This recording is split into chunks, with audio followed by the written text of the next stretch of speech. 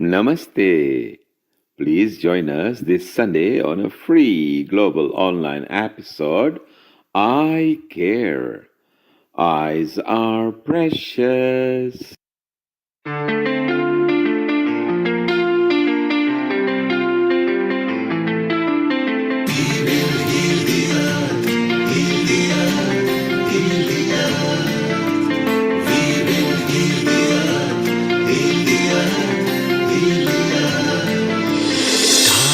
They can tell you stories which are brighter than yesterday. The streets have never been so quiet. The squirrels found a new hideaway. Tomorrow will never be the same. There is so much hope in our hearts. Brick by brick, we shall overcome and walk right into a new start. Welcome to the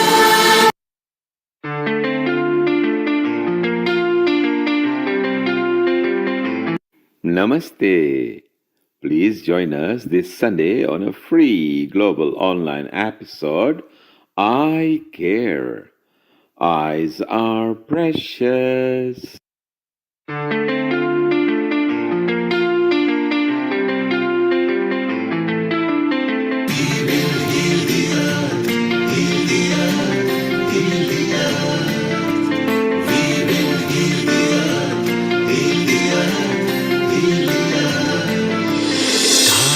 They can tell you stories which are brighter than yesterday. The streets have never been so quiet. The squirrels found a new hideaway. tomorrow will never be the same. There is so much hope in our hearts. Brick by brick, we shall overcome and walk right into a new start. Welcome to the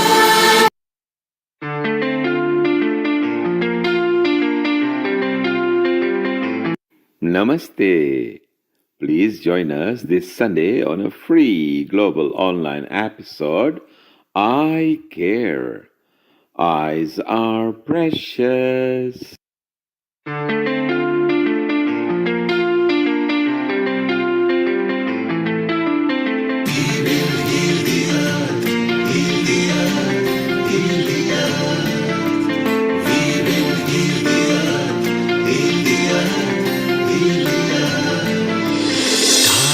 They can tell you stories which are brighter than yesterday. The streets have never been so quiet. The squirrels found a new hideaway. tomorrow will never be the same. There is so much hope in our hearts. Brick by brick, we shall overcome and walk right into a new start. Welcome to the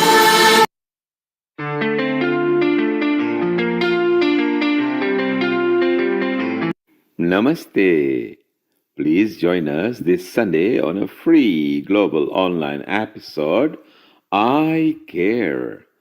Eyes are precious.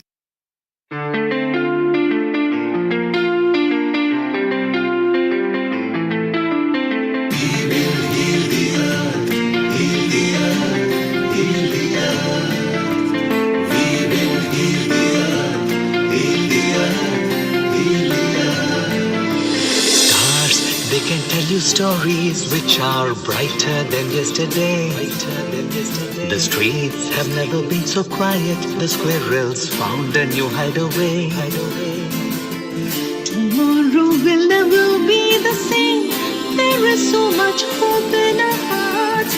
Brick by brick, we shall overcome and walk right into a new start. Welcome to the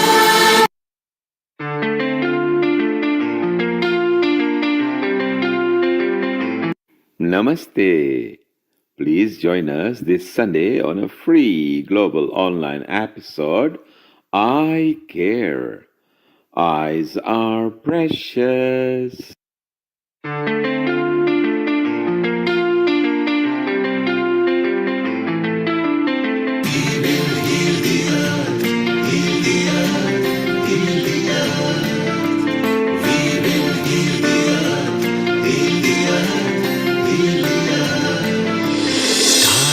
they can tell you stories which are brighter than yesterday. The streets have never been so quiet. The squirrels found a new hideaway. Tomorrow will never be the same. There is so much hope in our hearts. Brick by brick, we shall overcome and walk right into a new start. Welcome to the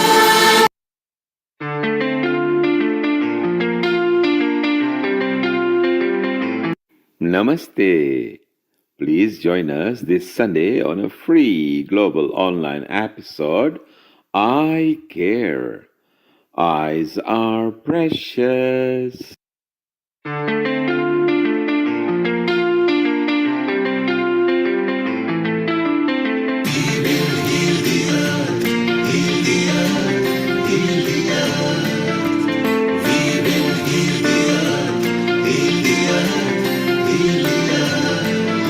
Stars, they can tell you stories which are brighter than yesterday. The streets have never been so quiet. The squirrels found a new hideaway. Tomorrow will never be the same. There is so much hope in our hearts. Brick by brick, we shall overcome and walk right into a new start. Welcome to the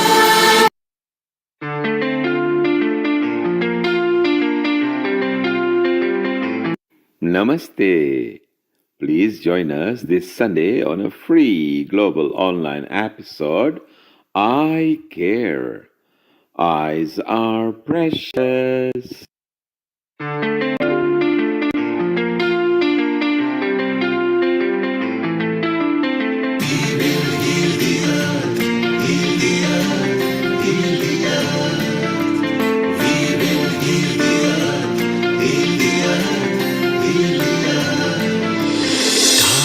They can tell you stories which are brighter than yesterday. The streets have never been so quiet. The squirrels found a new hideaway. Tomorrow will never be the same. There is so much hope in our hearts. Brick by brick, we shall overcome and walk right into a new start. Welcome to the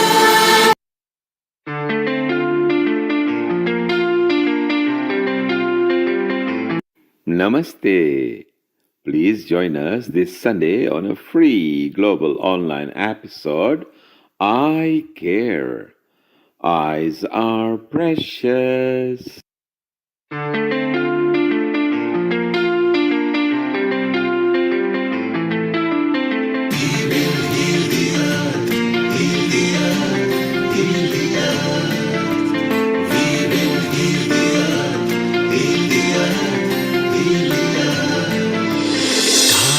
They can tell you stories which are brighter than yesterday.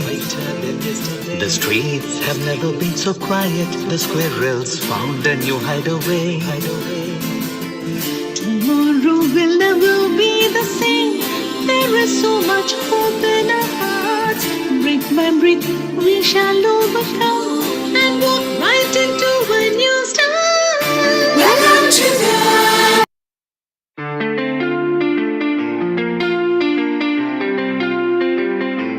Namaste. Please join us this Sunday on a free global online episode, I Care. Eyes are precious.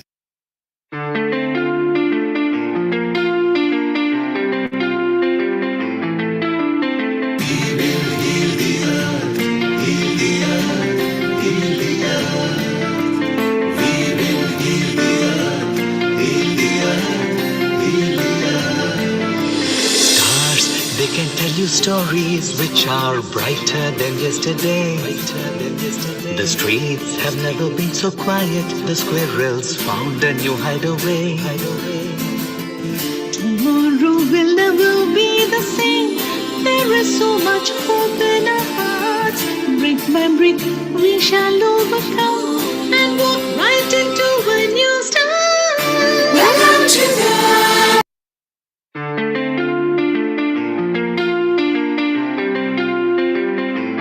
Namaste. Please join us this Sunday on a free global online episode, I Care. Eyes are precious.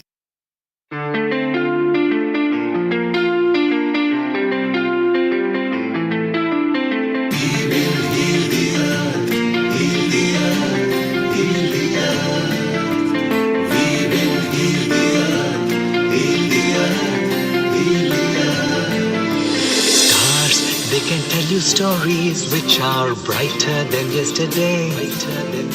The streets have never been so quiet. The squirrels found a new hideaway. Tomorrow will never be the same. There is so much hope in our hearts. Brick by brick, we shall overcome and walk right into a new start. Welcome to the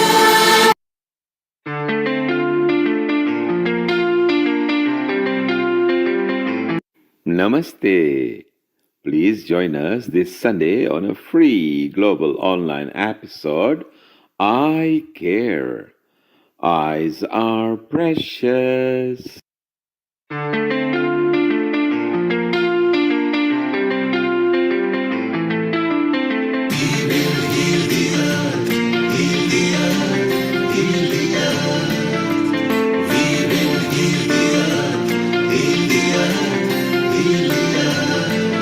Stars, they can tell you stories which are brighter than yesterday. The streets have never been so quiet. The squirrels found a new hideaway. Tomorrow will never be the same. There is so much hope in our hearts. Brick by brick, we shall overcome and walk right into a new start. Welcome to the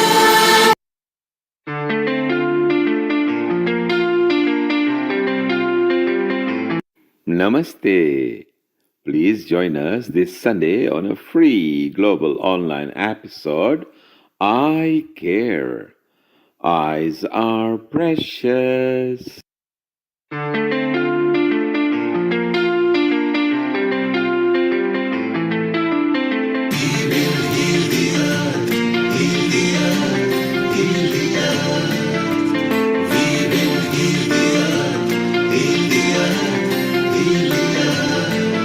Stars, they can tell you stories which are brighter than yesterday. The streets have never been so quiet. The squirrels found a new hideaway. Tomorrow will never be the same. There is so much hope in our hearts. Brick by brick, we shall overcome and walk right into a new start. Welcome to the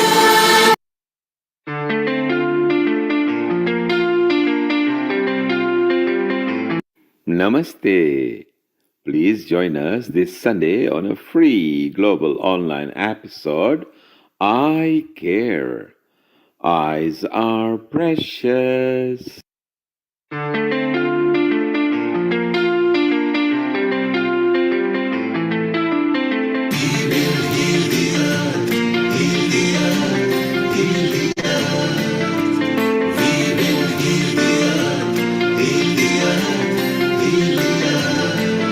Stars, they can tell you stories which are brighter than yesterday.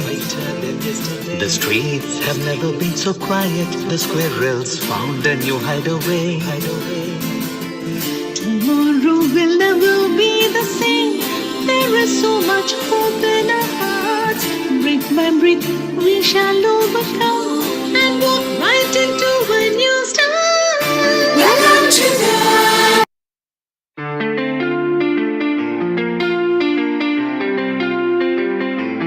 Namaste. Please join us this Sunday on a free global online episode, I Care. Eyes are precious.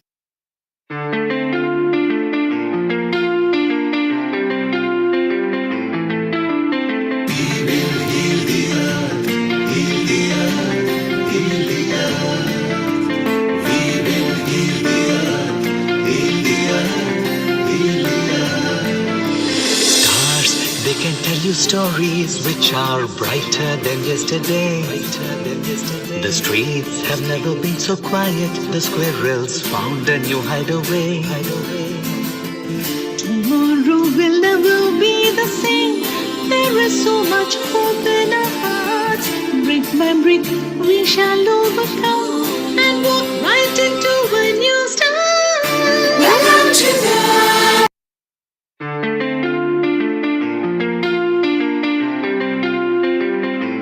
Namaste. Please join us this Sunday on a free global online episode, I Care. Eyes are precious.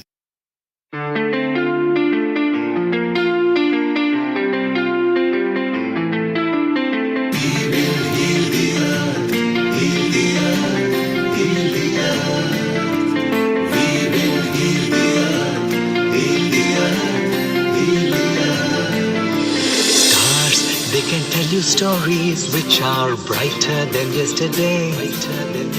The streets have never been so quiet. The squirrels found a new hideaway.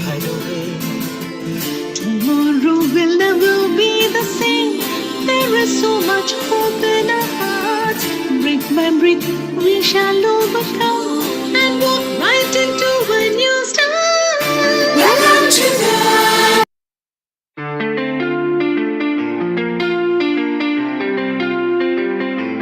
Namaste. Please join us this Sunday on a free global online episode, I Care. Eyes are precious. 10, 9, 8, 7, 6, 5, 4, 3, 2, 1.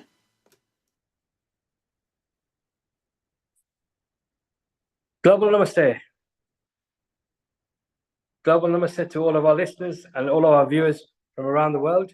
Welcome to this special episode on eyes and caring for our eyes and healthy eyes. So welcome to this Healing Our Earth weekly episode on a Sunday, which is a global platform to get awareness out to our communities.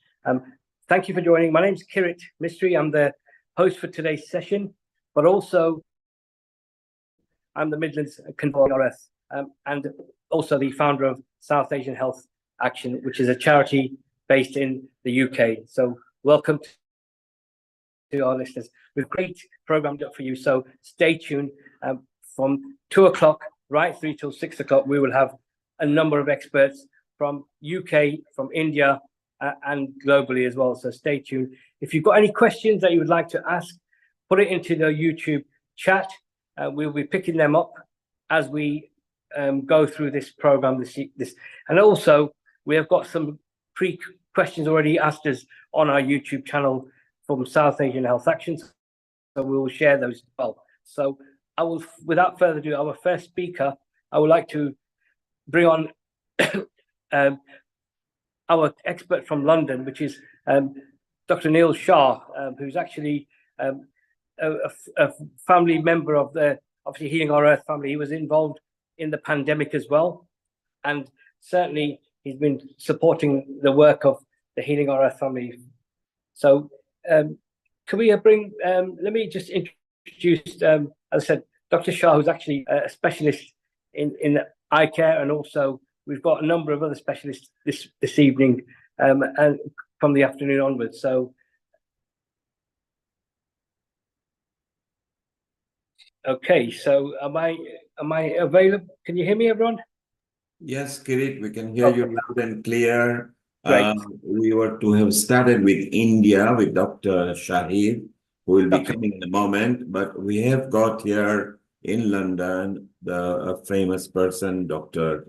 Nehul Shah, who is again, he's one of the top class eye expert here, and during pandemic he used to give a lot of tips.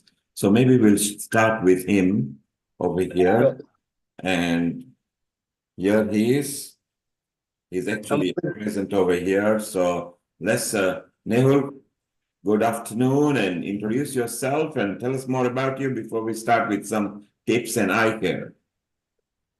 Good afternoon. First of all, thank you very much for this very warm welcome. And thank you to all the virtual people who have joined online. I really appreciate this opportunity that you keep giving me to share some tips, and it's my pleasure. We run an independent practice in Canons Park in London. It's a husband and wife team. We've been running it for around over 16 years, although I've been practicing for well over 25 years now. So I have a very special interest in thinking a little bit outside the box. So just not a question of prescription and glasses, but also how is it that we can avoid certain eye conditions, and how can we try and minimize the impact of problems such as increased short-sightedness, etc. So hopefully with this little chat, hopefully you'll get some insight or some into eye care itself. I'm just checking to see whether my share screen option is on. Yeah, that's fine. Yes, yes.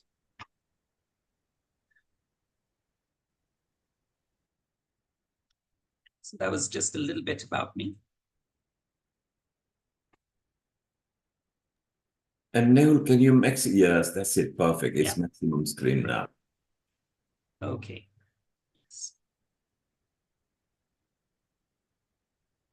You know, one of the amazing things about the eyes is the first thing that we do when we wake up in the morning is open them.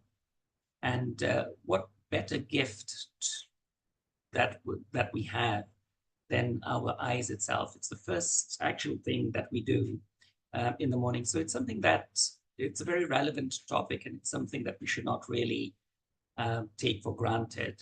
Our eyes itself. It's the window to our soul. It's a window to how we live. So it's a lovely, beautiful topic that we've got in line for this afternoon. I thought what we'll do is just share a little bit about the eye, just to give us a bit of a basic understanding as to what the eye is and how it works, and just some basic parts of the eye, which will help us to understand why we have certain problems, and where those problems might occur. So hopefully you'll be able to see this picture or a cross-section of the eye. The front of the eye is the cornea. This is where the light enters the eye. It's a transparent light layer. If it's not transparent, the light would just not be able to enter the cornea, and we would not be able to see. We then have this structure called the lens. The function of the lens is to be able to zoom out and to be able to zoom in. When we look into the distance, it's actually zooming out. And when we're looking at close work, it's zooming in and becoming thicker. So it's constantly working for us the entire day. When people have cataracts, as they get older, this is the part that gets removed, the lens. And then another replacement lens is put in place of it so that the light can then still go through the cornea. We then have the back of the eye, the retina, which is also a very integral part of the eye. The retina has got many blood vessels, which keep the back of the eye nice and healthy. The retina is also made of different nerve fiber layers, about 10 of them. And those retinal nerve fiber layers all have their different functions. So it's very important to keep the integrity of all our retinal fibers in check also. But then how do we end up seeing? There is information that is being passed from the optic nerve to the brain. And so the optic nerve sends that information, and that's how we end up seeing. If there is a problem with this optic nerve, then our vision is also going to be greatly reduced. So this optic nerve plays an integral part of the eye. So just as little bit of a recap, and I do apologize. I'm just going to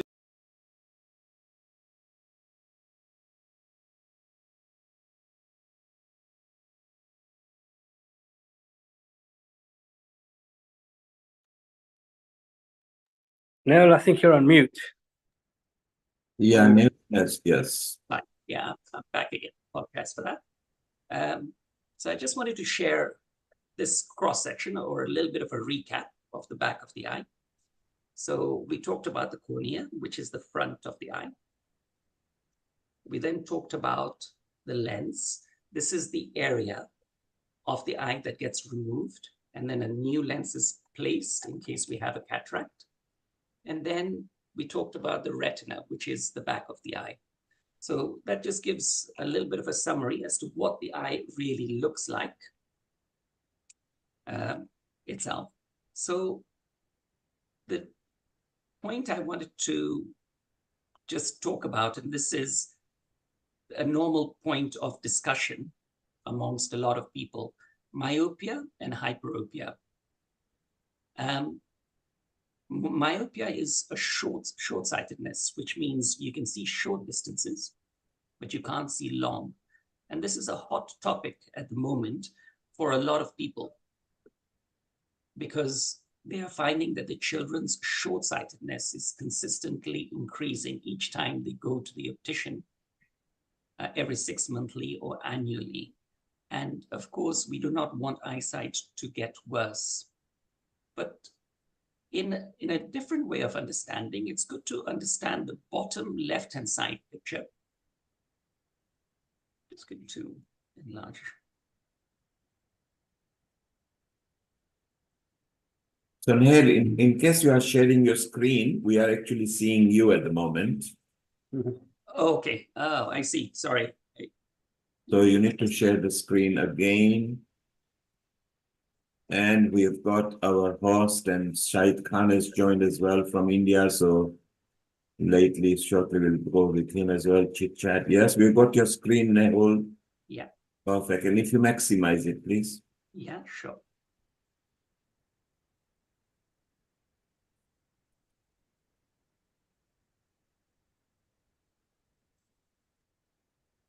Beautifully. We've got maximize, and now anatomy is coming off the eye. Yes. Perfect. You are at myopia and hyperopia. Okay. So it's good to understand what myopia is. So if we look at the bottom left-hand side picture, the rays of light falls on the cornea, but then you'll see that the rays of light are not hitting the retina. On the first picture, the rays of light are hitting the retina, and that's how we see clearly. But on the bottom left-hand side picture, the rays of light are falling in front of the retina, not at the back of the retina. So that's how people do not see well when they are short-sighted and need corrective glasses. If you also notice on the bottom left-hand side picture, the eyeball almost seems too long, so it's getting elongated. If you look at the bottom right-hand side picture, hyperopia. Hyperopia is when people can see long distances, but they can't see short distances. And the eyeball almost feels like it's a little bit shorter. The axial length is a little bit more smaller. So the rays of light are falling behind the retina. They're not falling in front of the retina, on the retina, but they are falling behind the retina. So what is the reason why I'm talking about this? The main reason is there a way of controlling myopia or short-sightedness? And there's certain natural ways of doing this. One of the ways we can do it is by something called the 20-20-20 rule. After 20 minutes, we take a 20-second break and look 20 feet away. So if we're looking at computers, reading material, anything which is of close work for 20 minutes, we take a break after 20 minutes and look at something 20 feet away outside the window, for example, at a tree for 20 seconds. And we and then go back to the read and the close work material. And that's why we call it the 20-20 rule. After 20 minutes of any close work, look into the distance 20 feet away for 20 seconds, and then go back to your close work. And what that does is it stops any of the rays of light falling on the retina to fall on the peripheral part of the retina. That's basically what happens when we do a lot of close work. Some of the rays of light fall on the peripheral part of the retina. So the brain automatically thinks it needs to become longer. And that's how we become more short-sighted. So we are trying to stop those rays of light from falling on the peripheral part of the retina for too long. So this is a good natural way of trying to do it. And this is also the reason why we find that maybe our grandparents were not as short-sighted, or their prescriptions were not increasing just as much, because they were not spending as much time as we do now on computer, phone, laptops, etc. So that's the 20-20-20 rule. Of course, the other natural thing that we could do is participate in all sports activities which involve looking into the distance. The more we look into the distance, the less chances of our short-sightedness increasing. So that's something to think about. But what we do know is, despite doing things like the 20-20-20 rule, or having a very active lifestyle, there might be certain genetic factors that make our children short-sighted or need glasses. The good news is that we do no longer need to keep waiting for our children's eyesight to continue to get worse. There is a special type of technology inbuilt within the glasses that stops the short-sightedness from increasing. And there are 2 manufacturers in the UK at the moment who supply that type of technology. And I'm sure this must be available worldwide also. But in principle, the way the technology works is when children in particular are doing a lot of close work, the rays of light do not fall on the peripheral part of the retina when they're doing a lot of close work. They have an inbuilt technology all around the lens, which stops the rays of light from falling. And I've been experiencing this technology for a good few number of years with some excellent results. And in certain cases, I have found that the prescription has also gone down by 1/4 of a diopter. It's not designed to do that, but that's been my experience so far. It's not 100% guaranteed. It's 80% guaranteed, but it's better than doing nothing at all. The worst case scenario with using this glasses technology is it will at least halt the progression of the numbers increasing. So if the prescription was going to go from a -1 to a -3, for example, even if we get a -150 as an outcome, it's still better than a -3 as an outcome. So that is some very exciting technology that's in the marketplace at the moment. Some people do not want to wear technology inside glasses, so the same type of technology available in glasses is also inbuilt within disposable soft lenses as well.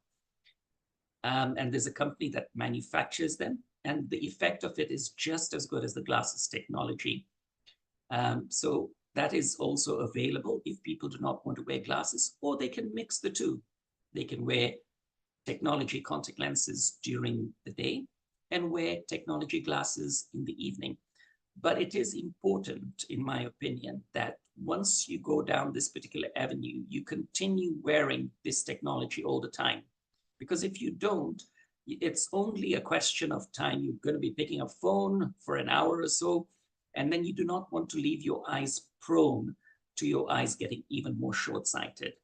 But this is some very exciting things going on at the moment with glasses and daily disposable contact lenses. The third technology that is available is something called orthokeratology. So this is where we ask children as young as 6, for example, to sleep in contact lenses. They're not soft lenses. They are hard lenses, gas-permeable lenses. And the principle behind it is you're going to be wearing the contact lenses on the eye when you're sleeping. And it presses very gently, it's very safe. It presses very gently on the cornea and changes the shape of the cornea while you're sleeping.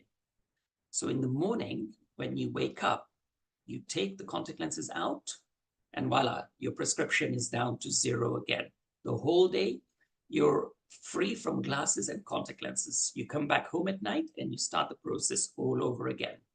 But because something is pressing against the cornea at night, it stops the eyeball becoming longer. Because if you remember, what I said is the short-sightedness increases when the eyeball becomes longer, the axial length increases. But because something is pressing on the cornea all night, the axial length does not increase. Again, it's not a 100% guarantee, it's 80%, but my experience with these lenses are that it really stops the progression, at least reduces the chances of the progression being so high. The other beauty behind orthokeratology, of course, is that you're free from glasses and contact lenses.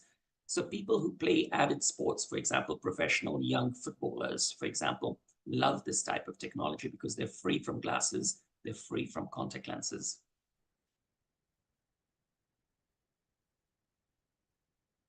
So that's a little bit of myopia. I thought I'd touch up on this symptoms, dry eye, this topic, dry eye, which has become a real common issue or a common problem globally for everybody. We sit in offices, there's air conditioning on, we're looking at laptops and computers all day long, we're forgetting to blink. If we're blinking, we're not blinking tight enough. When we have surgery, after surgery, we're having dry eye symptoms. As we get older, our eyes are getting a little bit dry. Certain medical conditions also cause dry eyes. Certain side effects of medications also cause dry eyes. So it's a huge topic in the market in globally at the moment. So if I could just share some small tips that people could use almost immediately. One of them is blink exercises, especially if you're working inside the office. We forget to blink as much as we should blink. And even if we do blink, we become very light blinkers. The way our eyes produce tears is by blinking. When we blink and blink particularly hard enough, then it compresses the lacrimal glands of the eyes, the glands which produce tears. So when we blink tight, the glands get stimulated and start producing tears. But if we're just blinking lightly, that stimulation is not taking place. So we're not producing then as much tears as we might want. So a simple exercise that we could do is blink exercises. So I'll just try and see if I can demonstrate it, and I'm happy for all of you to join me in this exercise. So in order to do blink exercise, first of all, you close your eye. So Nehul, Yeah. if you are trying to show us something, if you switch off these hair Stop screen, share. Stop that- share. Yeah. Yes, now we can see you. Yeah, now it's easier. That's fine. Thank you. So if everybody would like to join me in this small little exercise that you can try doing at home in your own time. So you just close your eye gently, and then you squeeze it. And then count to 3. 1, 2, and 3. And then open the eye again. Close it, squeeze it. 1, 2, and 3. And then open it. And one last time, close it, squeeze it. Count to 3. 1, 2, and 3. And then open it. And that's 3 times that you've done the exercises. But I would encourage you to do that approximately 10 times every single day. And what happens with that is the brain automatically remembers that when it blinks, when we blink, it needs to blink tightly. Some people go to sleep with their eyes partially open at night as well. I don't know whether you've ever experienced or noticed that. And these type of exercises are particularly beneficial for them. Just going to go on the share screen again.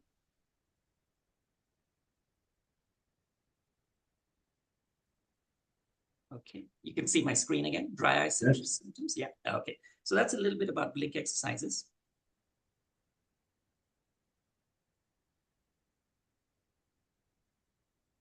Of course, you have eye drops that you can get from the chemist for any issues with regard to dry eyes.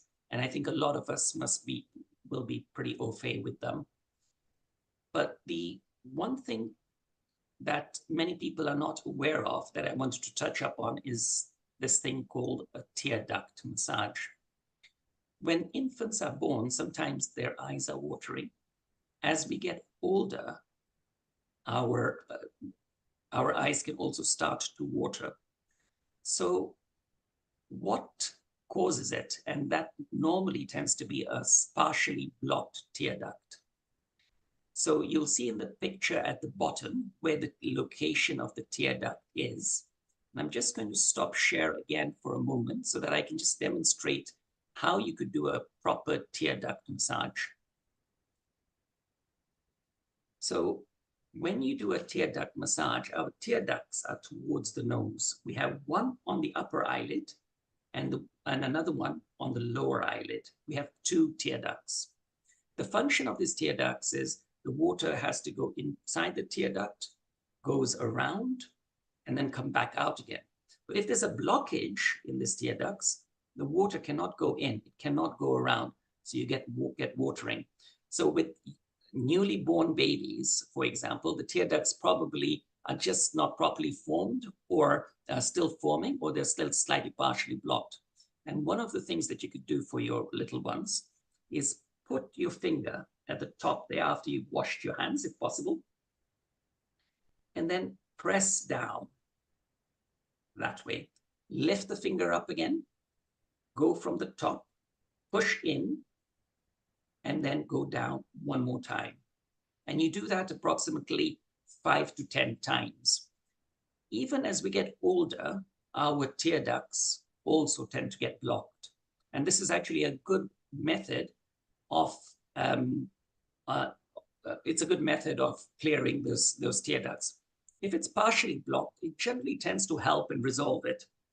If the tear ducts are very blocked, sometimes we need to refer it for a syringe to be put inside the tear duct so that it opens up. It's it's a pretty straightforward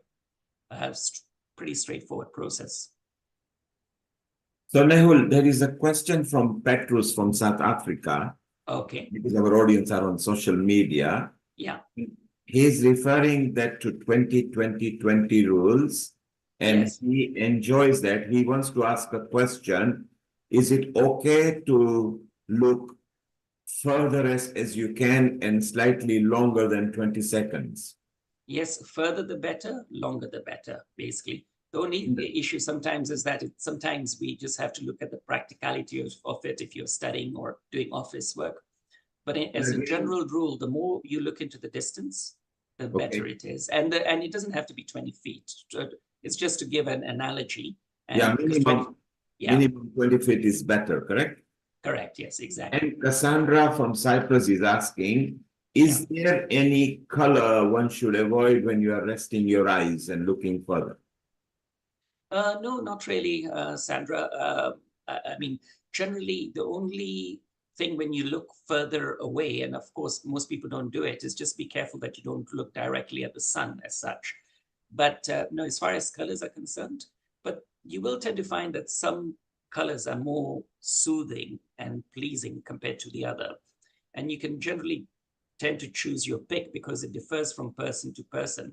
But a lot of people, for example, love green because of the greenery that we have around, or blue, or a cool blue. But no, otherwise there's no real concern. It doesn't affect the way the rays of light hit the retina. But is that the reason, Nehul, is that the reason that hospital uses light blue uniforms and light green uniforms? It's yeah. It has a nice soothing effect to people's minds as well, and that's why they call it the cool blue, basically. Yeah. So it is, absolutely. So there you are, Petrus and Cassandra. We hope you are okay. Nehul, what we will do, Shahid Khan is here from India, who is going to talk about blindness in India. Okay. Maybe we visit him and we come back to you a bit later, because you are here, because your tips are important. And maybe let's go and welcome Shahid from India. That's fine. and we'll keep on chatting. So, Kirit, let's bring Said Khan, who is there in India, who's going to tell us. And India, as you know, they do so many eye camps, and India requires them because there's so many people who need eye attention. So, Kirit, let's welcome Shahid Khan from India. Global Namaste, Shahid Khan. How are you? Global Global Namaste. everybody.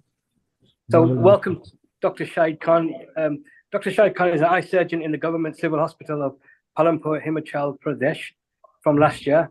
And he's done his ophthalmology in Shimla in 2005 and 2015. So 10 years experience of working in this area, and really welcome you to this Healing Our Earth platform today. And Global Namaste. And over to you to share your expertise. Thank you, everyone. Thank you for the introduction. Myself, Dr. Shahid, and I work in India as an ophthalmologist in a government institution. And the problems in India are something different than the developed countries. So, am I audible? Audible to everyone? So, Said, we can hear you. If you could improve your microphone output so it can be louder. Okay. I think you're using earphones, Okay. so you need to adjust so that microphone output is louder.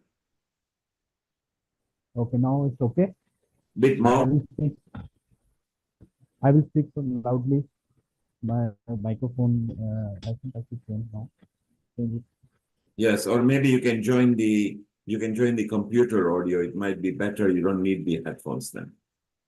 Okay, I'll try. So while you are sorting that out, so Kirit, Nehul came with very important tips that can actually help rest the eye. Better now, sir? Yeah. Yes. Can you speak, Said? Is it better, sir? Much better. Carry on like this, Said. Go ahead. Shahid, can you hear us? Shahid, your speakers are not on, so you can't hear us. Yeah, Shahid. Shahid, we can hear you loud, but your speakers were not on, so Okay. you couldn't hear us. Sir, I'm just trying to do the.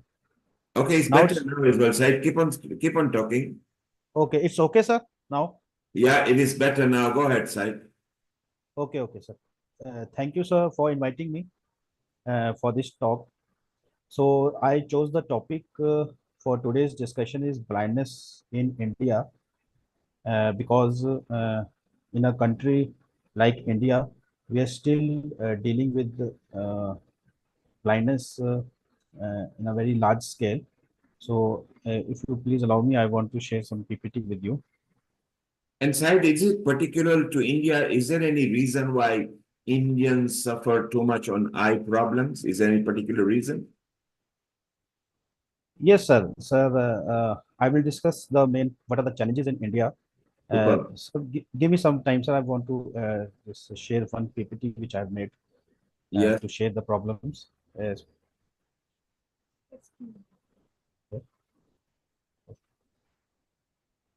You are a co-host, so you can share screen, so there is no problem. If you look at we have got it. Okay, sir. And if you could maximize it, right? If you maximize your screen, so we don't have to look at the taskbar, so it becomes larger. Now it's okay, sir. You're actually zoomed in. If you just maximize the screen.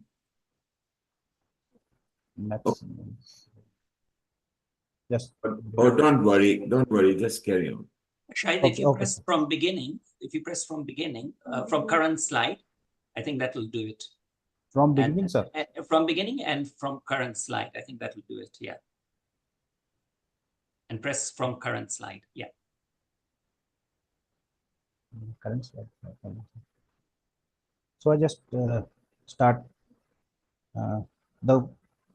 okay, sir.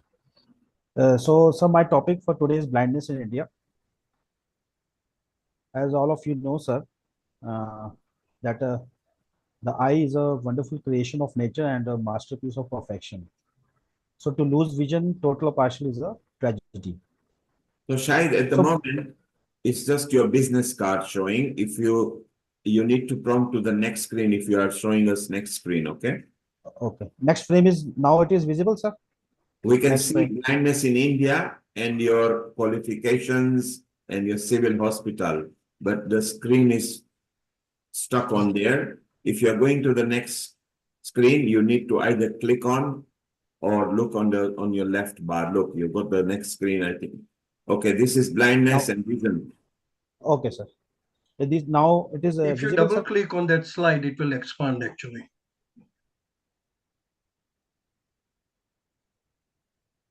Now it is visible, sir. Yeah, go ahead. You've zoomed out too much. The screen is full. But carry on. We can see the whole definition and a partial blindness. Okay, sir.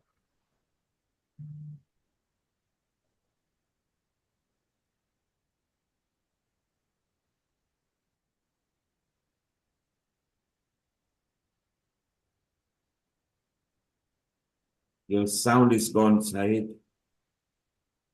Hello, sir. I'm not able to start the slides. The slides were moving, Said. At the moment, there is They're not moving. Not moving, sir. well, they were moving, but you Okay, need okay. Okay, sir. Then I just try to speak like this only, because okay. You can switch off your share screen, and then you okay, can talk to us maybe, okay, sir. so we can interact with you. Yes, Yeah, now it's okay. yeah, we can hear you now. So it would have been better if I showed the slides. So the slides were really interesting, but no problem. I just talk like that only, because sir, the blindness in India, as of you all know, sir, that the prevalence of blindness in India is around 0.36%, sir. About 6.2 million people in India are blind, which is very huge. And what are the criteria? What is the definition of blindness? That blindness, we say that if a person cannot read about 3 by 60 in a Snellen's chart, or in layman's, it cannot read about 3 feet from his better eye, then he is known as blind. And that is blindness. 6.2 million people, and moderate to severe visual loss is the people suffering from moderate to severe visual loss is 1.06% of 55 million.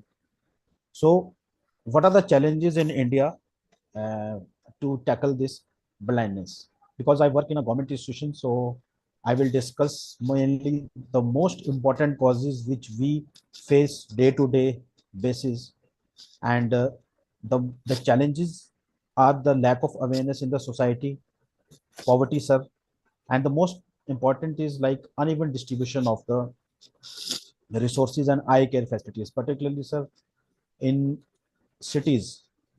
There's a lot of qualified eye surgeons, and there's a very good hospitals, private hospitals also there, but the problem lies in the villages and the underprivileged societies. And also there is shortage of trained staff also there. So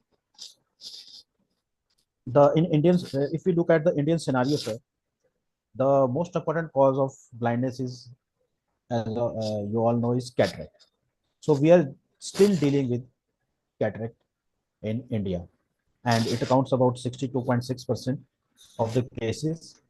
And you will be surprised to know, sir, that still today we encounter completely blind, totally blind people with bilateral mature cataracts. And last month also, sir, one lady came to me. I incorporated one pic also of her in this slide, but slide is not opening. So when she came to me, and she was completely blind, and she had bilateral mature cataract. And when I asked his son that why didn't he bring her to the hospital, so he said that she was diabetic, and her sugar was not under control, not in, and he had some financial problems also, and he was a daily wage worker. So he said that I didn't get the time, and some so she was sitting. Her mother was sitting in the home from the last 1 year, and she was completely blind. So we operated her in our hospital, and both eyes, and now she's doing pretty fine, sir.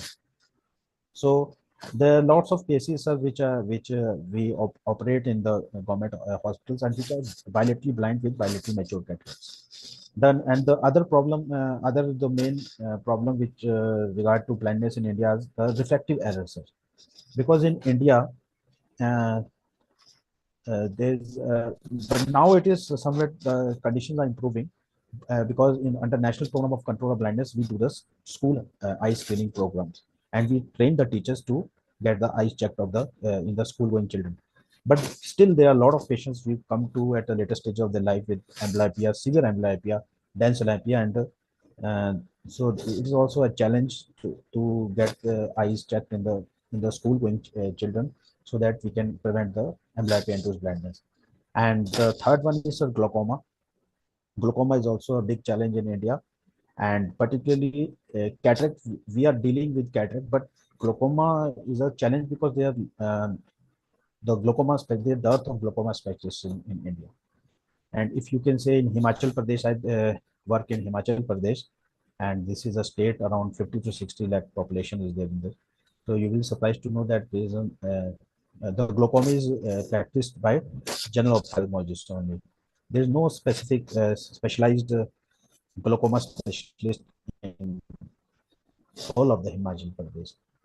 And and uh, and the other one is cornea blindness. Cornea blindness is also rampant in India, and I will discuss some major causes in what are the major causes of cornea blindness in India. And again, in cornea, there is a I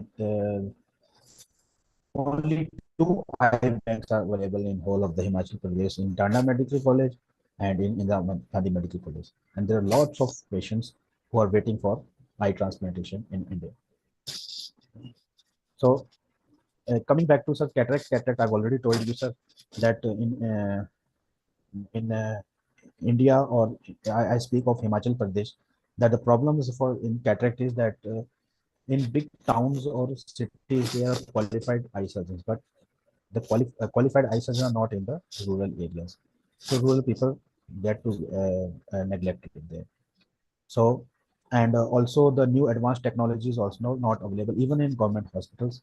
They are available in medical colleges and in some bigger hospitals, but otherwise we are doing the old techniques of like manual small incision cataract surgery. Most of the cases are around 60 to 70% cases are of we operate like in manual small incision cataract surgery. Phacoemulsification still is not available. The machine is not available in every institute. And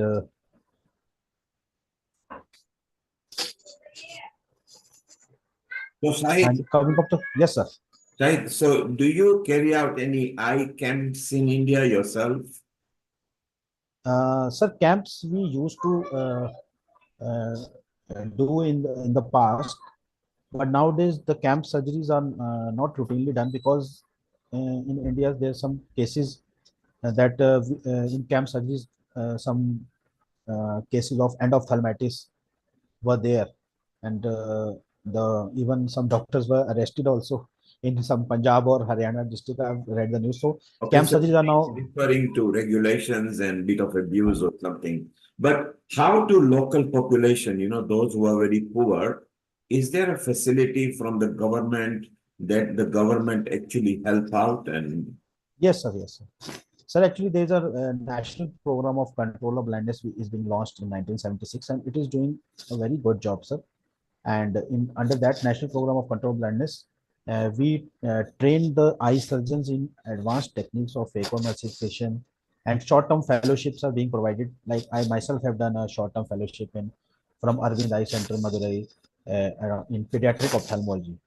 So they train these eye surgeons in pediatric ophthalmology, retina services, and in glaucoma services, and in oculoplasties. So they can always come back, the government doctors. So they can come in the government institutes and provide their services. But still, sir, there's a lot to be done because again, I'm giving an example of Himachal Pradesh that in whole of the Himachal Pradesh for 50 to 60 lakh population, there is only a one qualified retina surgeon. Now it is two, I think. There are only two retina surgeons which are available in Himachal Pradesh. One is in Rotary Eye Hospital in Maranda, and one is in IGMC Shimla. So there are lot of patients of even retina also, which are not being dealt properly. So there's lot of work has to be done, sir, in India. So basically, I think the state really requires education establishment so that more people can understand and qualify. Is that what you're saying? Yes, sir. Yes, sir. The government is doing good work, but still a lot have to be done. And in National Program of Control of Blindness, even some budget is also is available. So some phaco machines and microscopes, they are being purchased, and under this National Program of Control of Blindness. And even when I worked earlier in Bilaspur, Regional Hospital Bilaspur, one microscope. Earlier, I used to operate on the microscope that was an old microscope, like 20 years back, 10 to 15 years back, microscope I used.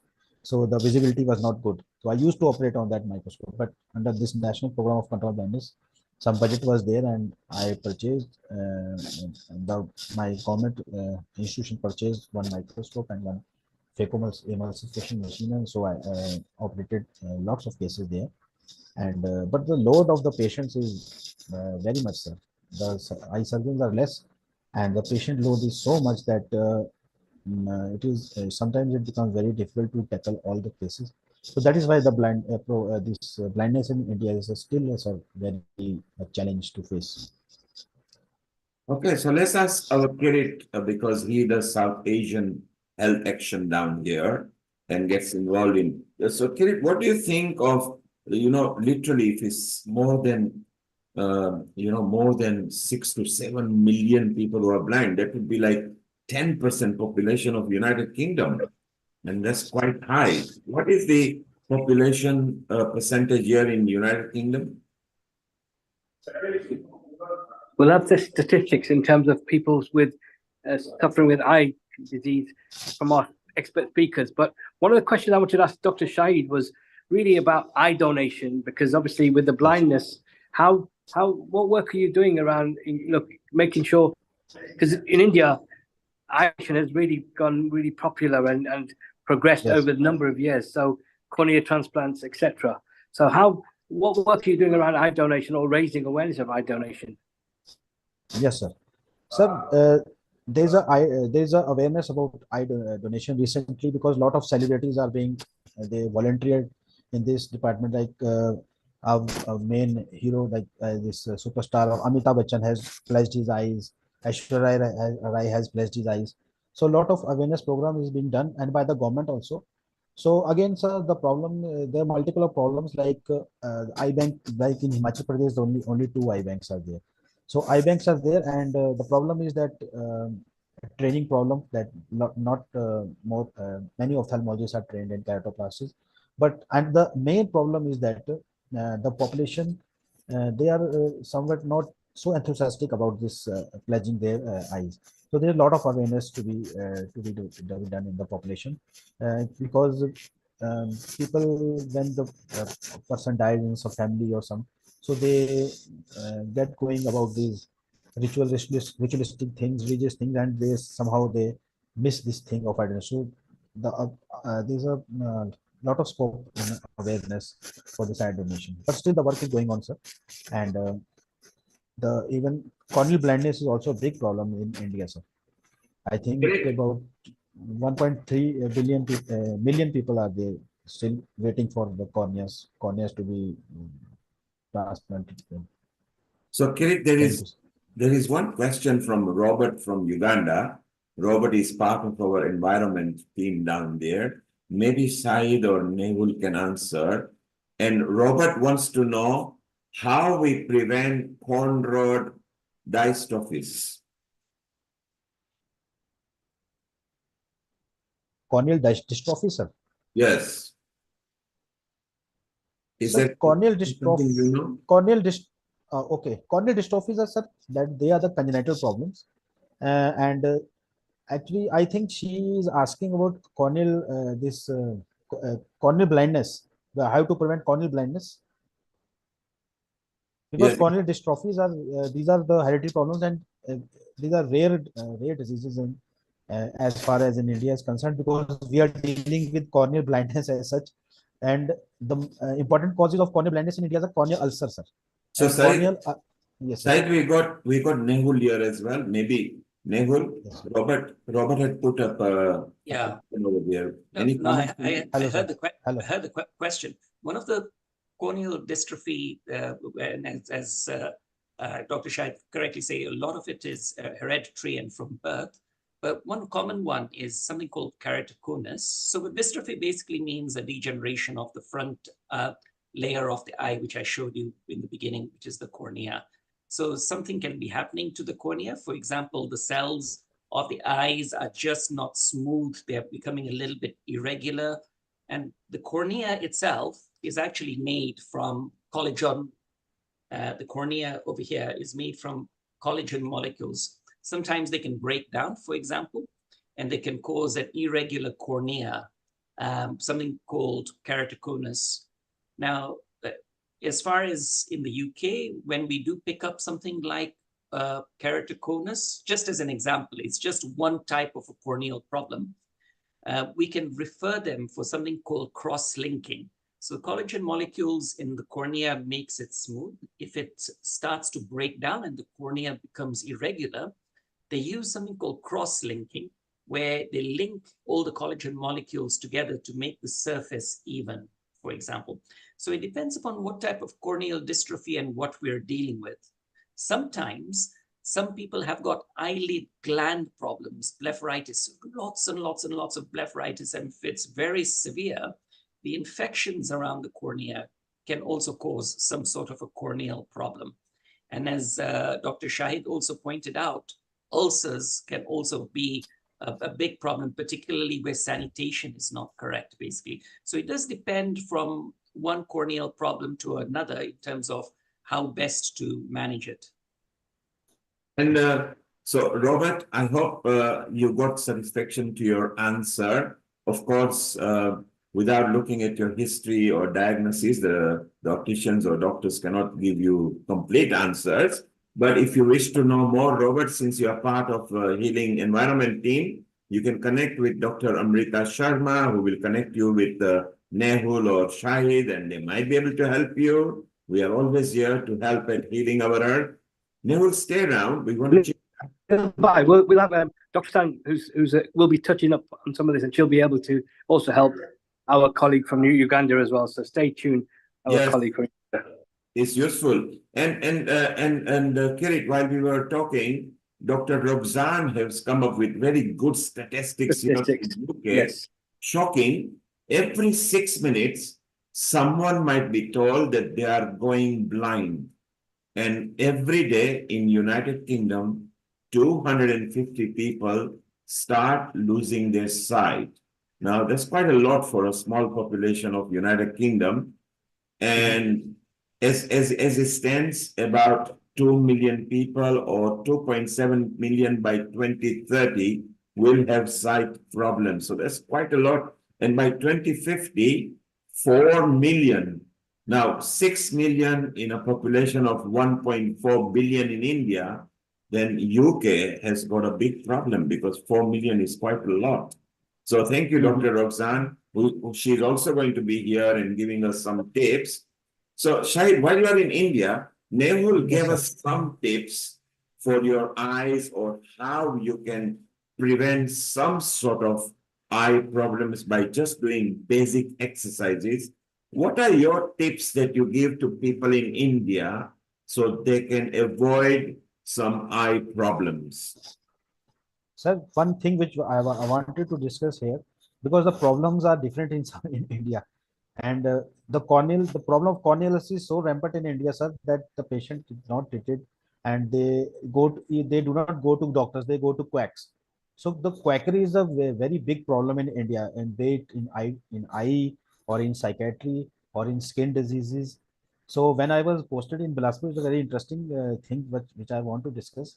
When I was posted in district Bilaspur in a government institute, many patients with corneal ulcer used to come to me, and they said that prior coming to you, we went to a local quack. She was a 80 years old lady, what she used to do, that when a patient with as Dr. Nehal and I know that when there's a conjunctivitis or some viral keratitis in the eye, the patient feels foreign body sensation. He or she feels that there's something in the eye, foreign body is there. So the patient went there, and what she used to do, that she kept a unstyled cotton in her home. She had a small home, and she was not a very rich lady. She was also a rural lady, poor lady, and already one stick, small stick, she used to put in the cotton. And when the patient came, she just swiped the cotton in the eyes, and she told the patient that, see, this is the foreign body I have taken out. Now you can go, and Avenue, now you are okay. Now then the patients, they all came to me, and the severe, sometimes corneal ulcer, severe keratitis, and so I was really very depressed, that who is this lady. So I went to her home, and as disguised myself as a patient, and then I caught her red-handed, and then I convinced her very politely that, Mataji, aisa mat kariye, please don't do like this. You're, many of the people are going blind by these activities of you. I hope that now she has not done it, but this practice, jo we say in Hindi, like suda nikalna, kuda nikalna, it is so rampant in every 2 or 3 villages. There are some quacks are sitting, and they do this kind of things and they are also one of the more important causes of blindness in India. So a lot of work has to be done in this field. Also awareness, about awareness, that you should not go to quacks, you should come to the doctors, because people in India, I don't know why they prefer quacks more than qualified doctors. Yes, maybe because of poverty, and those people are much cheaper. I mean, they use Yes, sir. pliers to pull a teeth out, and they're sitting on the things, and they become chiropractors. They just reach Yes. your neck and say, "Oh, you're okay," and they damage. Yes, we need to educate. I think India is educating. Is good. Nehul mentioned a very good point about sanitation. Now, the water that we dump into our eyes, if itself is not very safe, and India hasn't got, like, unlike Europe, where the water is more safe and better sanitized. Nehul, your point was very right. Sahid, do you feel that sanitation is also part of problem in India? Yes, sir. Which is related to hygiene only. This problem of corneal ulcers and these infections are, and even trachoma is also coming back in India, sir. In earlier, some 4 to 5 years of back, there was no active. It was said that there were no active trachoma case, but now trachoma is also coming back. So it has a lot to do with the sanitation, and these infections are a lot to do with sanitation and And Sahid, what is these your things. daily tip that you teach your family or your children or your friends that is a must exercise and or tips that people could do for a better eyesight and a longer sustaining eyes? Sir, whenever it is possible, whenever we get the chance by social media or by newspapers or anything, we always try to convince people that whenever there is some eye problem or some, you go to the doctor first. First, you go to the doctor, get your eyes checked up. And even, sir, diabetic retinopathy is now also becoming rampant in India also, because there are a lot of diabetic patients now, and even there's a lot of work to be done in awareness point of view, because people not getting their fundus or retina checked in even diabetes cases. And one other important disease which has recently come in India is retinopathy of prematurity. So now, due to increased survival rates of neonates in India, so there are a lot of patients of retinopathy of prematurity also coming, and there's a lot of work has to be done, because in this field there is no awareness. Whenever the child is preterm is born, and they never get their child retina is checked up, which is very essential. At least fun in our national program of control blindness, we make it mandatory that every child less than 2 kg and 30 before 34 weeks of gestation should get his or her eyes checked in And the first Sahid, month of life. are the chemists or pharmacists, are they equipped to give proper guidance on eyes in India? No, sir, I don't think so, because the local chemists or these there's a one which I have noticed, that they give lot of steroids. And even I have encountered these cases like they have been given steroids for months and months and years. People were putting steroids and they have almost gone to blind with glaucoma. So they are not equipped, chemists and these Let's local, ask, I call them quite. Said, Yes. let's ask the same question. Nehul is here in United Kingdom, he's here in London. Nehul, because our chemists and pharmacies are now allowed to dispense and or give certain advice for certain conditions, what is the situation when it comes to eyes? Do you feel UK Pharmacy Society and pharmacies are equipped to give advice? So in the UK, we have over-the-counter medication. So for example, steroids, like Dr. Subhash was saying, you cannot get a steroid over the counter. It has to be prescribed by a consultant.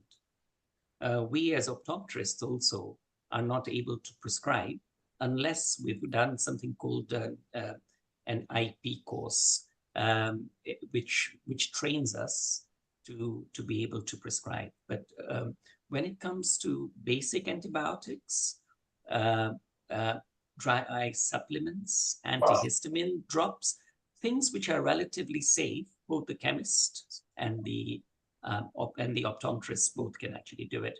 So having that controlled measure makes it a little bit more safer for the patient, so that everybody is just not prescribing steroids like what Dr. Shahid was saying, because that increases the pressure, and each time people take things blindly, they actually become blind, unfortunately, through increased pressure, glaucoma, etc.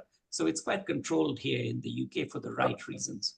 So we are slightly more safer. I think it's a very good time to bring Subhash Suthar here because he's going to bring a different perspective. Shall we introduce Subhash and Shahid and Nehul? Stay around as long as you can because this kind of chat group is so good because our audience which are on YouTube, website, Facebook, Twitter, etc. are also learning, and eyes are very important. Nehul, you started that you have two gifts that you, when you wake up in the morning, I love that, I think we should use it as a tagline for eyes, that you got free gift. When you open your eyes, you're able to see. It's beautiful. Kirit, let's welcome Subhash because he's going to give a different perception to us. Yes, thank you. Shahid Bhai, thank you for your presentation. Thank you, sir. What we'll do is we will get your slides, and if you can email them to Amrita, we'll hopefully incorporate them somehow into the YouTube that you couldn't present. So thank you again for taking time. Thank you, sir. And Thank we you, look sir. forward to working with you in the future as well. So Okay, our global, next speaker, global namaste to everyone. global namaste. Thank you. So Thank you, sir. I'd like to introduce Subhash Bhai, who's actually a member, and also he's been doing some fantastic work here in the UK, but globally. But Subhash Bhai is a trained clinical therapeutic pharmacist. His focus is on eye health education. He's nationally and internationally in many organizations and delivers education sessions about eye care. He has developed the work wrist on knuckles, which he will show you around drops and how to take, how to use your drops more appropriately as well. But he delivers his talks in 4 different languages. So he speaks Gujarati, Hindi, Swahili, and obviously English. So he's doing some fantastic work. So Subhash Bhai, global namaste. Thank you for joining us and giving us your time and to share your expertise and knowledge of the work you do. Global namaste, and thank you very much for inviting me for this session. It has been quite interesting listening to the other speakers who are there. Before I start, this particular presentation which I'm going to present is also its contribution from quite a number of international alumni. And recently I was at International Society of Bacteriology, Dry Eyes. It was a 3-day seminar in London, and there were nearly 300 ophthalmologists from all around the world. And the huge amount of new work has been put in. So probably I'll be able to share some of the experience of 2 eminent consultants as well. And they have been kind enough to provide some very good slides here as well. Next slide, please. My area of work has been with basically the end user, that means the patient. So when any patient who goes through any of ophthalmologic examination, especially, for example, glaucoma, dry eyes, macular. And there are a number of times these patients will be on eye drops as well. And in that turn, dry eyes also became one of the big focus in the whole treatment paradigm. Now, let's start with dry eyes first and blepharitis. Next slide, please. The common symptoms which everyone feels when they have the dry eyes is sore, gritty eyes, stinging and burning, watering of the eyes, smelly vision, irritation from air conditioning or wind, red eyes and eyelids. I mean, Nehul just said that, you get up early in the morning, you open your eyes and that opens your vision. But this is where actually people find out that when they wake up in the morning and they have these blurry eyes, they go down to the washroom, do their ablution, wash their face, wash their eyes, and suddenly the vision clears up. So there are quite a number of things involved around here. Next slide, please. Neville also presented just now the anatomy of the eye. I'm going to talk about a little bit of the external anatomy of the eye. What you see here is the upper eyelid, eyebrows up there. Then you get the upper eyelid, when you got the eyelashes. At the bottom of the eyelashes, there are small little holes which are opening of meibomian glands. Then there are lacrimal duct and as well as the lower lid as well. And then there is sclera, cornea, and the pupil is there. Next slide, please. Now, as I would say, blinking is very important. Blinking is one process which actually is like a wiper of the car. It's a very rough sort of analogy I'm putting it. But when we blink, the blink reflex causes 3-4 action in the eye. What it does is that it produces 3 substances, and what we call is a tear film. It produces a tear film. And now tear film, if you take a tear film and actually vertically slice it, you will be able to see 3 different layers. The one closest to the eye is a lipid layer or a sticky layer, which actually sticks to the eye. Then the middle layer is an aqueous layer, which is not water actually, but it is water. It has got oxygen, it has got nutrients which supplies the surface of the eye, and outside layer is an oily layer. Now the nature is so fabulous in creating this that the oily layer actually prevents the evaporation. So every blink actually provides this shutter and cleanliness of the eyes. It cleans the debris or the dust or whatever is deposited on it. Now another thing which happens is, and we should understand this, on an average, a human being blinks about 12 to 15 blinks a minute. So this is it. Now, I know that quite a number of things which has happened in the past and which is happening now, and we'll come to that. Next slide, please. Now, what triggers these dry eyes? The triggering of the dry eyes, first of all, it is the tear film instability. And that is one of the most important things which we need to know. If you look at the diagram here, excessive evaporation from ocular surface. So if there's an air condition, but there's a high wind over there, the eyes are not protected, and there's an excessive evaporation from the eye. So it causes the dryness. Second thing, increased osmolality of the tear film. That means the imbalance of the tear film composition. And if you look at other area, damage to the surface of the eye cells, that is due to corneal surgery, to preservative which are there in eye drops, and which causes watery eyes as well. Inflammation of the ocular surface is another problem, and which is also due to contact lenses, meibomian gland disease, blepharitis, which was just mentioned, poor diet, dry environment, and not blinking enough. And loss of microvilli, that means the surface area of the cellular loss is there. So this whole thing compounds into the dryness of the eyes. Now, over the past about 5 years or so, and plus during the pandemic, when I started looking at the blinking rate of the people, you'll be surprised. And even now today, if you look at it, the amount of screen time, which is in case you take your phones, your computers, your television, and on an average, a person actually spends about 11 hours on the screen time. And when I looked at the blinking rate, which has dropped nearly by 60 to 70%. So you can see what happens here.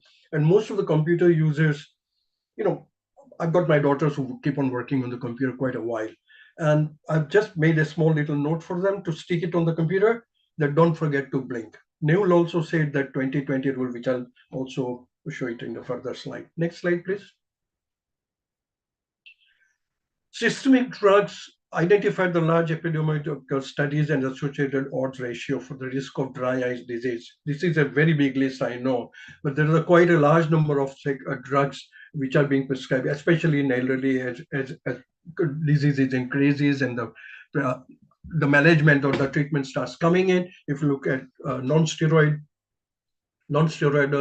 diuretics, vasodilators, analgesic, antibiotics, it's quite a long list of these products, and this causes also one of the cause of dry eyes as well. You look at antihypertensives as well. Quite a large number of patients who are already on for the blood pressure tablets. So this is one other thing which is actually causes a problem. Antihistamines, as the summer will start in pollen will start and people start taking antihistamines for their allergic reaction. So inhaled steroids, people with asthma. So if you look at the whole list of gamut over here, which is listed here, and it does cause it. And this study is from TFSO, the Tear Film Ophthalmic Society. Next slide, please. The classification of iatrogenic dry eye is also, if you look at this, first of all, drug-induced, systemic as well as topical drugs, both. Contact lens induced, people use contact lenses, quite a large number of hard lenses, soft lenses, semi-soft lenses as well. Then ophthalmic surgery, refractive surgery, which has been now becoming probably a fashion and a sort of a, we can take off your glasses and people do go for that. It is a cosmetic surgery. It is essential in some ways, but it causes quite a lot of damage to the scleral surface, to the corneal surface as well. Keratoplasty, which was mentioned, cataract surgery. I have seen quite patients now constantly see the patients after the cataract surgery that they suffer from dry eyes. Lid surgery, oculoplastic surgery, and of course, conjunctival surgery. There's quite a number of things. Glaucoma surgery, of course, and we will be having glaucoma specialists coming in after this talk as well, and he'll be able to speak about quite a number of things as well. Vitreous surgery, stabilization surgery for adjusting the eyes, instrumental corneal ring. So there are quite a number of things which are listed on that side as well. Now, if you look at the non-surgical ophthalmic procedures, botulinum toxin, cross-linking, which Nehul said about it. Cosmetics, I'll be speaking about the cosmetic. There has been huge work going on now, and there's a new literature which has come out to explain the use of cosmetics and how it affects the eyes as well. And I was, last week I was at International Society of Dacryology Dry Eye Symposium for 3 days, and believe me, 300 plus consultants from all over the world, and it was an amazing learning experience with some of the things which I'll be bringing over here as well. Graft versus host tissues as well, and others. And penetrating keratoplasty, linear keratoplasty, and endothelial keratoplasty. There's quite a lot of things which are going on. Next slide, please. This is amazing literature which has been produced, and this consultant from Ireland, Nikolai Budmilila, and she presented, and it's one of the most amazing piece of work which has just been produced, and I've been permitted to produce that from the leaflet which they have produced along with Santian, that 10 signs your makeup could be harming your eyes. To give you an example, yesterday, I was speaking with a friend of mine, my ex-colleague from the company where I used to work before, and we were just talking about this particular makeup thing. And she told me that she has got a colleague, and in her words, her eyes are always inflamed and the surface of the eye looks like glue. And that is all because of the cosmetics. And people don't realize the cosmetic, when the mascaras, which block the meibomian gland, if you don't clean it up, even on the facial surfaces, the creams and other things, which has got quite a list. In this particular literature, there's a huge list of what not to, what to look for when you pick up a makeup kit. So it's quite interesting, and hopefully in next program we'll be able to bring Miss Nicola Budmile on, and she would definitely agree to come over and give a talk here. She's from Eye Institute of Surgery from Ireland, and also this leaflet which is available now, and Santen has been very kind enough to provide that leaflet. So if you require it, please let me know and we'll see that you get it. Next slide, please. 8 out of 10 dry eyes problems feature blepharitis. Now, blepharitis is, sometimes they call it dandruff of the eyes. If you notice some people, you might see that white little dandruffy-like substance on their eyelid margin. That is blepharitis. What happens here, when the meibomian glands get blocked up, then infection sets in and the bacteria sets in, and that causes the blepharitis. So there's medication available. There is a process. I'll show you how to actually deal with blepharitis as well. Next slide, please. This is a very good way of showing or explaining it to the patient if you find blepharitis. When, first of all, warmth, massage, and clean. Do you know that the eyelid margin actually has 41 degrees centigrade temperature? The body has the 38 degrees, but eyelid has got 41 degrees centigrade. Why? Because it helps the meibomian gland to keep open and keep that substance or the oily substance coming out. So that is very important. I have always actually advised the patient that as and when you go down to the washroom, please wash your eyes. I'll also show you how to wash the eyes as well. But dip a clean handkerchief or a flannel cloth in hot water as you can tolerate. Close your eyes and wipe your eyes gently from eyebrow downwards, keeping a little pressure on the eyelid margin towards your cheek. If you do it 3-4 times every time you go down to the washroom, if you do that, believe you me, it actually clears up the clogging and everything. And those people who use lots of mascara, it is extremely essential to see that the eyelids are very, very, very, very clean. And actually, when you put that little pressure on the eyelid margin, it gives a sort of a little massage, which actually stimulates the meibomian gland to produce the meibomian fluid. So the cleanliness is very important as well. Next slide, please.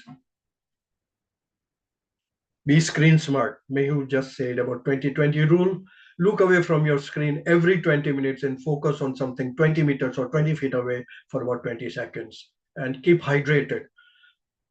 Keeping hydrated is extremely important. We live in a very cold country, and believe you me, people don't drink enough water. But when I talk about keeping hydration, people tell me, oh, I have a couple of cups of tea, I drink lots of coffee. Doesn't work like that. You need to have at least 3, 4, 5 glasses of water.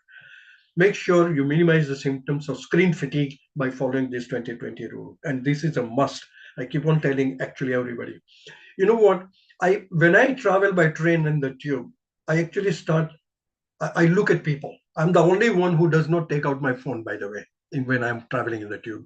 But I watch people. Literally 100% of the travelers are all stuck to their mobile phone.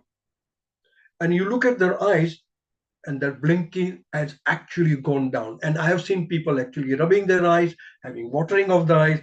They look up at you and then back again onto the screen. And then they go and work on the computer. So, and next slide, please. It's quite interesting to watch people. Eye hygiene, let's talk about eye hygiene. I told you about wash your eyes with hot water as you can tolerate, and by soaking in a clean flannel or a handkerchief, wipe it from top to bottom, and it just helps cleaning up the eyelid margin as well.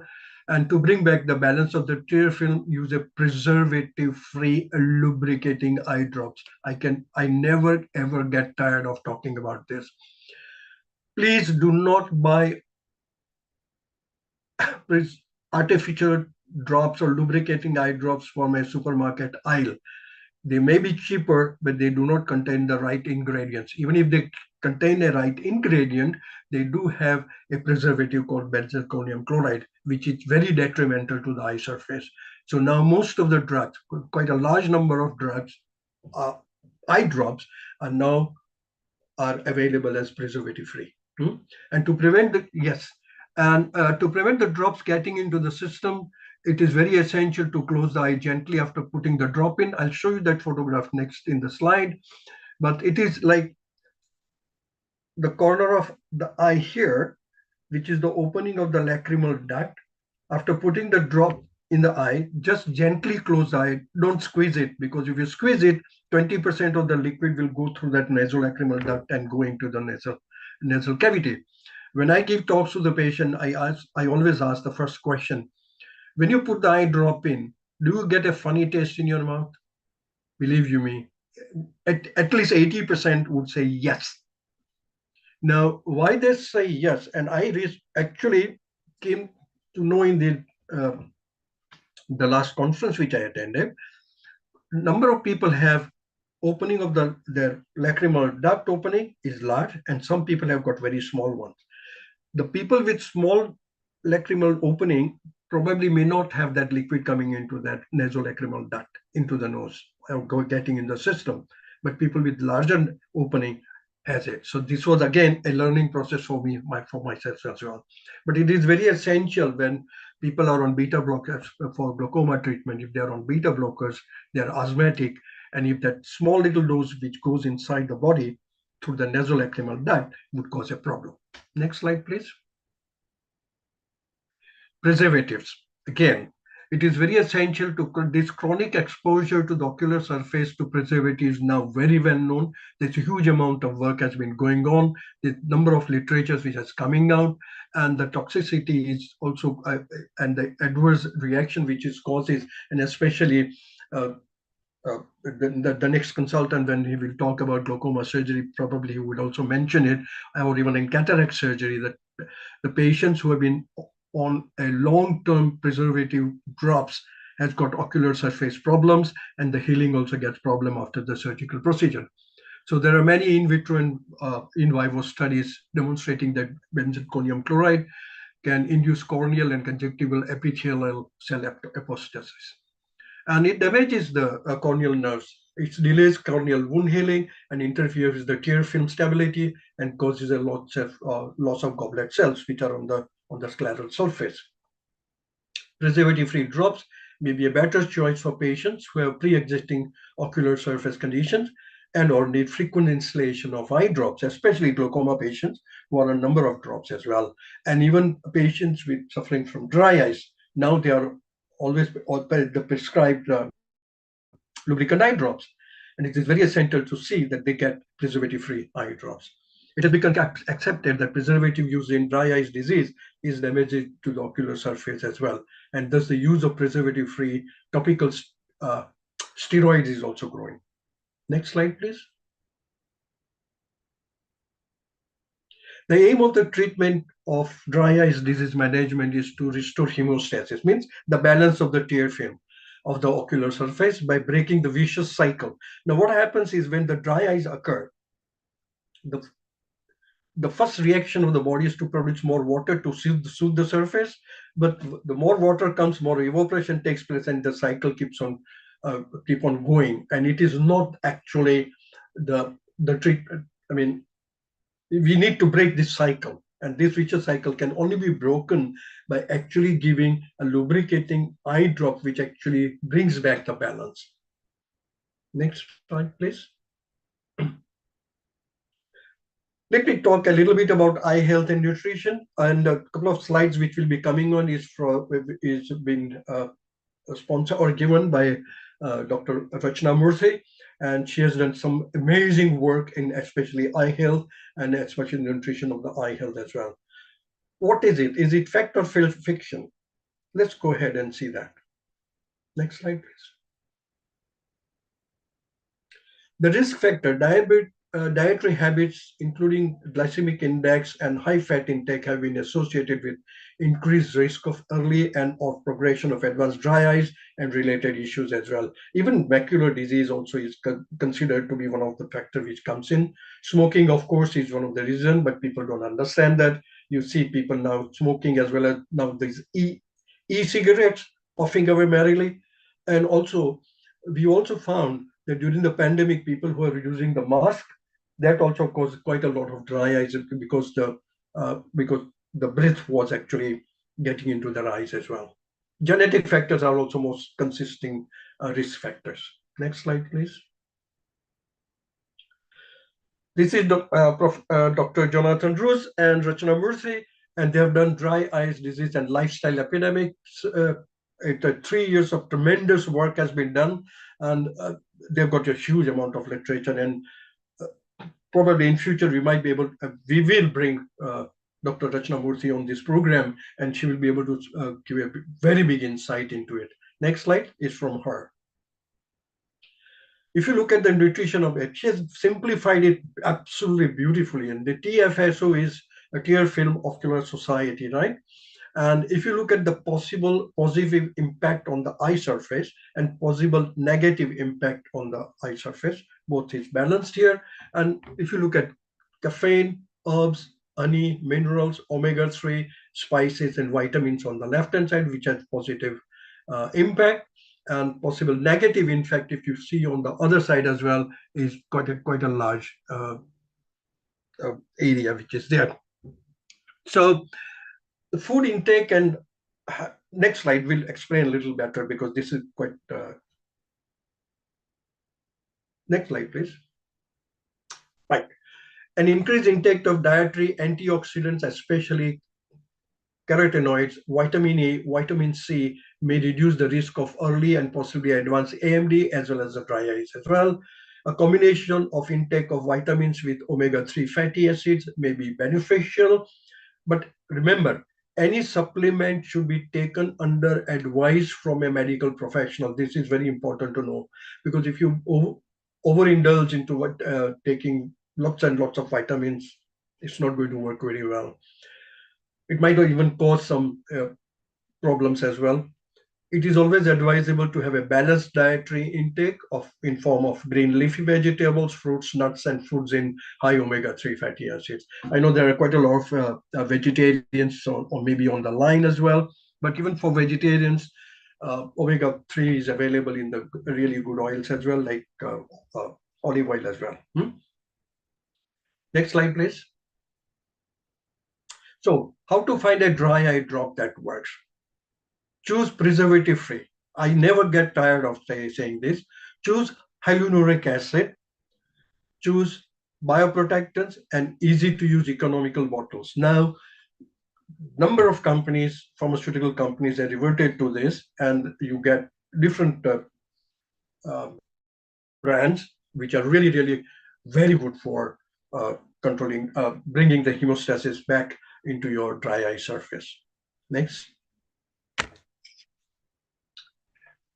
What I find, even if I asked you a question just now here, that if you were given a bottle right now to put the drops in your eyes, show me how would you do it. I asked this question at the International Society of Dracology, where in the audience there were more than about 100 people, consultant present, and not a single consultant showed me how to put the drop correctly in their eyes. So you know the problem here. Patient gets an eye drop bottle, goes home, reads through the literature, finds out all the side effects that have been listed, and they think they get it. It is very difficult to put in the eye. If you've got dexterity problem, there is a problem. If you don't have a dexterity problem, then they go on to Dr. Google. And believe you me, I saw 2,000 pictures on Google, which has shown absolutely terrible, terrible way of putting the eye drops in, right? So how do you do it? I developed this wrist on knuckle technique. There is a story behind it. I will tell you some point because I might be running short of time at some point, but it is walk, wrist on knuckle method. First of all, when I talk to the patient, I always, and if they are on drops, I ask them, do you know why these drops have been prescribed for? People must understand the medication, why it is being prescribed for. Why do I need to take them? Explain it to them. It is very essential for them to understand that it does help them. And how do I put them in? That is the biggest problem they have, because if they find difficulty in putting the eye drops in, they're not going to use it. If it burns and stings, they're not going to use it. I can tell you stories and stories, and I can go on for hours explaining this to you. And next is, when do I put them in? So, for example, for glaucoma drops, there are timings. They say put it in the morning, put it in the afternoon, twice a day, 3 times a day. One drop is put it before going to bed. What time do you go to bed? If you look at the pharmacological action of the drug and the timing, it is very essential to understand that the drug, when you put it in the eye, it starts working immediately, achieves a certain level of competency, and then it drops out, and then cycle has to be repeated. So the drop has to be put in at a certain time, right? Next slide, please. Subhash, you've got about 2 minutes. If you could just show the technique. Yeah, here we go. I say walk this way. Next slide, please. First of all, it's very simple. If I am a right-handed person, and what I do, I create a fist with my left hand, putting my thumb on the palm. So my actually thumb pushes my middle finger a little bit up, right? Once that's done, you see it forms a little hollow. This hollow, you put it on your cheek like this. You hold the bottle. I have the bottle. Yeah.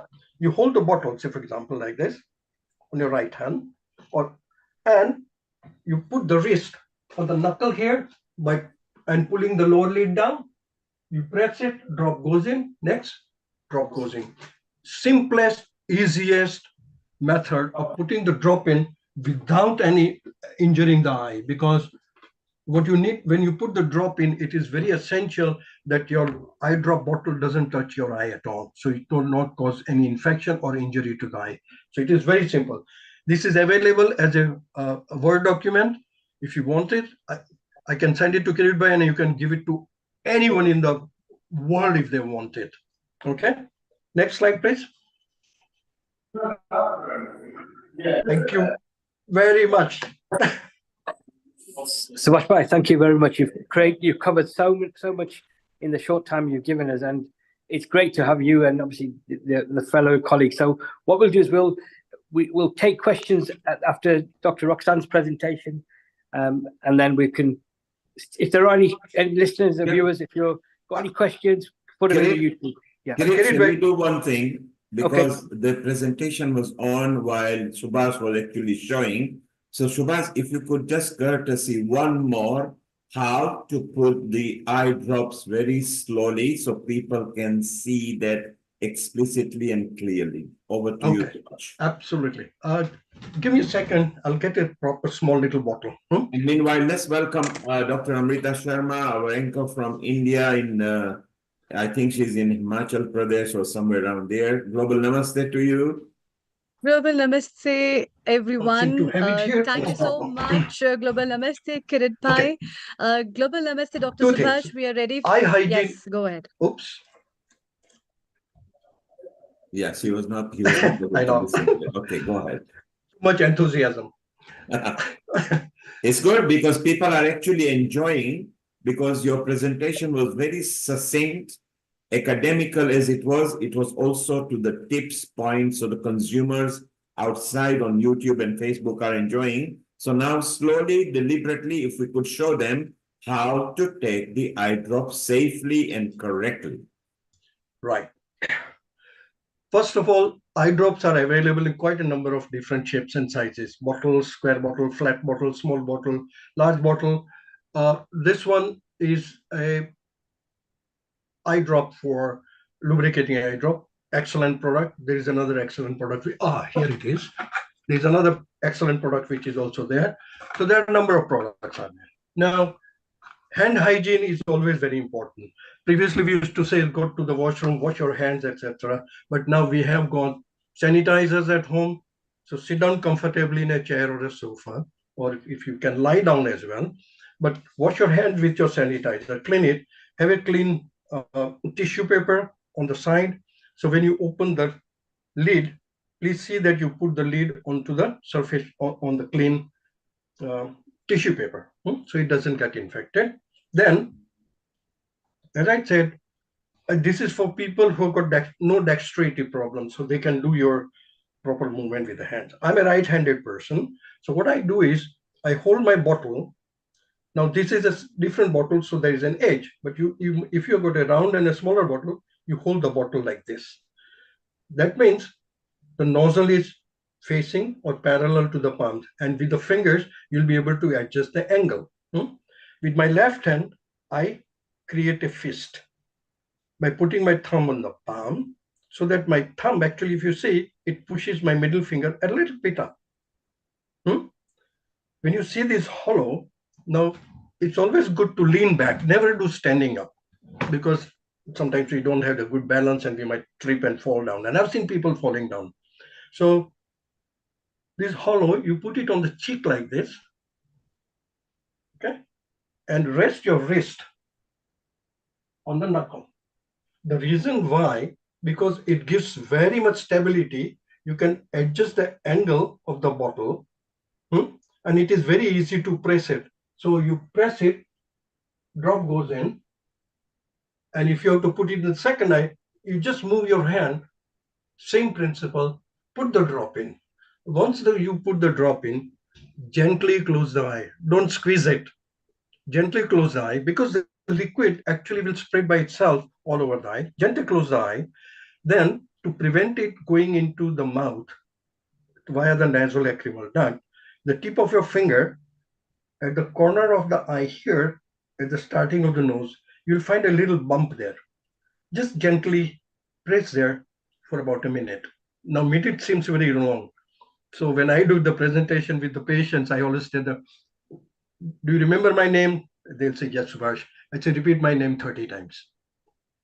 It's a joke, but it has registered so well. I met a patient after 5 years at catering. I got a tap on the back and said, Subhash, isn't it? He said, yes. I heard you 5 years ago in Milton King Hospital, and my pressure has been absolutely perfect. I've been able to put my drops in correctly. My consultant is happy. I'm very happy. This is available in a Word document with all the pictures, and I'll send it to Kirit so he can just send it to all over wherever who needs it. I hope it helps. Yeah. Subhash, that was wonderful. Nicely. So remember, when you close your eyes, don't put a pressure, just gently close it. And remember, the point is showed you just on the top of the nose. And if you remember his name, just say it 30 times and it is going to work. Subhash, stay around because we want to still chit chat. Robert might still have a question. Kirit, Amrita, let's go to Dr. Roxanne because in continuation, and she has been here since the start, let's get some more tips from her and her ideas of what we should be taking care of. There we are. Let's welcome her. Kirit, let's welcome her so we know more about her, please.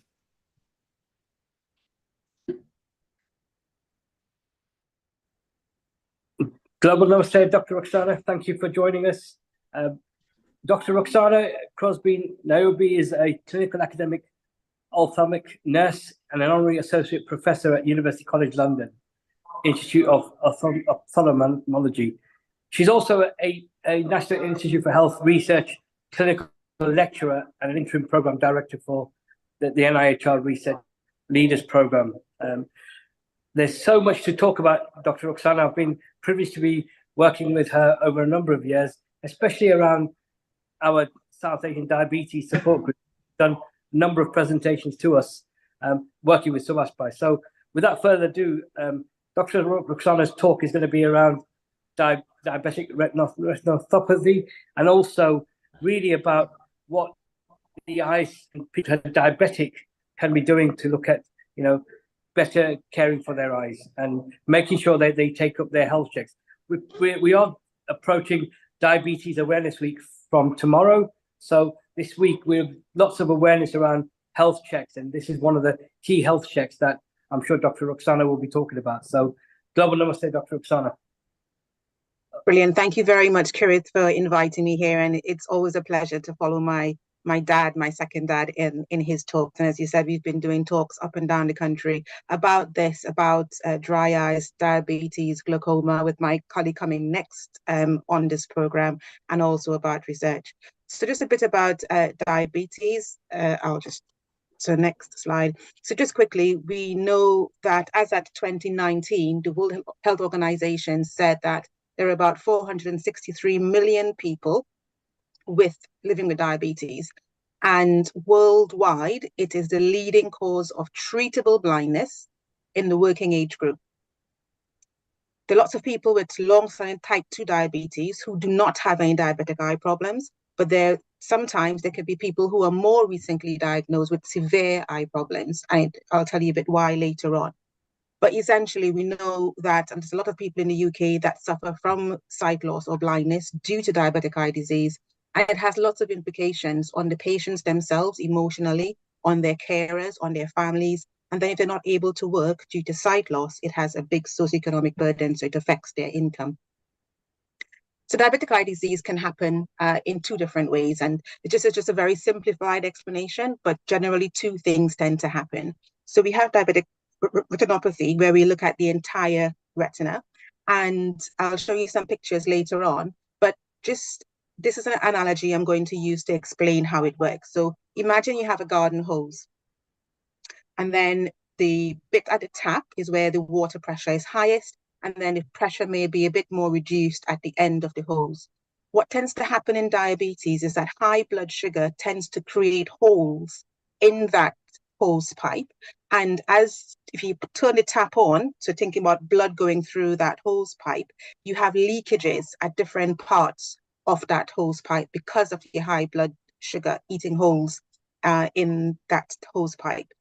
And if there's lots of holes and seeing leaks all over that hose pipe, by the time the blood gets to the end of the hose pipe, then you will have decreased pressure. So you have decreased blood flow, you have decreased oxygen, you have decreased nutrients.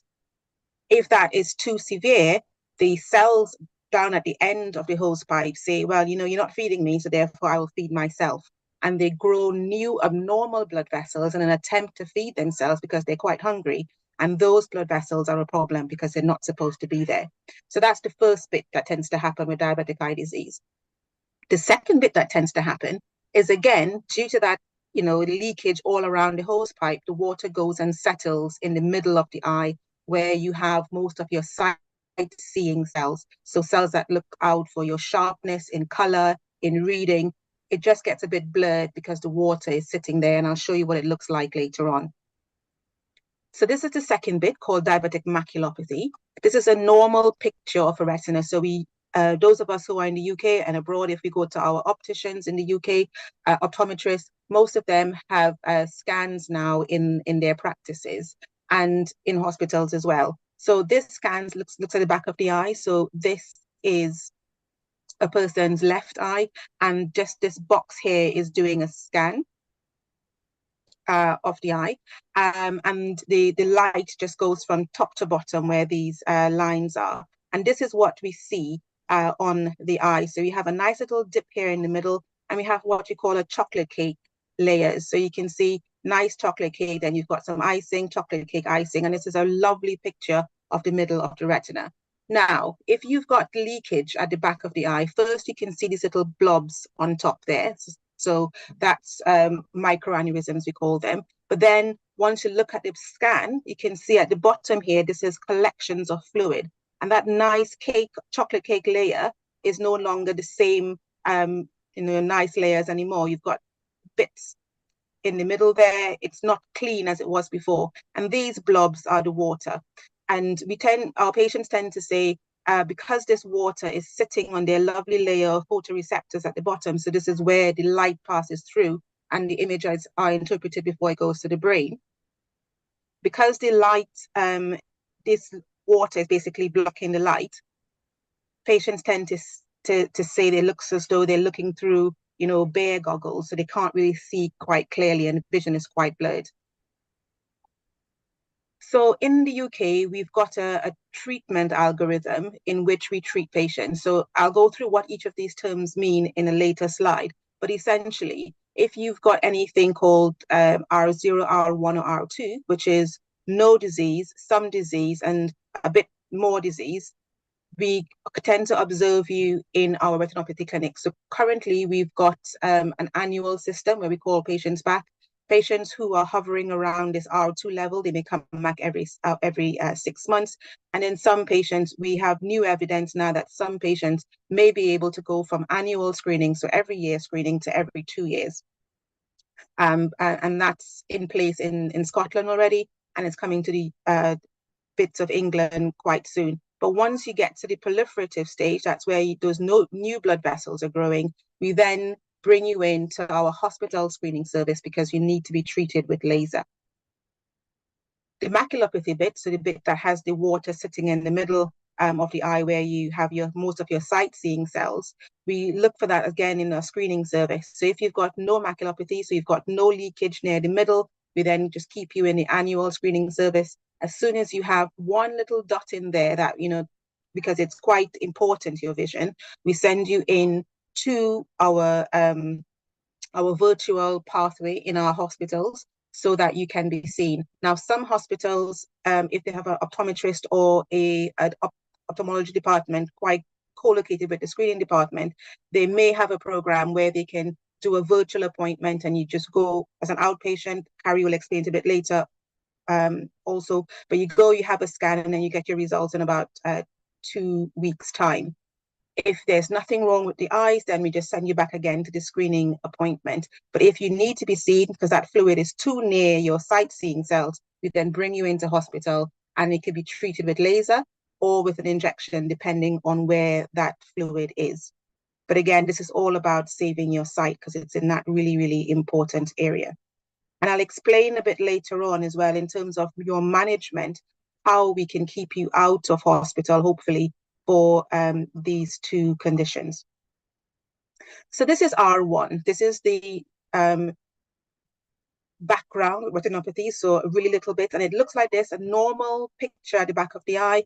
And this person, this grader, just saw one little dot. So you can't see it in this normal picture, but in this picture, that's a black and white picture.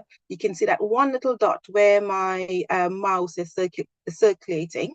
That's that one little dot that would diagnose you as having background retinopathy. Now, it could be a little bit more than this, but just to show you what it looks like at the beginning stages. Secondly, we go on to R2.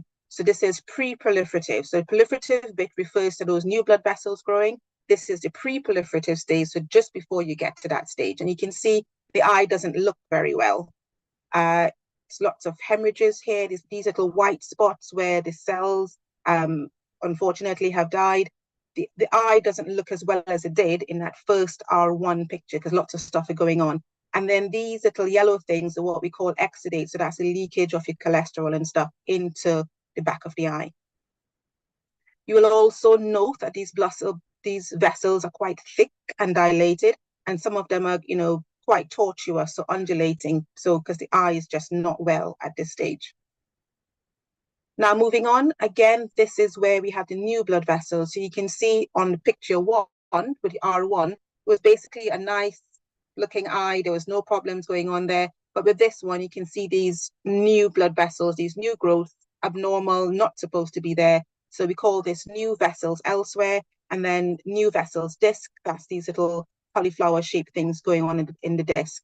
Again, it's abnormal. We will bring you in, treat you with laser so that we can stop this from progressing. Because if it does progress, we can have a bleed at the back of the eye. And you can imagine if you have blood in the back of your eye, then the light isn't able to come through, so you won't be able to see for a bit. And it can be quite traumatizing to patients, not being able to see. So we'd like not to have you get to that stage. Now, when you come into hospital, for us to be able to treat you, we need to be able to see exactly where this bleed is happening. And because it's leaky and the blood vessels are leaky around that stage, we give you a dye in the back of your arm, in your arms, called a fluorescein. And this is like a very fluorescent dye, and it's picked up on light. So dye goes into your arm, and then you have lots of pictures with the camera, and you can see the vessels are glowing. So that's to tell us, yes, there is lots of leakage going on, but there's leakage, especially at this point, and this is the area that we need to treat. Now, moving on to the CSMO, so this is clinically significant macular edema. So just to recap, we can have the macular edema happening. It can just be one little spot just there, Or if it's clinically significant, that means we've got lots of stuff going on and the water level has risen to a point where we need to treat you because it can affect your vision. And this person will definitely have clinically significant macular edema, so would need to come in off the screening service, definitely into hospital for treatment. Now, if the exudates are, so this is the macular region here where I showed you that green square box previously. Anything outside that square box, we might tend to treat with laser. But if you have anything going on within that square green box, we will need to treat with injections, because we don't want the lasers damaging your precious sightseeing cells. Laser burns, tend to kill some of the cells, so we don't want it spreading. So therefore, we would treat you with laser if it's outside, but if it's inside, we treat you with injections. Now, this is what laser burns look like. These pictures are probably about 5 to 10 years old, so they don't look as bad now because we have new lasers coming forth. But the aim of the lasers is to kill those cells that are what we call hypoxic. So those cells that are crying out that, we don't have enough food, we don't have enough oxygen. We want to shut down, basically put a plaster in them out, what they're saying. So essentially, we give laser in certain areas and it kills the cells. But the laser burns sometimes tend to spread. So that's why we can give you one little dot, but it spreads a bit bigger. But essentially that shuts down that drive and it causes those new blood vessels to recede, so go away. So therefore the risk of bleeding is significantly less. And you can see we laser outside the arcades. We don't laser inside the arcades. I think I call this is the right eye. Sorry, I said right eye before. This is the right eye. The other one is the left eye. You can tell I can't drive. Anyway, yeah, so this is outside the arcades, and you can see we're not lasering for what we call PRP, pararetinal photocoagulation, within the arcades because the central sightseeing cells are there. So treatments available. So we've got laser depending on where we need to treat. So if it's maculopathy, again, outside that green box, we will treat with laser. If it's there's new blood vessels, we will treat with what we call PRP, that last image. This is a picture of a laser. So the operator, most times a ophthalmologist consultant, sits here where the hand is, and then the patient sits here and puts their head on this white bar and their chin within this chin rest. And it's a quite easy procedure. It depends on how much laser shots you need, but you could be there from anything from 10 minutes, probably to 20 minutes, but maybe not even that long. Most people says it doesn't hurt. Some people, it does hurt, so we advise them to take some paracetamol after, and they're usually quite fine with it. It's a day procedure. No special preparations are required before or after it. But your consultant will always talk you through what's going on, why it is required, and you may be able to break up the sessions rather than one long session, a much shorter session. However, if you are told that you need laser, it is supremely important that you attend those appointments. If you have to leave the country to go to on holiday or whatever, I'll tell the consultant that you're going to be out of the country so we can bring your treatment appointment forward, because it's essential that you have it here before you go away, because you're not sure what the healthcare system is like in other countries. So it's best to get your eyes done here and sorted before you travel. For our injections, they're called anti-VEGF, so anti-vasal endothelial growth factors. That's the chemical that causes that those hungry cells emit and cause the new blood vessels to grow. So therefore, we give this injection into the eye. Again, it's a painless procedure. You should feel a pressure going into the eye, but you shouldn't feel any pain because we give you tons and tons of anesthetic and also drops to clean the eye out. And then these are vitrectomy is a surgery that we do if you've got a bleed at the back of the eye. But most importantly, on this slide, I will say is metabolic management, and my next slide goes into that, or next 2 slides. We also know that cataract is people with diabetes are at increased risk of developing cataract. It comes on at a younger stage and a much faster progression. And my next colleague, Dr. Harry, will go into the risk of glaucoma with diabetes. So, most important slide of this presentation. patient message. How do we look after ourselves? So we all get these letters, especially in the UK, from our screening appointment that says, look after your blood sugar, look after your blood pressure, look after your cholesterol. What does that actually mean? Here, I've got a picture showing you what your healthcare checklist should be, and what things you should look out for, and what things you should tell your doctor. If you haven't had this done, I need to have this done every 6 months that you have your health check. Look after your blood pressure as well, because that can compound the effects of diabetes on your cardiovascular system. And if any of us smoke, please stop smoking. It doesn't only affect your eyes, it affects the entire system, and it's just not good for you overall. So I've got this bit here from Diabetes UK, a UK charity. It's free to access internationally, and the slides will be going around, so therefore you'll be able to see it. But if you can't remember this web address, you just type in Diabetes UK recipes, and they've done a lot of work with our communities looking at different recipes that we are able to access. So you can see here, I've just typed in Diabetes UK recipes, and it came up with chicken tikka masala. Now, what that says about my Google profile, I don't know, but never mind. So next, it looks like this, recipe finder, and you can search for different recipes, different diets, and you can see, I mean, we can eat a chocolate and banana mousse because it tells you how many carbs and exactly how to prepare it and what to put in and what to leave out. But most interestingly, I went onto the chicken tikka masala recipe, and it looks quite nice. It tells you what the fat, saturates, sugar, and salt levels are, but then it also tells you what the ingredients are and how to prepare it. And they've done this with different cultures, so that we can have a look to see exactly how to control our sugars, how to control our pressures, and how to control our blood pressure, and how to control our cholesterol through diet, because that's the most important factor in people with diabetes. So if I've got time, I'll just rush through this next bit. We all talk about research and why it's important. We've got this website at Moorfields called Research Opportunities at Moorfields called Rome. And we know that people consider sight as their most important sense. So we do lots of eye research, lots of groundbreaking eye research at Moorfields, but we need to do better across the world, actually, but particularly at Moorfields, in diversifying the patients that come in to us.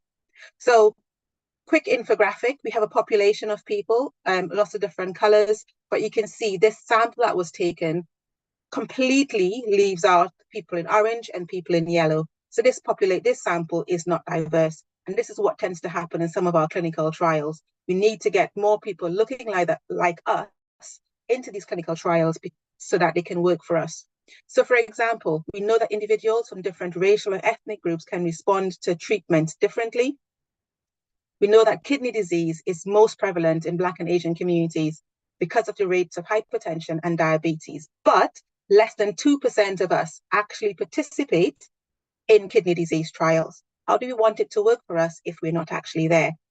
Something else that we found out quite recently is this drug called clopidogrel. It's given for ischemic heart disease and it makes our blood less sticky. However, we found out that up to 70% of people from South Asian and East Asian communities don't actually metabolize the drug, or it doesn't actually work on them. So therefore, we've been giving people this medication for a while and not sure exactly how it works, or it doesn't work on some of us.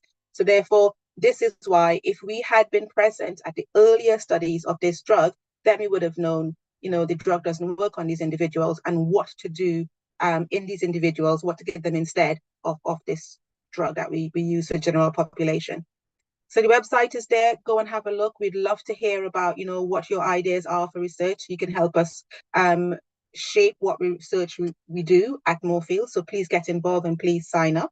And your voice absolutely matters in what we do and how we shape our research going forward. I've got this slide in Gujarati. I hope you can read it.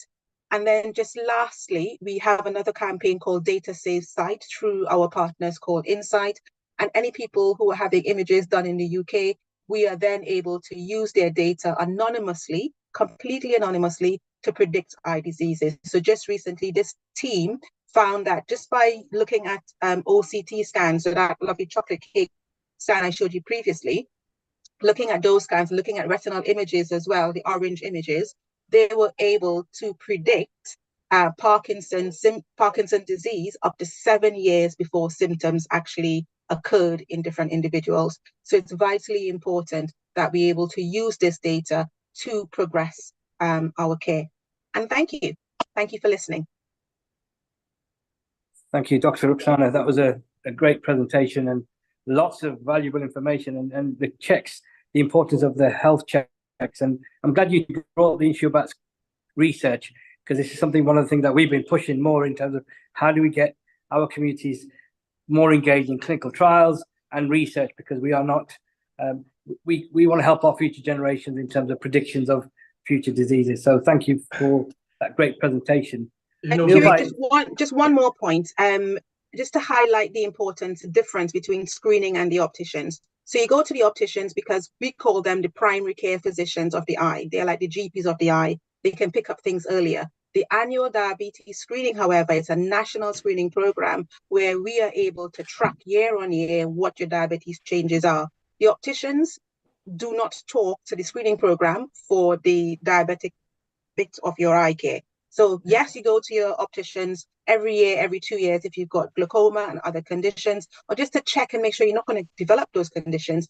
But if you have diabetes, you should also go to the screening program as well. So we have your data in there and can refer you to the hospital as and when you need to.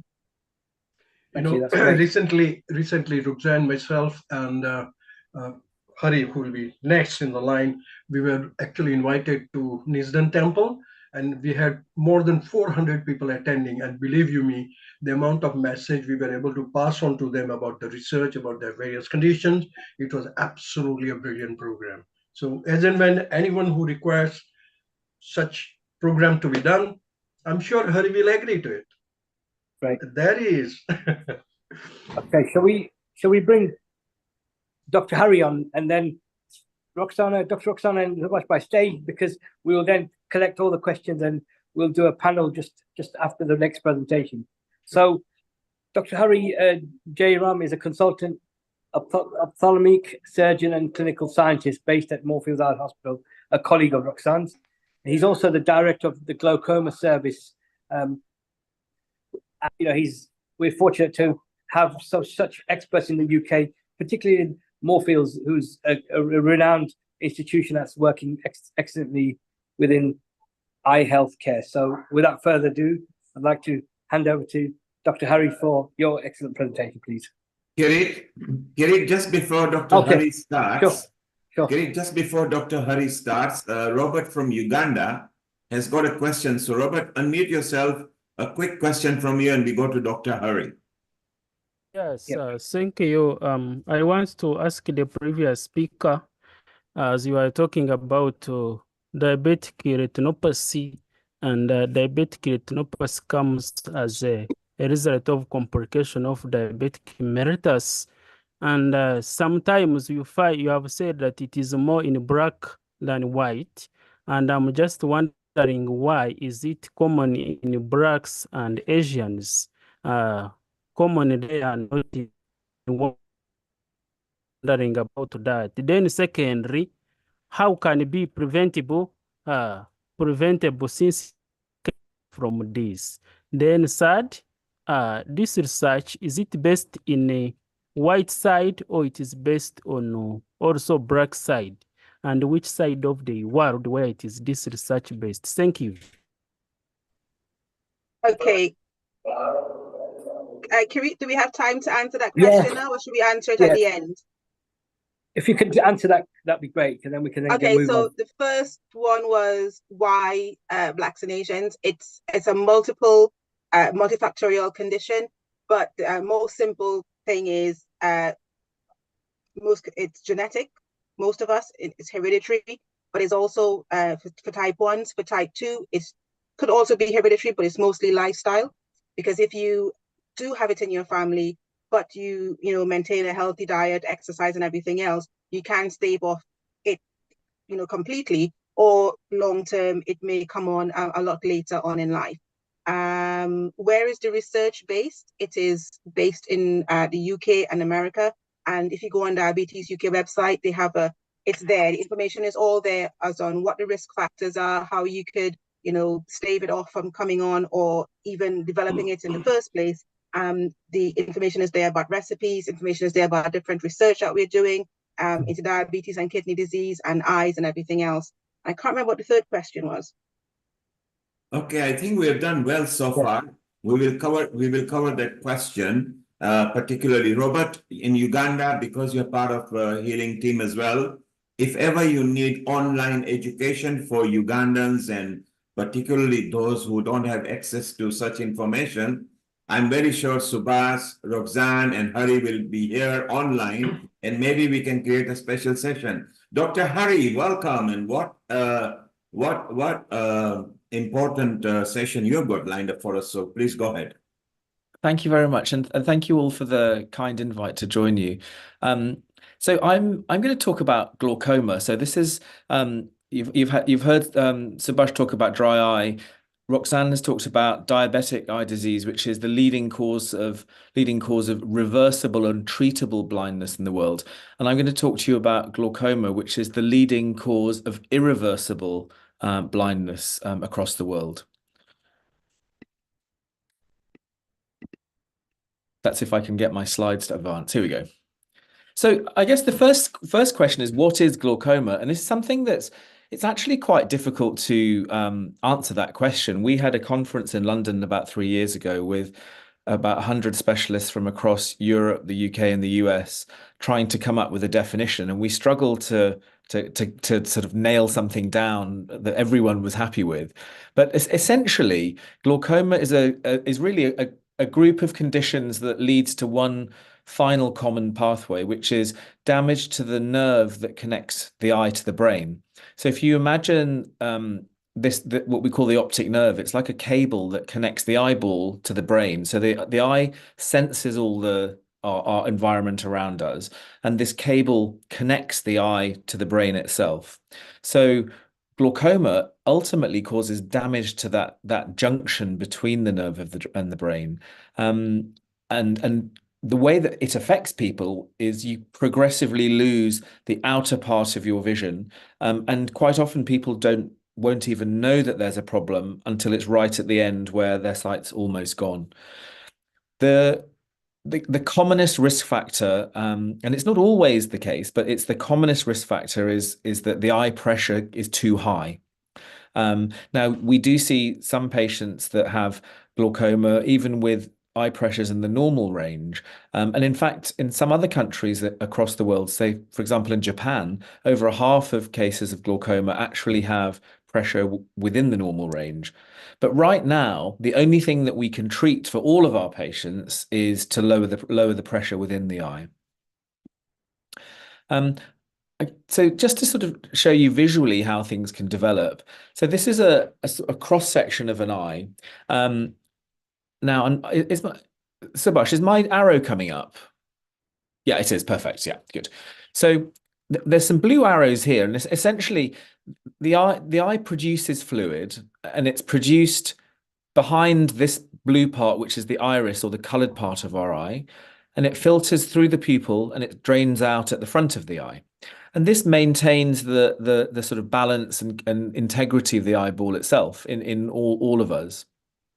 Now, the main problem with glaucoma is that the human eye can't filter out the fluid that it's producing. So essentially, we're producing lots of fluid, but we're unable to remove it. So of course that makes sense that if you have a closed space that keeps producing fluid, it gets tenser, and the eye pressure becomes raised. One of the problems when you have high pressure within the eye is that it causes damage to the nerve cells at the back of the eye. So that in yellow, you can see this cable starting to form. So you have light sensing cells right the way across the retina. So if you remember the pictures that Roxanne showed, this is sort of all of the cells what she showed has light sensing cells. And essentially at the back of the eye, they turn right and form the cable. Now, as they exit the eyeball, they're very vulnerable to changes, fluctuations, and high pressure. So this is the point of damage in glaucoma. So when you have high pressure within the eye, the nerve cells become damaged and people slowly lose their peripheral vision. Now, one of the reasons why it's such a hazard is that in most cases, people don't experience any symptoms at all when they have glaucoma. For example, if you have diabetic eye disease, you may still have some symptoms, although screening will pick things up very, very early. But if for example, when Roxanne showed you problems at the macula, the central part of your vision, people may notice that their eyesight is not so good. Now, for glaucoma, because it's very, very subtle and it's the peripheral, the outer part of the vision, there are no signs for this. And that's why it's quite often called the silent thief of sight. And this is why it's so important to have regular eye tests. And just as Roxanne said, the high street, certainly in the UK and across the world, the high street opticians quite often know more about, well, not quite often, they do know more about eye care than most doctors that aren't eye specialists, more than general practitioners in most situations. So this is why having a regular eye test is so important, because problems can be picked up at a very, very early stage before they affect your eyesight. And again, this relates to some of the things we've talked about. People often want to know who is at risk of developing glaucoma. The honest answer is anybody's at risk, but we do know that certain populations have greater risk than others. Glaucoma is almost definitely I mean, we know that it becomes much more common as we get older. There are some theories that it may be an accelerated form of aging in many ways, because as we get older, our tissues get a little bit stiffer, and therefore, if the pressure is higher, those nerves leaving the eye are much more susceptible to strains and stresses when we're older. We do know from population-based studies that patients of African, Caribbean descent, glaucoma is much more prevalent. And in particular, in terms of the Asian population, in Chinese people, there is a very, very high incidence of certain types of glaucoma. And in Latin America, Hispanic populations have much more glaucoma too. Now, we know that there's definitely an inherited component about this. And some of my colleagues are doing research into this sort of area. And so far, I think people have identified between 150 and 200 genes that are associated with glaucoma, but there's not yet a single gene that is a sort of switch that will definitely say that you're going to have problems. So a lot of research that we're doing at the moment is trying to look at various combinations of genes and come up with potential risk scores for certain populations that might help with treatment. The way that we address screening in the UK is really based upon this, on age and genetics, because if you're over 40 years of age, we would definitely recommend periodic screening if you've got a family history. And so when we say family history, we mean a first degree relative, so either your mother or father or a brother or sister. So if you have an aunt or a grandparent that is definitely affected, that's not as significant as having a first degree relative. We also know that your glasses prescription has an impact. So if you're nearsighted, so if you need to wear glasses for everything in distance, let's say like I do, or if you're farsighted where you just need glasses for everything and have a very plus prescription, those two populations do confer a greater risk of developing glaucoma.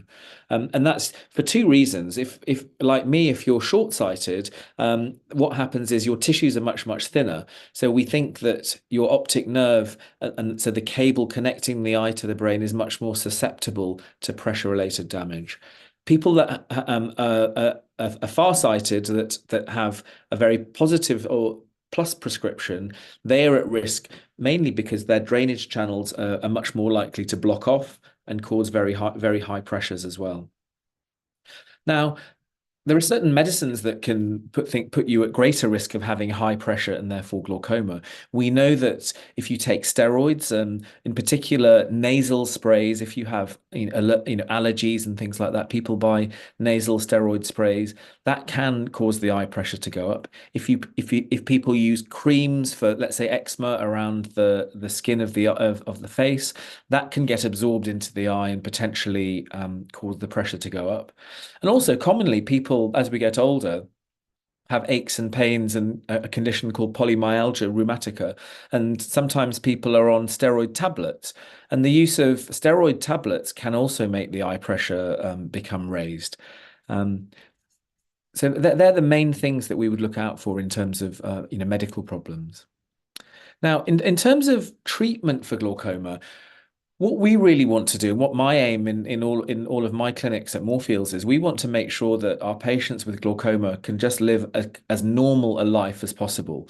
And we want to make sure that the vision, any damage that has happened, doesn't happen, because what we do know is at the moment with our current technologies, we can't restore any sight that's been lost from glaucoma or any sight that's been lost from diabetic eye disease. So it's really, early detection is so important to make sure people can still work, they can still drive, and they're not at risk of developing blindness. Now, in terms of the treatment, we'll talk about treatment next, but we want to try to also strike a balance where we've got effective treatment, but we want to minimize any risks or side effects from the treatment. And then once again, just to reiterate, once we've lost sight from glaucoma or most eye diseases, it can't be recovered. Currently, cataract is the only sort of reversible form of vision loss, really. So in terms of treatments, all of the treatments at the moment aim to lower the eye pressure and therefore reduce that treatable risk factor that damages the nerve cells. Now, the way we do that is most commonly using either a gentle laser or eye drops. Now, eye drops used to be the mainstay for patients' treatments for many years. But I'll just talk to you about some studies that have been done that now have really changed how we treat our patients. And if these two avenues don't work, then we quite oftenly perform surgery, and there's various operations that we can perform to lower the pressure within the eye. So this is a laser treatment called laser trabeculoplasty. And this is now the preferred initial treatment for newly diagnosed glaucoma in our patients. Now, the advantage with this treatment is you don't have to put drops in, and it's completely painless. It's done as an outpatient. It takes about 10 minutes or so per eye. And now that we're seeing clinical trial data from sort of 5-6 years down the line, we now know that people that have the laser treatment are less likely to get worsening glaucoma. They're less likely to need surgery. And also they tend to have many years without having to use eye drops, which can cause all sorts of problems, as Subhash mentioned earlier. And this really came from a big trial that was done at Moorfields. So at 3 years, they found that almost 3/4 of the patients had an acceptable level of eye pressure, and without the need for any eye drops. So that's quite revolutionary, really. If you think we were reliant on having to put drops in, and putting eye drops in is bad on two fronts. It's not good for the patient because you're having to affect your daily routines to put something in that may well cause side effects and irritation, and also for the healthcare systems, it saves a lot of money, and those sorts of resources can be used in other areas for patients that really need that sort of help. So I think at 3 years this showed real effectiveness, and we now know that the same thing is borne out at 6 years. But more importantly, it's been shown that the glaucoma doesn't get worse, and you're less likely to need an operation. So I think this is quite a compelling argument. And people always ask me, what would you have if you had glaucoma? And for me, I would definitely try the laser treatment. The worst case scenario is that the laser isn't effective, and we may need to talk about drops. But if it can give you several years without having to put drops in, I think it's a really important thing to use. So this is actually a few years old. I took this photo from one of our pharmacies at Moorfields, and this is just a snapshot of the whole host of different drops that are available. Now, there are a lot more drops available now, and Subhash mentioned these things called preservatives. So preservatives, basically, they're added chemicals that stabilize the drug within an eye drop, but they are quite often the cause of irritation and side effects. So technology has advanced, so we can now produce drops that are preservative free, that have less side effects but are still not side effect free, and those are available. Certainly in the UK, they're widely available. I do know that in other countries across, for example, in Africa, I think it's quite hard to get hold of preservative-free preparations. And interestingly, in the United States, there's only one preservative-free preparation that's licensed there, and that's really to do with insurance and the huge cost of healthcare over there. So actually, in the UK and Europe, we're very lucky to have the widest selection of preservative-free eye drops in the world. So how do drops work? So if we think back to that first diagram that I showed, the fluid is produced behind the colored part of the eye, the iris that I'm showing with the with my arrow, and then it flows forward and it's drained away in the front in our drainage channels. So there's two ways that they work, and I want you to think about this analogy of basically it being a bath, basically. So if you've got a bath with a tap that's running and a plug that's there, the first way to do things is try to turn off the tap. So the majority of drops we work act in this sort of area, so they reduce the amount of fluid that the eye is producing. And then the other way that drops work is at the other end. So they can open the drains a little bit, so widen the drain pipes. So you're just trying to strike a better balance between how much fluid that the eye is producing and how much fluid that the eye is draining away. So I'm just going to briefly just go through some questions that we're commonly asked as glaucoma doctors. It's quite a shock when people are told they have this diagnosis, because Dr. Google doesn't help with things, but people assume they're going to go blind, and that's not necessarily the case. Yes, people, I would say from statistics, probably about 10% of people may go completely blind, but that's usually when they're not monitored and not looked after, and aren't using their eye drops. So what will actually happen to you in reality, if your doctor says that you have glaucoma, is you tend to attend for tests. So there are various tests we perform. One of the most important is measuring the pressure in the eye. We also test your peripheral vision, and that's done by, it's a bit like a Space Invaders game where you press a little button when you see a light. And we also do a special scan called an OCT scan of the nerve itself, and that helps us monitor any changes or look for any very, very early signs of deterioration. And these are done fairly frequently, and these are normally reviewed by a glaucoma specialist, who will then advise on any treatment or options as needed. And what we tend to find is once the eye pressure is better controlled and people are happy with their drops, the frequency of visits tends to reduce. So people tend to come up to about 3 times per year in their first year. And then after that, it may reduce down to 1 or 2 times per year in total.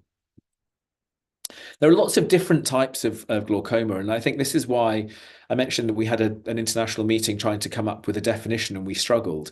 But it can cover a whole host of causes. But really, the final common pathway is damage to the nerve and that cable that connects the eye to the brain.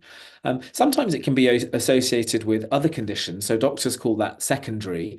For example, if you're using steroids, and the steroids make your pressure go up, that's a type of secondary glaucoma.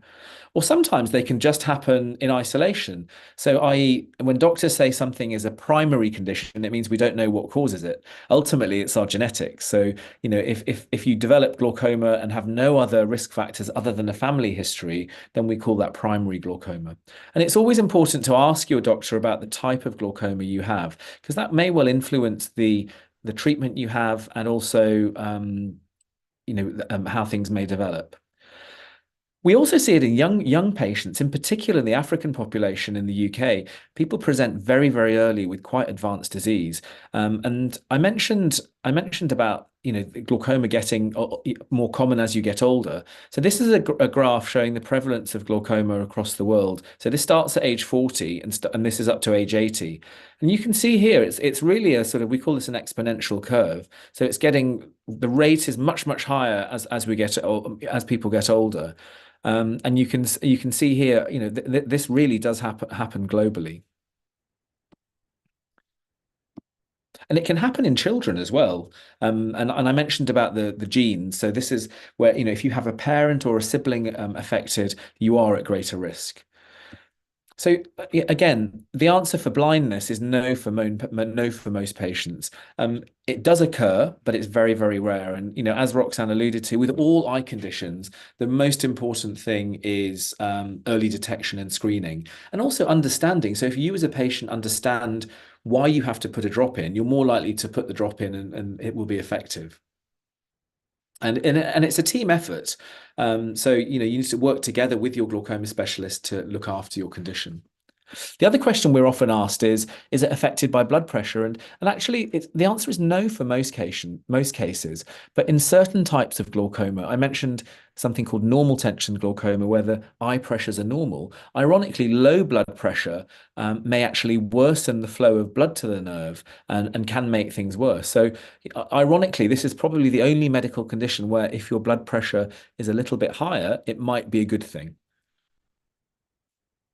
And some of the drops we use are chosen specifically to stop the blood pressure going low at night time, because all eye drops can get absorbed into your body as well. And the next question is, I'm allergic to all eye drops, what can I do? And quite often this may be an allergy to the drug. It could be related to the preservatives. And that's important to understand. So sometimes we just stop everything and reintroduce things very, very gradually. And then at this stage, if you're really struggling with eye drops and no one's talked to you about some gentle laser, ask your eye specialist about whether laser can help. And also nowadays, something that's very common is when our patients with glaucoma have cataract surgery, we can put small stents in as well that reduce the need to use eye drops in the long term also. Harry, can I just ask you, Yeah. if we could, have you got a few more, 2 more minutes, and then we can get some questions in? Yeah, I'm almost done. I'm almost done, actually. Okay, brilliant. Thank you. So just in terms of how you're looked after in outpatients, Roxanne alluded to sort of visits to the hospital. Now, before the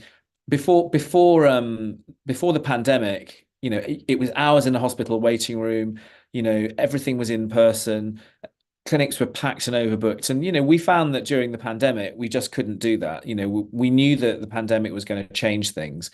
So what we aim to do now is make sure our staff and patients are safe, minimize the time you have to come into hospital, and it just makes everything much more efficient. So nowadays what happens is most patients are seen in what we call diagnostic clinics.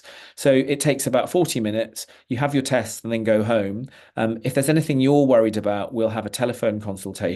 So really, the only time you need to come into hospital is if there's anything serious going on. And we can always talk to people on the phone as well.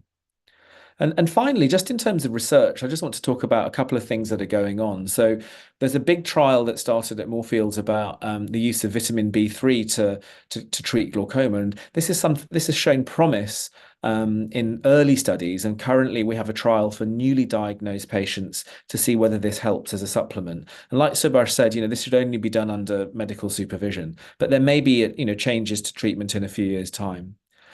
The other thing is when we take cataracts out and do cataract surgery, we know that lowers the pressure as well. So one question that we want to ask is, should early cataract surgery be offered to all newly diagnosed patients with glaucoma? And just another plug as well for, ethnic diversity in research is not good at the moment. I talked about genetics. Most of all the genes that have been identified for glaucoma are in white European populations. So I think we need to encourage people that look like us to take part in research to help our families and our relatives and our sort of descendants in the future as well. So finally, glaucoma, once it's diagnosed, can be treated. Blindness can occur, but it's very, very rare. Nowadays, you're not going to have to come to hospital much because technology allows things to be monitored in the community. And really, research into glaucoma is an exciting area, which we want all of you, your family, and our patients to help shape, to make the world a different place in the future. So that's all I wanted to say, really, but happy to take any questions now. Thank you, Dr. Harry. That was a great presentation, along with your colleagues and Subhash Bhai as well, and also the other speakers that we've had today. Neil, come on, have we got any questions? I know Robert's put one in the chat, which is why is glaucoma more common in African than whites? Again, I think we know that this has to be an inherited component. I think there is a higher prevalence of the genes that are at risk in those populations because it runs in families, in particular in Ghana and Nigeria, for sure. We see a lot of patients in the UK. The other thing that's possible is it may well be related to the anatomy of African eyes. The African and Asian Indian eyes are slightly bigger than white European eyes. So there may be some structural susceptibility to the optic nerve to changes in pressure as well. So, Dr. Hari, that was a superb presentation, academic yet informative as well. It was so important. Could you tell me, for a general users who are watching on YouTube, Facebook, Twitter, and website, and etc., what are your 3 important tips that one can normally at home without going to a doctor or an optician or a surgeon? What should they deliberately and definitely do every day to improve their eyes or sustain their visibility? So I do think number 1 involves visiting your local optician. There is nothing that we do at home that will replace a screening visit to a general optician every 18 months to 2 years. If you never go and see an optician, that's a real gamble. So, I don't think there's anything that can be done to replace that. One of the things we know for sure is not to smoke. So we know that smoking definitely makes certain eye diseases worse. I think, it definitely increases your risk of age-related macular degeneration. It will increase your risk of developing complications from diabetes. There is some evidence to show that glaucoma prevalence is slightly higher, but that's not completely convincing yet. So as with most health things, I think not smoking is an important thing.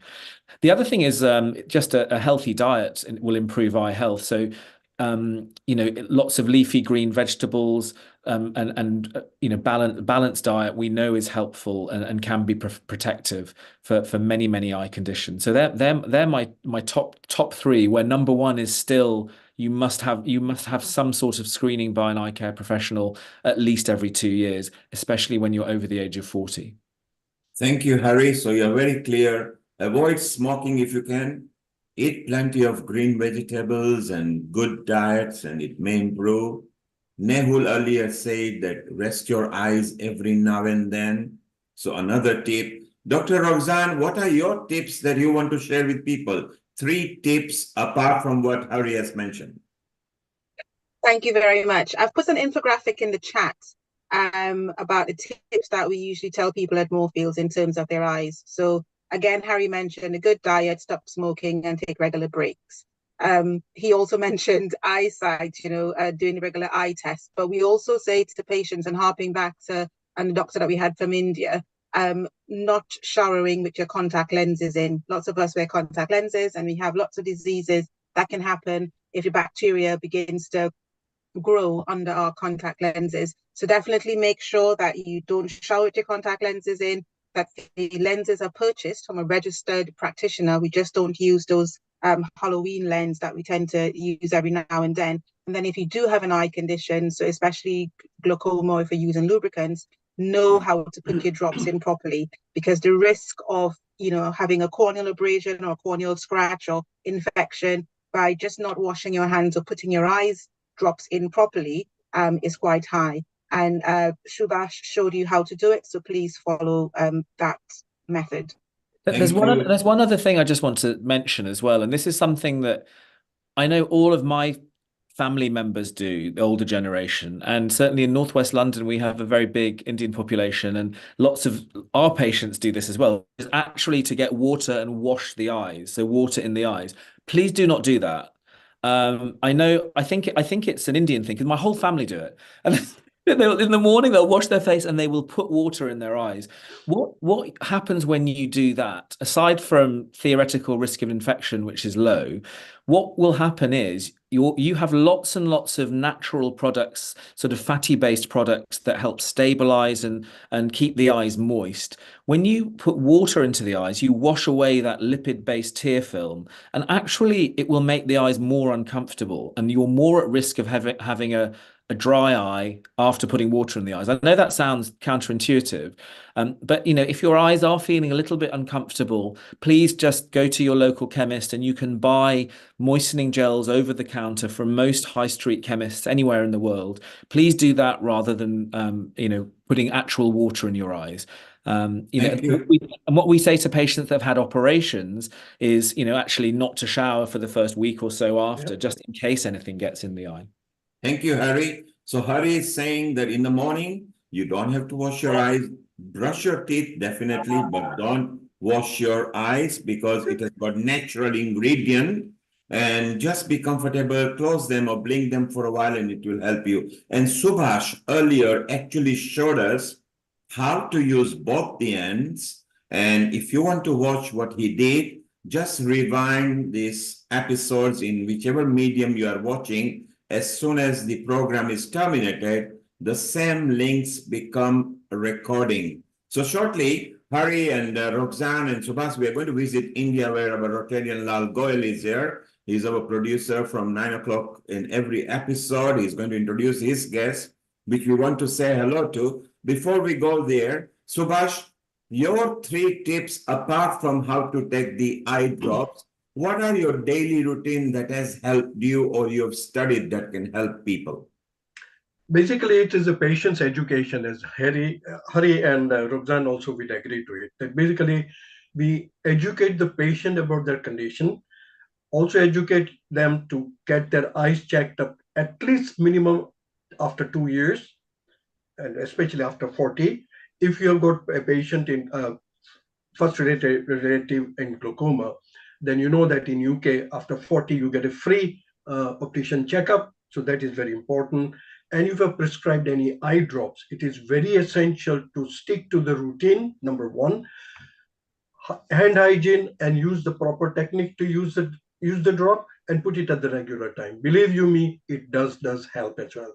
Reference to dry eyes, if you've got dry eyes, yes, again, splashing, as Hari said, splashing the water in the eye is not a good idea, but actually cleaning the eyes, closing your eyelids, and actually washing your eyelid margin with hot water, which you can tolerate, that helps quite a lot.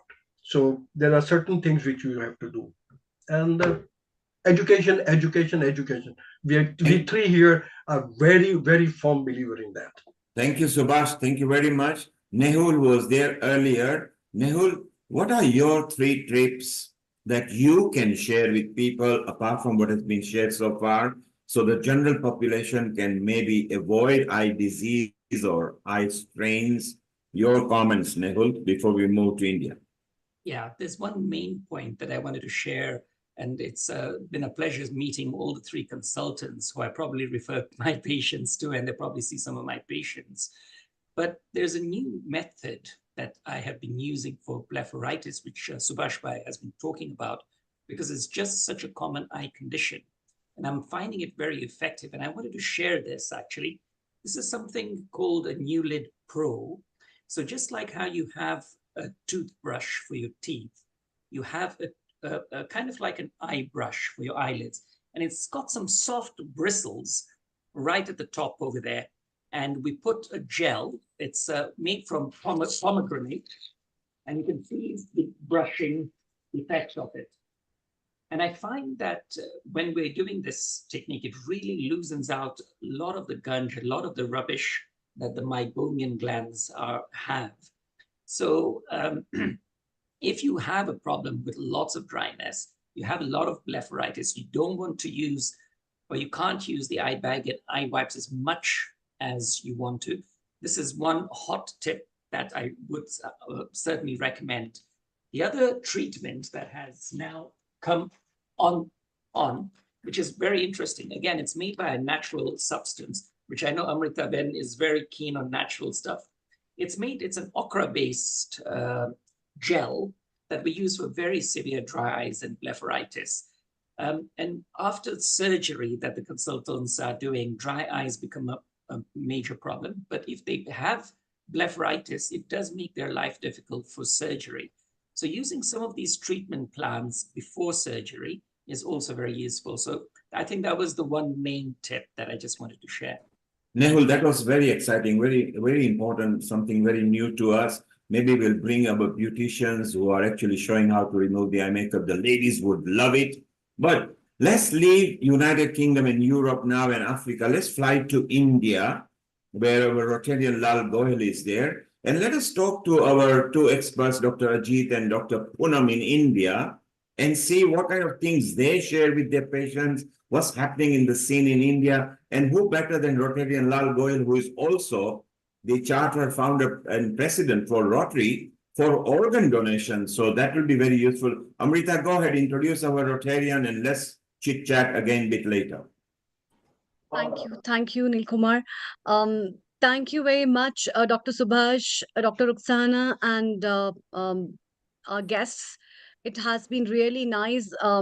Dr. Hari as well. The best part of it is really wonderful. Let's have Rotarian Lal Goyal. Rotarian Lal Goyal is charter president of Rotary Club of Organ Donation International, and today we are talking about eye care, and we have with us our guests from Rotarian Lal Goyal, Dr. Ajit and Dr. Poonam. Over to you, Dr. Rotarian Lal Goyal. Thank you. Thank you very much, Amrita, and thank you very much, Mr. Neil Kumar, for organizing this program, and lots of excitement for this program. Although today there is a match going on between India and Pakistan, which people consider that the cricket is religion in India, but in spite of that, people are excited to participate and to watch this show because it's a very, very important show. It's basically for the eye care. And eyes are precious because they provide us with the invaluable gift of sight, allowing us to perceive and navigate the world around us. Though our eyes, we experience the beauty of nature, the joy of seeing loved ones, and the ability to read and learn. Sight is a crucial part of how we interact with and understand our environment. The loss of impairment of vision can significantly impact our quality of life, independence, and ability to perform daily tasks. Therefore, preserving and protecting our eyes is essential to maintain this irreplaceable sense. Eye care is essential for maintaining good vision and preventing eye-related diseases. Regular eye exams can help detect problems early, ensuring prompt treatment and better outcomes. Protecting eyes from excessive screen time, wearing sunglasses to shield from harmful UV rays, and using proper lighting while reading can prevent strain and damage. Maintaining a healthy diet rich in vitamins and minerals supports eye health. Avoiding smoking, managing chronic conditions like diabetes, and using protective eyewear in hazardous environments are also important. Proper eye care practices help ensure long-term vision health and overall well-being. And to discuss and to present their cases about the eye care, we have a very elite, knowledgeable, experienced panelist with us from India. And I would like to introduce my first panelist guest, and she is Dr. Poonam Agrawal. Dr. Poonam Agrawal is a senior eye surgeon at Ma Saraswati Hospital, Mathura. She has been associated with the eye department of the hospital since its inception 24 years ago. In these 24 years, the eye department has become one of the best and most trusted eye service care centers in Mathura. Dr. Agrawal has been a brilliant student since the beginning. She was the topper from her school to college. She comes from a very humble background and a very small city, Chandosi, in the district Muradabad in Uttar Pradesh, which is known as a brass city. She qualified for the prestigious medical entrance examination on her first attempt with limited resources available. She got a seat in the best medical college in the state, that is King George Medical College, Lucknow. She also qualified for PG in the first attempt and chose the ophthalmology branch at King George Medical College again. Having completed her postgraduate studies, she started working in a 100-bed Rotary Eye Hospital in Chandosi in 1997, and within a very short period gained name and fame in the city and nearby areas. She always had a dream to serve humanity with her skills and worked in charitable hospitals where she did hundreds of free cataract surgery camps. Today, she has done more than 50,000 cataract surgeries. It is a matter of pride that patients from far off places come to her for eye surgery at Ma Saraswati Hospital, Mathura. Besides being a skillful medical practitioner, Dr. Poonam is a wonderful human being, an adjusting wife, and a caring mother. Welcome, Dr. Poonam Agarwal, on our show. Dr. Poonam Agarwal, as you might have observed, that this particular show organized by Mr. Neil Kumar and his team under the banner of Healing Our Earth is telecast in very many countries all over the world and watched by not only the medical practitioners or the doctors, but the general public at large. And to this, I am very happy to say that when I approached both of my panelists, Dr. Poonam Agarwal and as well as Dr. Ajit, they immediately accepted for the benefit of the public at large. So, Dr. Poonam Agarwal, we would like to know your views on eye care. Dr. Poonam Agarwal, please. Good evening, everyone. Thank you, sir, for your kind words. Thank you for giving me this opportunity to speak on this forum. I usually educate my patient in my OPD, but through this forum, I can address masses. So,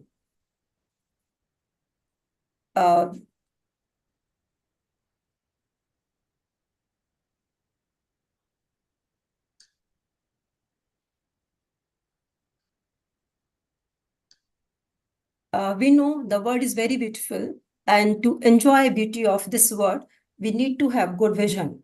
And to have good vision, we need to take care of our eyes. What happens when we go to a doctor for any of our problem?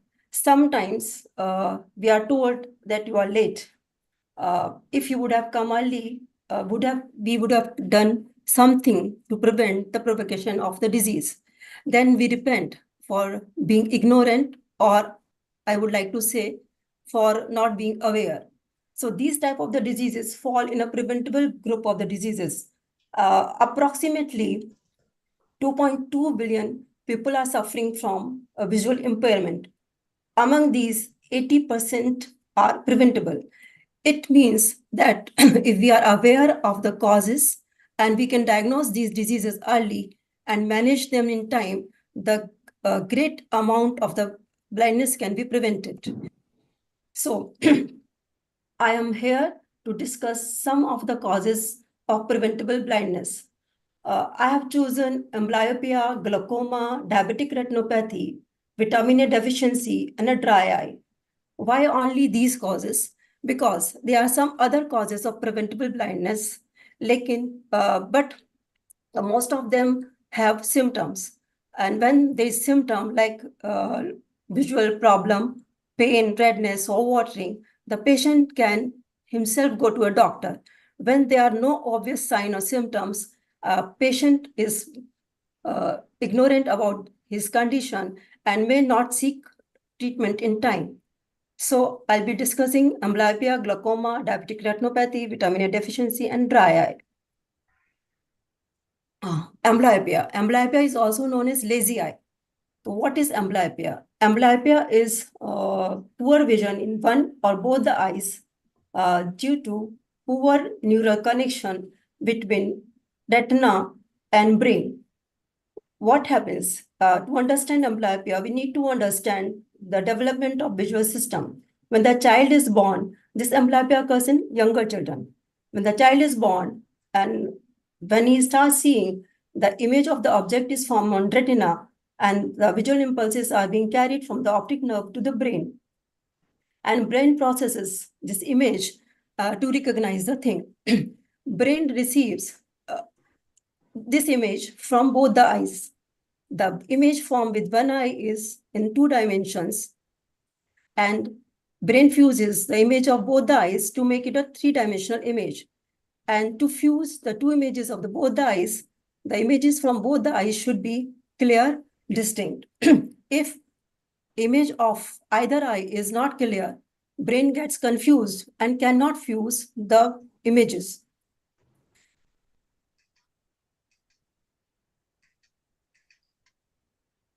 This blood image from one eye, to avoid this confusion, brain suppresses the stimulus from this eye, this poor vision eye, to avoid confusion. And this suppression ultimately becomes permanent if it is not treated in time, till the maturation of the visual system.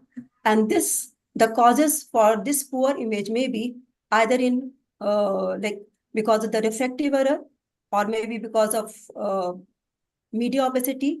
Media opacity may be due to the corneal opacity or because of the cataract, and it may be because of the misalignment between the two eyes. Misalignment, as we know, is a squint.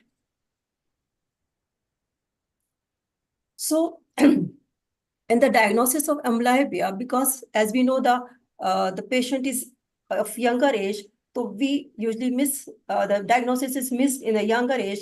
The child is not able to tell their parents that there is poor vision, and they don't know what is normal.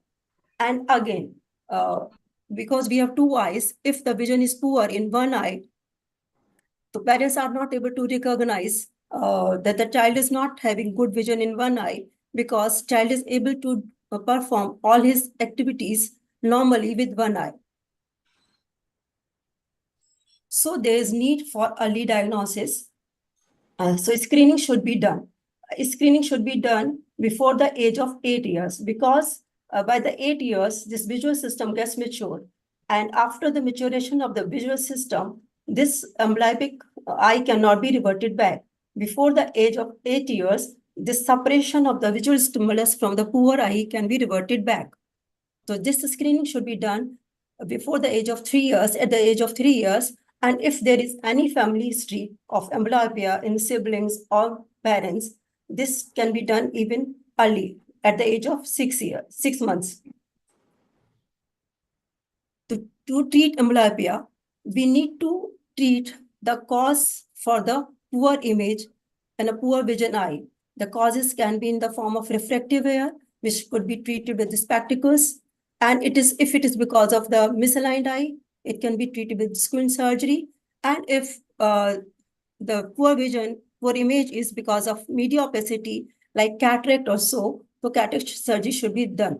The problem here is, because these all conditions occur in children, the parents are usually not agreeing to get the treatment done at early stage. So then it is needed to make them aware that the surgery or the treatment should be done at the early stage only, to prevent amblyopia to settle down. After correcting the cause for the poor vision, when whatever the separation has occurred, we need to stimulate the poor vision eye. For that, we have to suppress the impulse coming from better eye. Like, if we patch better eye, the impulses from the better eye is not reaching to the brain, and the only poor image is going to the brain, then brain is not having any confusion, and he start developing connection again. But this patching is little bit bothersome for the patient and for parents. For it is to be done for a longer period of time. If the amblyopia is diagnosed at a later stage, kids are going to the school and they are not able to put patch for a longer period of time and not able to do their routine activity if vision is very poor in their poor vision eye.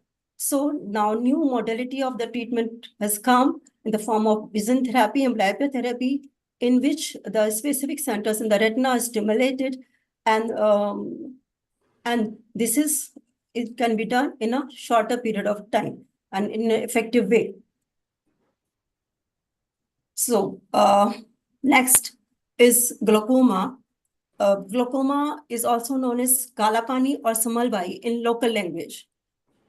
Glaucoma there is a progressive loss of vision, and this progressive loss of vision is due to damage to the optic nerve. When there is increase of the pressure in the eye, inside the eye, it causes pressure on the optic nerve, which is the nerve which is carrying impulses to the brain.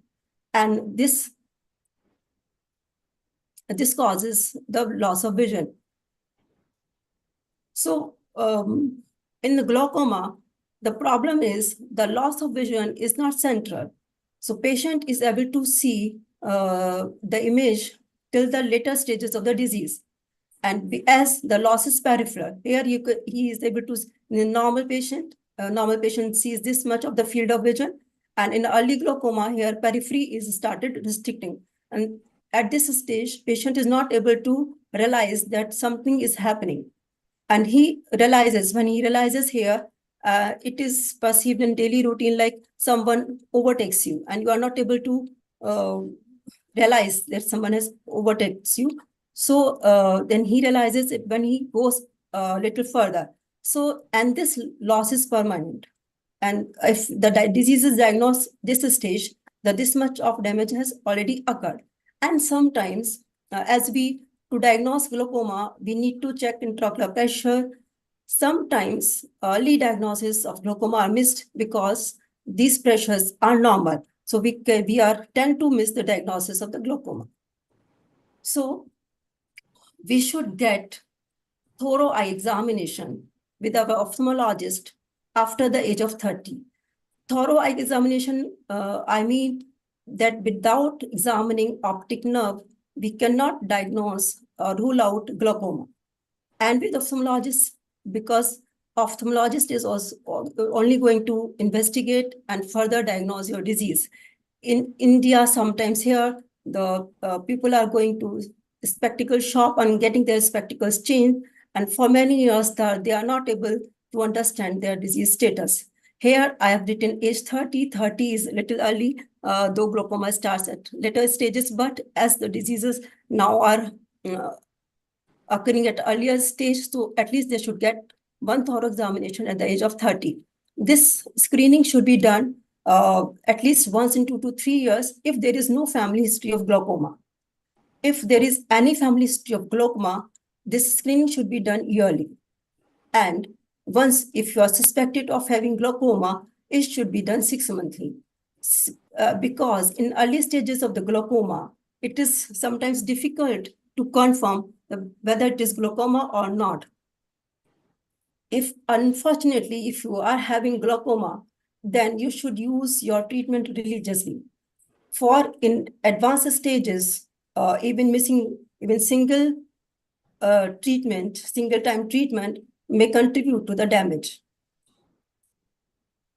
Some general thing the glaucoma patient should avoid. They should avoid any activity which increases intra-abdominal pressure, like holding breath, and few yoga poses in which your head is below your heart, like Shishasana or downward facing dog.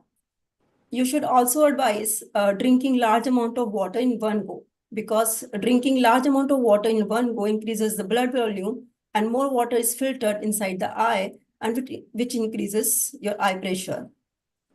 And one should avoid putting steroid drops without supervision of your doctor, because then he will be keeping check of your eye pressure. Fine. I would like to say a few words about diabetic retinopathy. In diabetes, there is a raised blood sugar level, which our body cannot utilize due to abnormality of insulin hormone. This raised blood sugar level damages the inner wall of small vessels in our retina. This damage of the inner wall of the blood vessels causes either leakage of the fluid or blood, which causes swelling of the retina, or these blood vessels get occluded. And when there is occlusion of the blood vessels, there is poor oxygen supply to the retina. And when brain senses this poor oxygen supply, it orders for new blood vessels formation. These new blood vessels formed are very fragile and they bleed easily. So this blood and the swelling on the retina causes poor vision.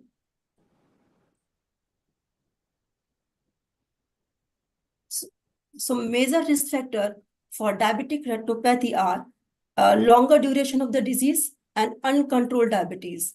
So to control your diabetes, you need to control your blood sugar level either by diet, exercise, or lifestyle changes, or by medication. And as I said, it is due to the longer duration of the disease. So after every 5 years, you need to get your retina examined by an ophthalmologist at least yearly. Or if once you develop retinopathy, follow your doctor's advice. And the treatment may be in the form of intravitreal injections or retinal lasers or surgery in end-stage diseases. Sometimes people are not ready for treatment for their early diabetic retinopathy conditions, and then they develop into they progress to the proliferative diabetic disease in the end stage with the leading into the detachments and vitreous hemorrhage. And there is permanent loss of vision. Yeah, surgery is done, but with poor outcome. I would like to say a few words about dry eye. It is a very common condition nowadays. Dry eye, as we understand, is because of the poor lubrication. It may be either due to decreased tear secretion or increased tear evaporation. Decreased tear secretion is usually because of systemic disease like rheumatoid arthritis, Sjogren's syndrome, and in a female's in a menopausal state due to hormonal imbalance. And increased tear evaporation is mainly due to our lifestyle condition. In dry eye, there is no problem in diagnosing or being patient aware. It is very symptomatic disease. So patient themselves reaches to the doctor. But here I want to talk about some do's and don'ts. Like patient, we need to keep on blinking. By blinking, we spread our tears over the surface of eye, and the new tear is spread off, which prevents the drying of the eye. And one should keep their device below the eye level. By doing so, the opening of your eye is smaller, and so the effect of drying condition is less. We can regulate humidity in your surroundings, either by decreasing the speed of fan or controlling your air conditioning. And you can also put a bowl full of water to maintain the humidity of your room. One need to hydrate himself adequately. For this, he can drink water intermittently and increase fruits and salads in his diet. And we know that our body repairs itself during sleep. We torture our eyes for the day, so one should have proper sleep for the regeneration of tear film. Walnuts, flax seeds, fish are rich in omega-3 fatty acids, which are found in our lipid layer of tear film, and which prevents evaporation of our tear fluid. So we can add this thing in a diet. One should use spectacle correction and protective glasses, which will again help in preventing evaporation of the tear film. Avoid using mobile phone in lying down position for the same reason. And at the end, one need to put lubricating eye drop. Preferably, one should use preservative-free lubricating eye drops. Last, I want to tell about this vitamin A deficiency, which causes dry eye, night blindness, and corneal melting. It is common in newborn children who are not breastfed because after the birth, child gets his vitamin A requirement from mother's milk. If he is not breastfed for any reason, he is not getting his vitamin A, then he suffers from the dryness of the eye. And if it is not treated, it may lead to the corneal melting. And this corneal melting will cause poor vision in a young child and for whole life. And for this reason only, government has started vitamin A prophylaxis program. And I just want to aware parents, if the child is not taking breast milk, they should not give a diluted milk to child. Thank you. That was all. Thank you very much, Dr. Poonam Agarwal, for giving your views and a very good presentation which you have made. If you just stop your PPT presentation, Dr. Poonam Agarwal, can you just stop the sharing? Yeah. So thank you very much. And I'm sure that with your so much descriptive PPT presentation. Definitely, it will be very helpful for the viewers who are watching our show. And before I will go to our next panelist guest, my only one question. Jayden Lal Goel, yes, please ask the question because even I have a question. Go ahead. Yeah. So my Before we take Dr. question, Ajit, yes. my question to Dr. Poonam Agrawal. Dr. Poonam Agrawal, are you there? Please switch on your video. Yeah. My question to you is about the dietary choice, because in India, mainly we are vegetarians, and to whether this diet, what we are taking in the form of pulses or the paneer, etc., is sufficiently good for our eye health, and or we should have add something like whey protein, etc., in our diet to keep our eye healthy. So to keep our eye healthy, the one important thing is we should increase the amount of fruits, colored fruits and vegetables, which are rich in antioxidants, which is more important for our eyes. Okay, thank you. Yes, Amrita. Thank you, Rotarian Lal. Dr. Poonam, it was very nice presentation, in fact, from the Indian perspective and global perspective. And I just wanted to ask you, though I have a lot of questions from all the contributors today, but I wanted to ask you about the last point that you mentioned, that if a person is, the newborn child is with vitamin A deficiency, avoid giving diluted milk. So can you precisely tell our viewers, what do you mean by diluted milk and which milk are you specifically talking about? Over to you. Thank you. In India, when the child is not on breast milk, people in villages, they give 50% diluted cow's milk. So the nutrition value of this milk goes very low. Okay, precisely. You're talking about this. And cow's milk is good as a substitute to give instead of the breast milk of the mother? No, they are not giving as a substitute. They should be given formula milk when there's all the nutrients are there, but because of the poor awareness, and because of the culture and the trends, they are giving this cow's milk and or the buffalo's milk. Okay, thank you so much. Before we take our guest, Dr. Ajit, I also have one very important question from the Indian perspective, because in India, we have got a lot of pollution. And we have been talking about that you should not wash eyes with the water. And definitely we have chlorinated water, which is also not good for the eyes. And it is an in-depth culture of India to wash the eyes because it's a part of Indian culture. People do that. So what do you all suggest? So my question is open to all the panelists. What do you suggest is the best option? So if you're coming from the market or outside and your eyes are burning red, instead of washing the eyes, what should be done? So, yes, Dr. Poonam, over to you. So we do suggest washing the eyes, but as Dr. Subhash said, closing eyes. By keeping your eyes closed, lids closed, you need to wash your skin, not the tear film of the eye. He rightly said, because the lubricating tear film will wash away. The lipid layer will wash away, and the patient with the dry eye will feel more discomfort after washing the eye with water. Thank you. Yes, Dr. Subhash, over to you. Thank you. Last time I was in India, and that was just beginning of the summertime, and I saw lots of people using Bisleri bottles washing their eyes, and it was quite amusing to see that. And well, it is a cultural thing, as Hari also said it, that Indian culture is just splashing the eyes in, always they do it. And the only thing I could recommend is always close your eyes, please. Don't wash away your tear film. I know there is dust and all that. But then again, protecting the eyes and asking them to have the right type of spectacles. Now, during this discussion, few things has been actually bugging me so much, and I have to please mention it.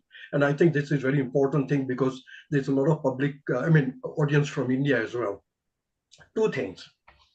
One thing is buying spectacles just like that. Even in UK, we have got a problem. People just walk into any supermarket and just buy the specs for reading, which is not right. My colleague always has been insisting, Jayashri, who's a dispensing optician, that even for reading glasses, you must get your eyes examined properly from an optician and get the correct reading. That's one thing.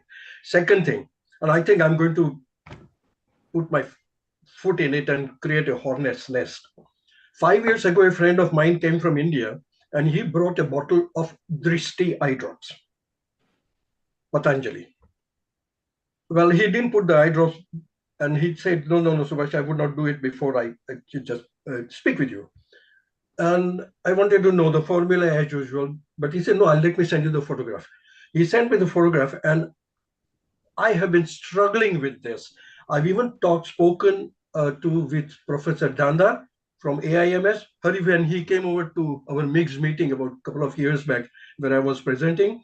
And you know what is the formulation? Have you ever seen the formulation? I think as ophthalmologists, you better see and take a really, really good objection to it. It costs 23 rupees. It has got the composition. Juice of onion, juice of ginger, lemon, benzalkonium chloride, and honey. And this product is promoted for all eye condition. We were at Nizran Mandi recently, Hari, myself, and Roxanne. And I asked this question, how many had heard of it? 40% hands went up, and these are people from the UK. And I had to tell them why they should not be using it. So please see to it that whenever you come across any patient, and do this patient education for everyone which you come across, don't use that product. It harms the eyes, it destroys the sclera, and it creates a huge amount of problems. I mean, sorry, I get very passionate about this. Yes, Dr. Ajit. Thank you, Dr. Subhash. Yes. I have a word for this. What you asked about the pollution and the care of after pollution. See, in Indian perspective, what I can tell is actually people are coming after a long ride in bikes without goggles or something. They can have irritation. They will. You are asking about how to care of that irritation or red eye. See, as in OPD, we have seen many cases when some foreign bodies lodged inside the eye, but patient will not feel it that. And maybe people will use the outdated drops with them, and maybe continue for one or for a few days and come to OPD with corneal also. This scenario I have to mention because we have seen many cases, foreign body lodged in the eye, it's been there for a while, and they come with corneal infection. So if my suggestion is people are having this problem for more than as expected, like 2-3 days, you have to consult an ophthalmologist to remove to roll out some foreign bodies. And another word is actually using eye drops. See, once our eye drops are with us, actually in Indian perspective, people are using it for a long time. In whatever eye problem, actually they are using the same eye drop. We don't know it's a steroid. We don't know it's a lubricant, and this also actually we have to discourage. That's my word. Okay, thank you very much. Dr. Ajit. Yes, we'll be Amrita, talking further. Yes, please proceed, Dr. Rotarian Lalgoel. Yes. That's only one thing, patient education. Believe you me, patient education. Anybody walks into your office, educate, hammer the, whatever you say, hammer the idea. Yeah. Yes. Okay, thank you, Mr. Subhash. Then now I would like to introduce my second panelist today, and he's Dr. Ajit Varghese. Dr. Ajit is the consultant ophthalmologist at NS Hospital, Kollam, Kerala. He is a highly accomplished and competent eye specialist with extensive experience in ophthalmology. He is skilled in diagnosing and treating various eye conditions, performing advanced surgical procedures, and staying updated with the latest advancement in the field. He has having proven track record of delivering exceptional patient care and effectively managing emergency cases. He is fluent in multiple languages, facilitating clear communication and rapport building with patients. He is adept at teaching and mentoring, actively engaging in educational initiatives. Welcome, Dr. Ajit Varghese, on our show. Dr. Ajit Varghese, already you have been interacting with the panelists today, and you have heard what Dr. Poonam Agarwal has mentioned about the prevention of blindness. We would like to know from your views on eye care. Dr. Ajit Varghese, please. Thank you, sir, for the invitation, for allowing me to present my ophthalmologic experience. Let me share my page first. So this is my page for today. Can you hear, please? Yes, please go ahead. Yes. So actually, I will start from Rotarian Goelji. See, Yeah, What's the can you please importance make of? it full screen, Dr. Yeah. Ajit, if you can make it full screen, presentation mode. Thank you.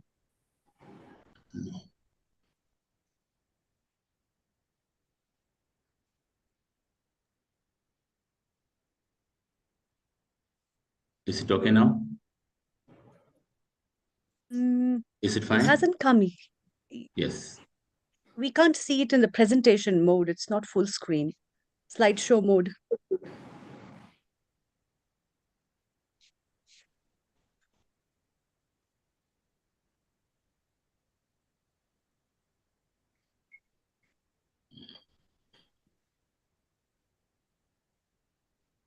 If you can reshare again, that will be better, as I think. And then slideshow mode, please.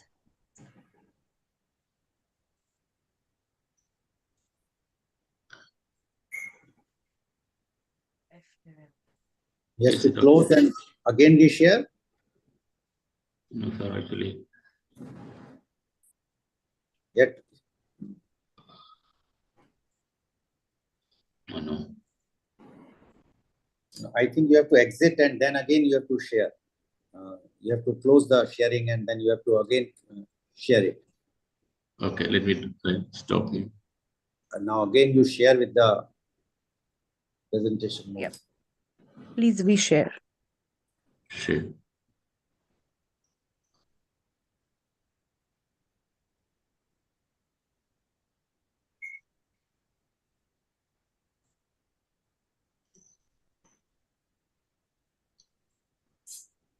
We can't see. I think your presentation, yes, it's on the top. Top.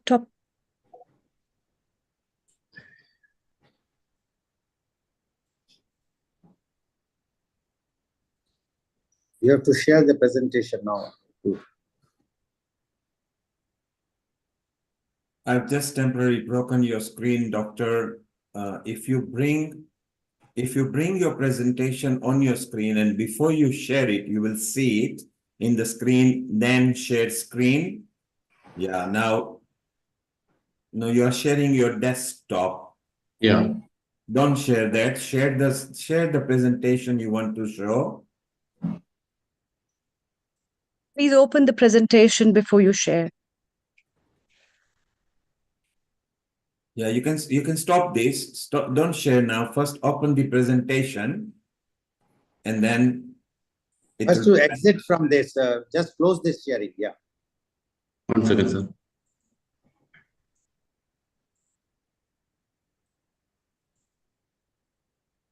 Okay, now what you do, bring the presentation on your screen first before you share screen.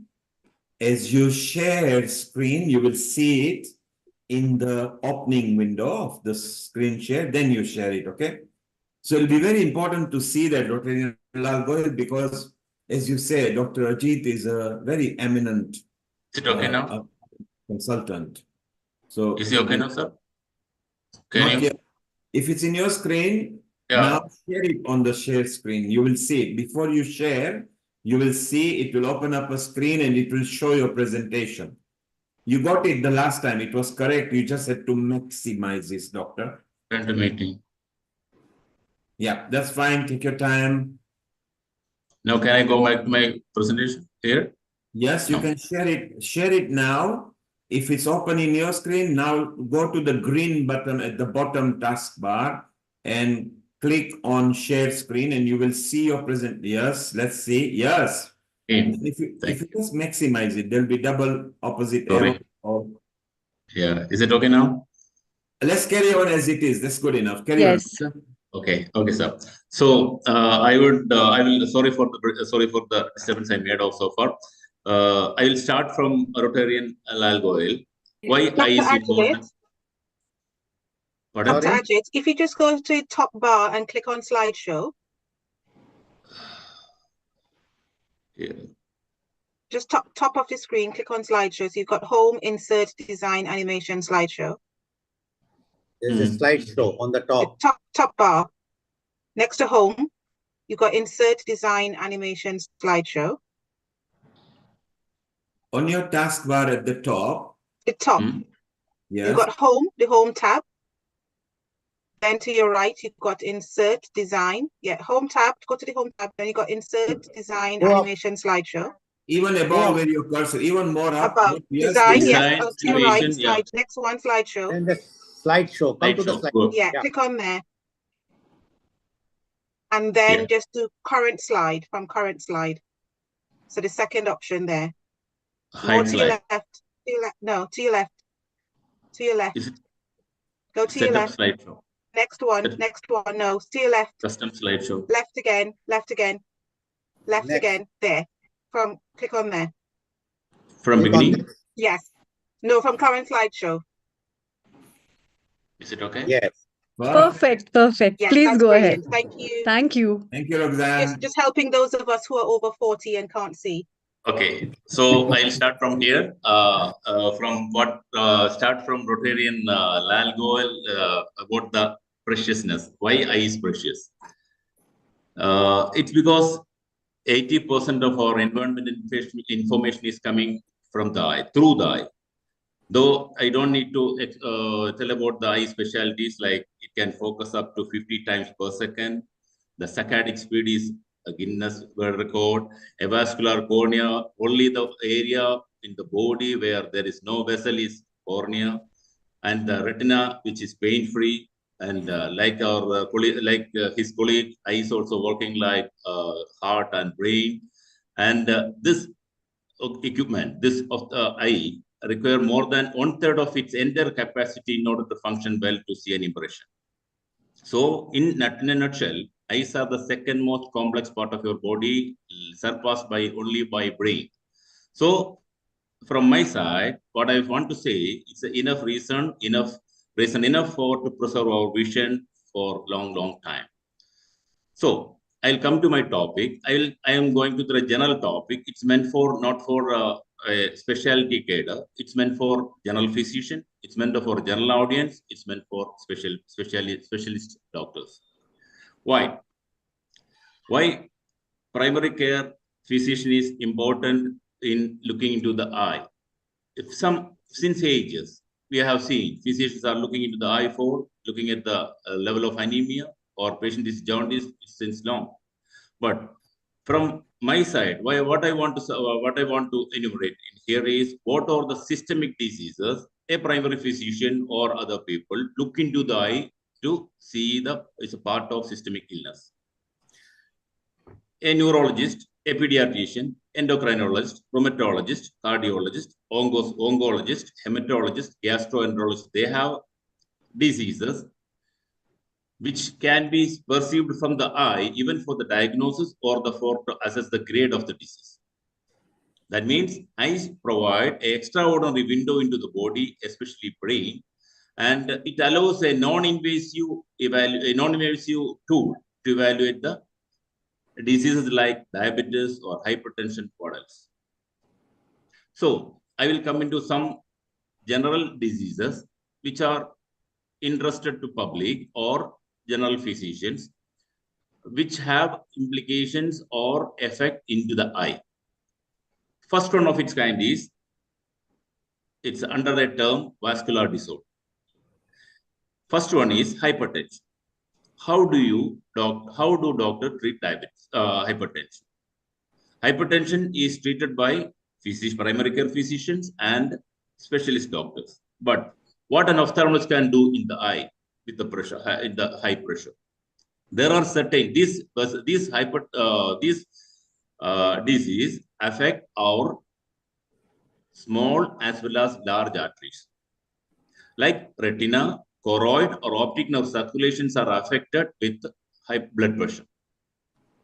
So what I meant to say is, actually you can diagnose this or you can grade hypertensive disease by looking into the eye. What are the changes in the eye? The changes are maybe a hemorrhage, maybe some cotton wool white patches, or thickening of the arteriole where you can see as copper wiring or silver wiring or hard exudate. And at the extremes of hypertension, when it affects the you call the malignant hypertension, you will see the disc edema. What I want to tell is actually this area is the disc, and where it is in the malignant hypertension stage, this disc will be swollen. So many physicians or intensivists refer this patient to ophthalmologist to find out which grade of hypertension. So we are the one to assess the fundus normally and tell this is a case of malignant hypertension. What's the importance of malignant hypertension? See, it's a serious disease which can affect your target organs like kidney or eyes or heart. So we have to have a check on this by expecting a shutdown from the target organs. Another thing is diabetic retinopathy. Again, this is from ophthalmic point of view, very important to check the eye or retina for the assessment, for the diagnosis, for the grading of retinopathy. Dr. already Poonam told about the diabetic retinopathy, which is a preventable type of blindness. But what happens is actually patient will not come to the doctor for I am having retinopathy. But we are planned. We have special protocol like for a non-insulin dependent diabetes, we have to check the retina for the retinopathy at the time of diagnosis, because we don't know at what stage, what time he came, his diabetes is diagnosed, or till how long he has been diabetic. But some aggressive diseases like insulin dependent diabetes, we can take by time. Maybe within 3 to 5 years, we need to check the retina. Again, diabetologists refer the patient to the ophthalmologist for checking for these lesions. See, there are some microaneurysms in the retina that can see as like aneurysms, or again, cotton ball spots, or new blood vessels, or hemorrhages, or heart injury. These are the findings we see in the retina, and this is actually according to the grade of the disease, it will be different. So, it is very important to screen the retina in diabetic patients to prevent the future blindness. Then, another situation where ophthalmology is important in the part of a treatment for systemic disease is stroke. See, brain stroke actually depends upon the brain, which area of the part of the brain is having stroke or clotting or hemorrhage, whatever. They will have implications in the eye. Again, this neurologist will refer many cases to doctor ophthalmologist eye to check maybe they can easily, by clinical examination, we can locate the lesion of the foci of a lesion in the stroke. I would not like to go into the deep into the situation where actually which area is affected, but these are general findings you see in eye. Maybe pupil will be dilated, there will be double vision, there will be ptosis, there will be nystagmus, there will be cranial palsies, there will be a visual field defect, all because of the problem in the blockage of circulation in the brain. But it can have implications in the eye. Another case is eye stroke. When the blood vessel to the retina, or called retinal artery, or central or a branch retinal artery is blocked, it's called an eye stroke. It will present like a total loss of vision if it is central retinal artery occlusion. We cannot prevent it, but this is actually impending, or these are the signs you are getting into stroke disease. Then another term we have seen in primary practice is amaurosis fugax. It's just nothing but temporary loss of vision. But why it is not that serious for people? Because it will come back. Normal vision will come back by 2-3 minutes. It's a temporary phenomenon, maybe because of a spasm, maybe because of a dislodging emboli in the circulation. So this is important, because maybe it's amaurosis fugax is associated with any neurological signs. It's actually a case of impending stroke. Then migraine, as you know, everybody know the clinical history of migraine. People come with the half headache. They have some visual aura. They have vomiting, and at the peak of headache, they will vomit, and after vomit, they will have a symptom-free period. But there are cases like ocular migraine or retinal migraine. There are specific symptoms present with the eye, like scintillation, transient obscuration of vision, or loss of field in homonymous field. What you call is actually homonymous hemianopia. That's a part of migraine, of retinal migraine. But what happens is, this retinal migraine, if it is associated with neurological symptoms like some paralysis or some part of body, it's a predictor of stroke. And I'll go into another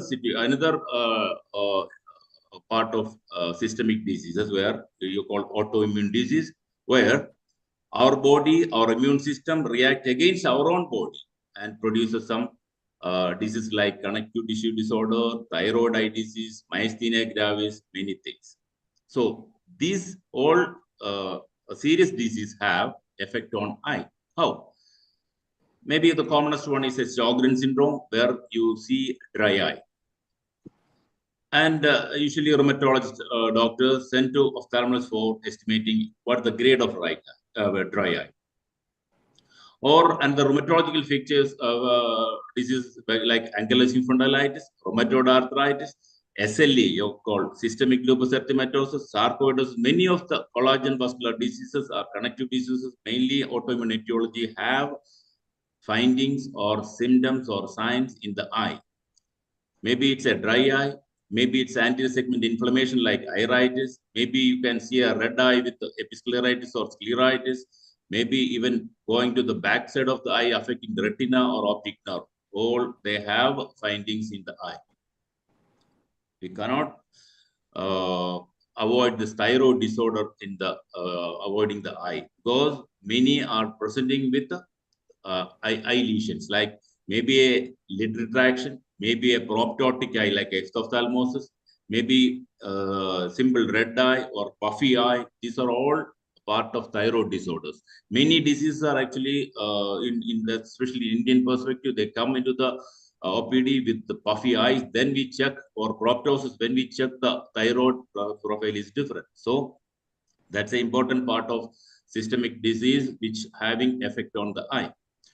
There are more than 20 findings in the eye. When you come across thyroid disorder, there are more than 20 signs. I don't want to discuss all these signs because these are, again, this affect the eye.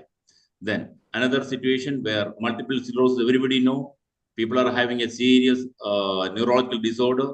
They have central fatigue, cognitive impairment, visual problem, musculoskeletal problem. But what I want to say, there are some people come with the optic neuritis, like sudden or insidious onset of loss of vision in one eye. Maybe they have some pain, their eye movement become painful, and they go to the ophthalmic doctor. They see that it's optic neuritis. Many of the optic neuritis patients, in 5 years, they have progress into multiple sclerosis. Again, this optic neuritis is a predictor of multiple sclerosis. This is the one important aspect of ophthalmic findings. Then intracranial hypertension is another aspect of systemic disease, where when the pressure in the brain increases, it can present like a optic nerve head swelling. It's called papilledema.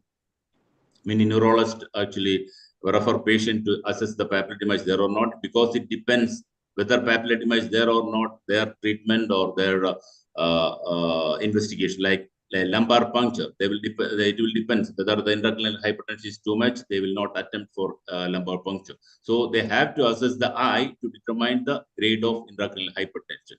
There are certain like brain tumor. Many the disease which swells the brain causes intracranial hypertension, but there are idiopathic cases. Again, that physician will not have any idea what is the role of, what is the cause of this brain hypertension. So again, they will refer this patient to ophthalmologist, whether to find out there's a simple papilledema without any neurological signs. Again, there has a ophthalmologic role.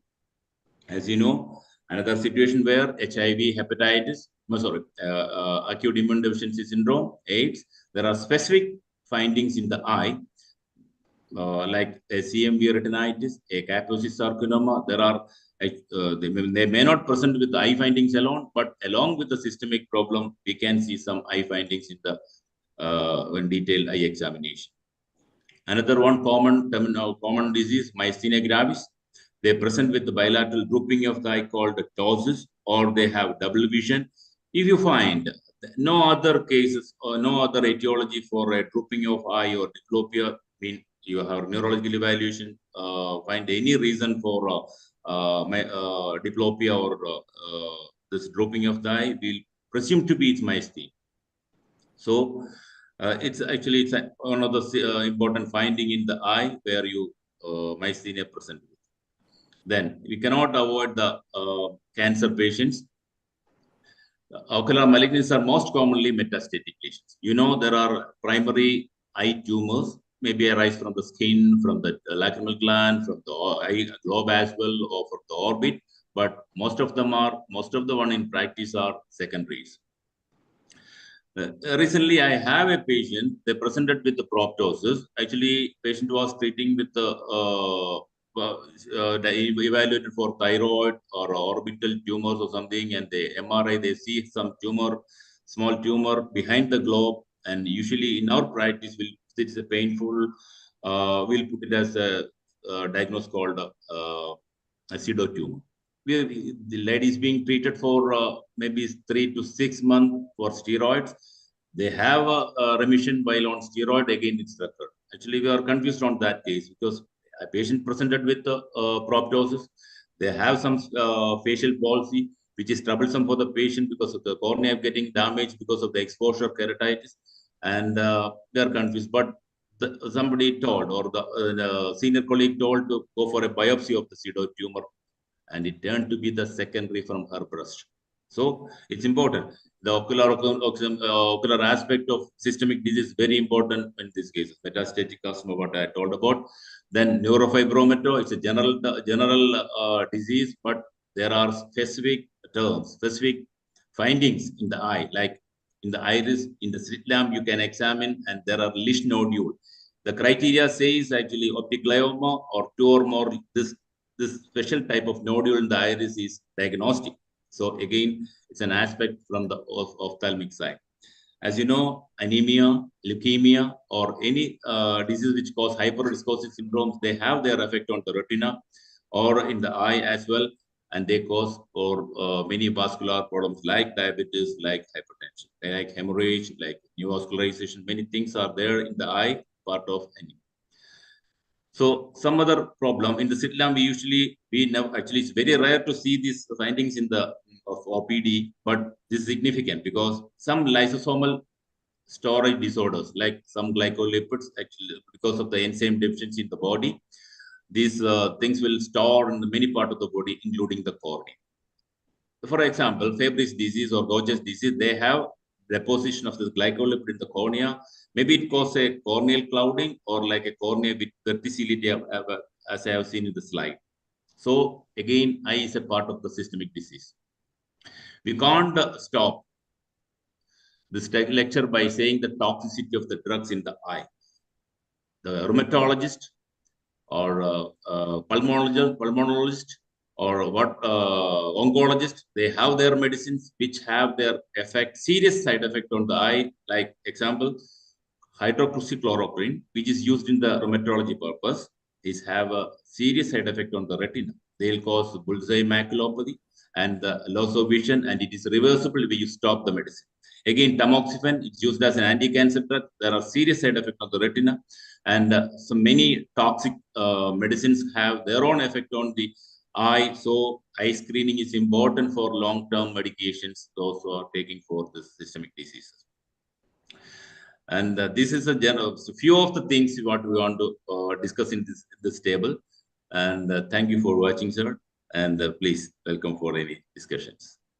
Thank you very much, Dr. Ajit, for giving your very descriptive, I must say, the PowerPoint presentation. Amrita, would you like to ask some questions to Dr. Ajit? Yeah, thank you so much, Dr. Ajit. This was a magnificent presentation in a way that so many people don't know about these things, how the body is related with the eyes, because people mostly think about a lot of magnificent things of decorating the eyes, looking into the eyes, peeping into the heart through the eyes, and a lot of other things. But its relevance in relation to your physical body and its connection in every aspect is very important. And I think in today's time, it's also very important to educate people at this level to make people understand. Okay, one more quick question from my side related with today's time of India with the heat wave and plus 50-degree temperature, and how to care for the eyes. So I think all those viewers who are from India and are living in extreme climatic conditions as well. So not talking just about extreme heat, but even in cold countries where it's too cold, eyes are very sensitive to temperature as well. So what are the tips? So this question is also open to all the panelists to tell about the best tips for protection of the eyes and care for the eyes during the extreme climatic conditions of plus 50 and minus 10, minus 20. So over to you. Over to you, Dr. Ajit. We take your comments first and then we move over. Thank you. Thank you. Thank you, ma'am. From my side, actually, for the climatic infection, there is no special treatment for the eye. Stay away from the humid and sunny side.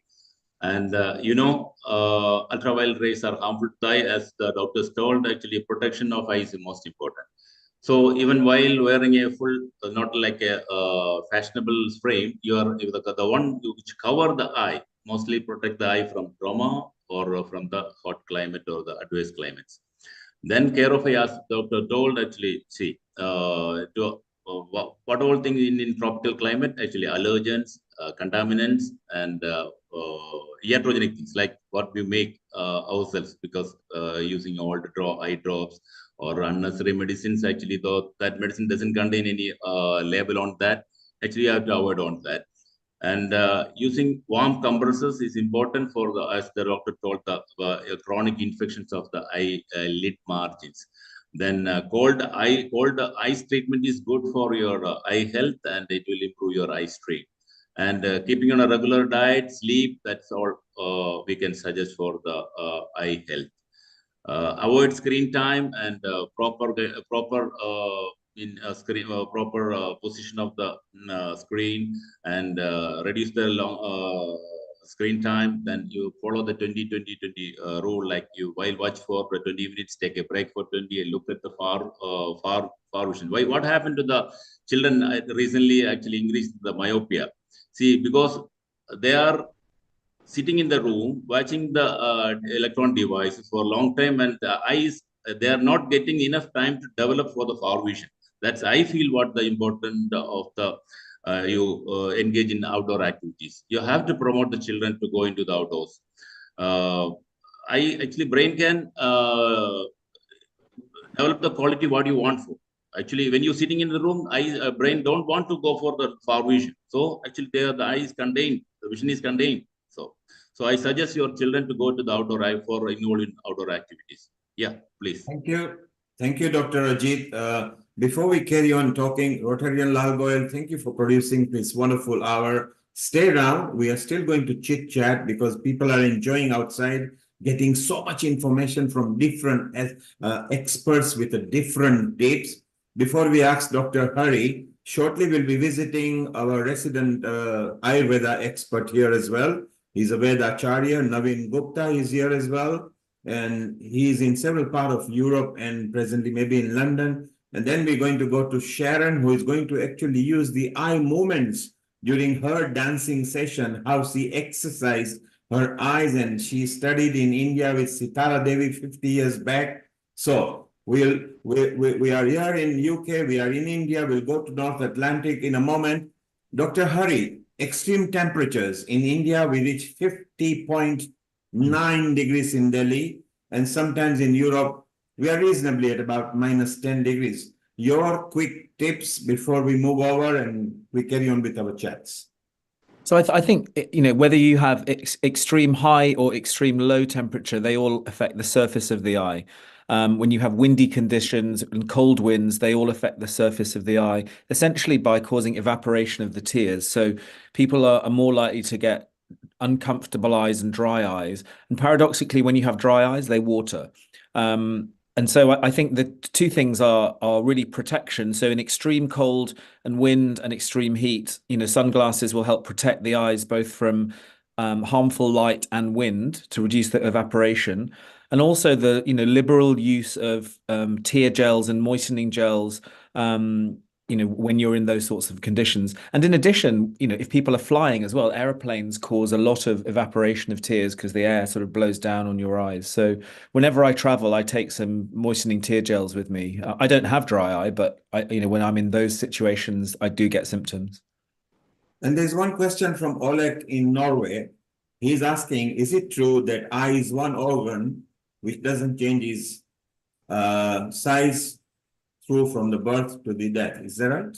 No, not really. The eye continues to grow from birth until the age of about 18, 19. It usually stabilizes by that age. In some situations, in some conditions, it may go on lengthening in a condition called keratoconus, but normally once the eye has reached adult age by very late teens, it shouldn't change significantly. There you are, Oleg, in Norway. We hope you enjoyed yourself. We are going to go back and Dr. Poonam, if you're still around, we'll keep on chit-chatting. Dr. Ajit, well done. Rotarian Lal Goyal, thank you very much. Every hour you produce from 9 o'clock Indian time to 10 o'clock Indian time on every episode. We are very proud of you. And your final comment, how do you keep your eyes tip-top? Mr. Neil Kumar, I am wearing the glasses for almost 65 years now. I was among the first student in the entire school to wear the glasses when I was only 5 years old at that time. And now I'm 70. And my screen time at present is about 17 to 18 hours a day. But still, I'm coping up. I had one eye cataract operated, but the other eye is still with the contact lens. I am managing very fine. So whenever doctors or anybody talks about the less screen time, I always feel it. And my sleep hours are about 3 to 4 hours in 24 hours. So I am doing all the things which are not recommended by any of the doctor, but still my eyes are there. So you are using 17 to 18 hours. So effectively, in about 7 to 8 more hours, or even 6 more hours, you'll break the world record, 24/7, 365. Is that right? No, it's not the world record, but yes, because my sleep is very less. And that's why the rest time I am using the screen time for producing these programs, as well as for doing the work for the organ donation, which I am doing, as you can see, the Rotary Club of Organ Donation International. So I have to do the things. I have to speak sometimes online, and our meetings are also online. So that's why it's almost 70 to 80 hours a day. Thank you, Rotarian Lal Goyal. My advice to you is, if you can bring it down to 12 to 10 hours, you will see marked improvement in your eyesight. Then Mr. Neil Kumar, you will be missing me on your Sunday programs. Well, you can't escape healing our health. Apart from that, you are allowed to have a bit of less hours that you can do on that. Well, it's beautiful. Stay around. We still want to chit chat with everybody. Let's go and have a different perspective of eye and healthcare. So Amrita, if you could bring in Dr. Naveen Gupta, and then we'll chit chat and go to Sharon as well. Over to you, Dr. Amrita. Thank you, Neil Kumar. Thank you very much, Rotarian Lal Goyal ji. I'll be taking up other questions from all the panelists. Please stay around. Let's welcome Dr. Naveen Gupta. Dr. Naveen Gupta basically is an Ayurvedic practitioner, and he is an Ayurveda expert who has his centers in different parts of Europe, and he has been practicing from quite a lot of years. And let's hear from him another perspective of understanding, because in Ayurveda, there had been a lot of talk, which in fact, I want to put a question further about the practices of Akshitarpan and using clarified butter, which is called as ghee, which is very famous. And we'll be talking about that. But let's welcome you. Over to you, Dr. Naveen Gupta, for your talk. Thank you so much. Global Namaste to all of you at Healing Our Earth. So all the viewers and all the listeners. So this is Naveen Gupta. Right now I'm in Belgium. It's my home country. After my first home country, India, Belgium is my second home country. Apart from few other countries where I live and practice and teach Ayurveda medicine to the Westerners for the last 3 decades. So I've been practicing in India for 1 decade, and then I moved to Europe. For 3 decades, I'm practicing here. So my topic today is about eye strain, but I think Rotarian Mr. Goel and my previous speaker, Dr. Ajit, they've spoken a lot about it. And I think if I use my papers, it can go very long. But if I take the point from where they were talking about, Amrita, especially you were talking about the climatic conditions, and then another respected doctor ophthalmologist, he entered and he was speaking about till what age the eyes are growing. If you go to the Ayurvedic concept of the eye, let us go into the 3 bioenergy principles through which the whole human physiology works, and also the eye. And that is Vata, Pitta, Kapha. And these 3 bioenergies are directly responsible from the energy of the 5 elements. So basically, because of the vision, it's one of the principal sense organ. So, and this is called a specific dosha, which is called Alochaka Pitta. And here I will say that Alochaka Pitta keep on moving from from your childhood, even when the eyes are not fixed for an infant. So until the last part of the age, the eyes are keeping on. I think I might have some problem. Anyway, somebody's helping me. So then Alochaka Pitta keep on moving from one level to the other level, and it's a special Pitta which is responsible for the vision, and you can say it's also responsible for the myopia, hypermetropia, or whatever condition you are talking about. Let me come to my topic, which is about the eye strain. So I'll be talking about the beautiful wisdom about Marma Bindu, the vital points which can help, which we stimulate, and which can help to combat the eye strain. And also at the same time, it can work upon different climatic conditions, be it extreme hot, like in India now 15 or 50.9 or something like that. And then in Arabic countries, more than that, 53, 54, we heard about it. And then for me, I've also experienced and lived in Swiss Alps. For a long time, I lived there on chalet. And I've experienced -20, -27. It was so simple for me. Even the last 2 months ago, we were having -15. So for me, I'm well accommodated to all the temperature conditions, and I will tell this, my own experiences also living in those extreme conditions. Although I've not been in India for the last 3 years for some one or the other reason, but I can say because I was living in India, and maximum at that time, I might have experienced 46 degrees, but this is extreme. So I will tell everything about the Marma. So let me first come to my topic, which is digital eye strain, which for the last 5 years has completely changed the whole scenario of eye health. And I'm not that expert ophthalmologist as my previous speakers were. I'm not that. But in Ayurveda, we have a Shalakya Tantra. It's one of we have 8 parts of Ayurveda, and one part of Ayurveda is dedicated to Shalakya Tantra. And by the way, I passed out this Shalakya Tantra in 1981 and 1982 by 2 exams in Delhi University with gold medal. In fact, more than 80%. So it is also close to my heart, this topic. In Shalakya Tantra, we cover eye and ear, nose, and throat. So and this is, I will keep this wisdom, keep on going on with my topic.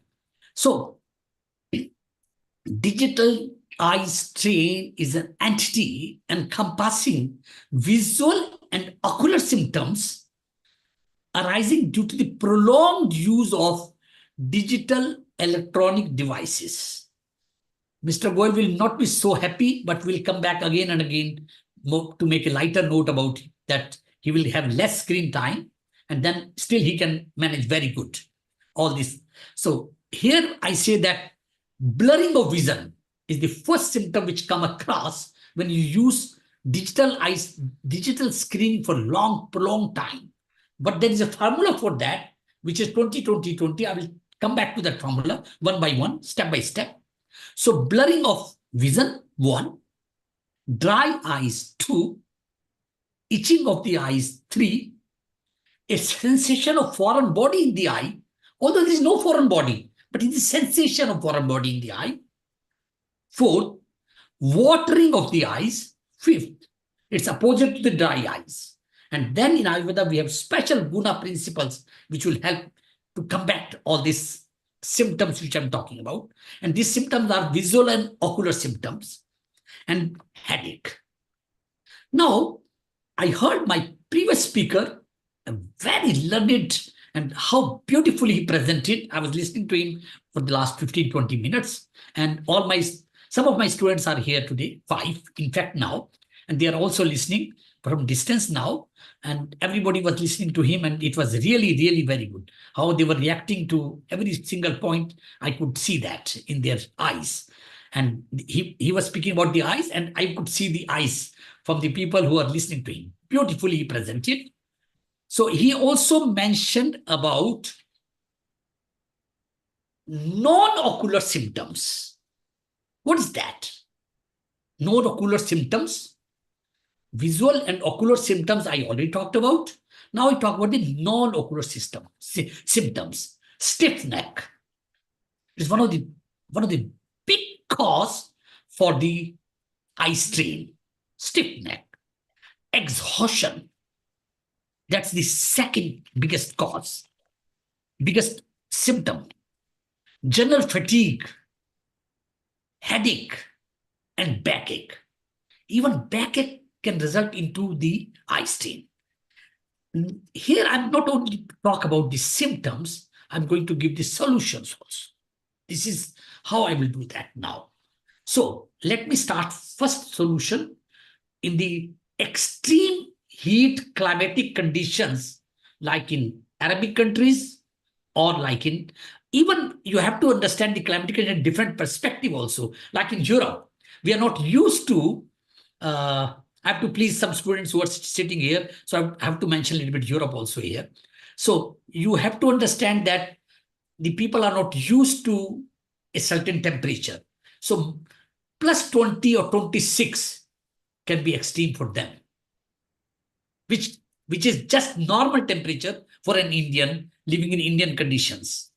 So I have to deal with all these clients who are coming to me, even with plus 26 degree temperature conditions. In August, we are going to experience that.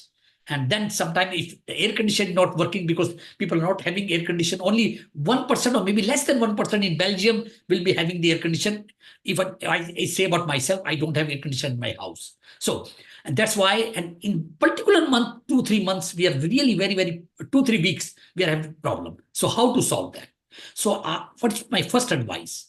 Walk on green grass barefoot. And if you walk 100 steps forward, try one time to walk 50 steps backwards. And within this 150 steps, you are walking barefoot on the green grass. If your green grass is having a lot of chemical fertilizers, then I'm sorry about it.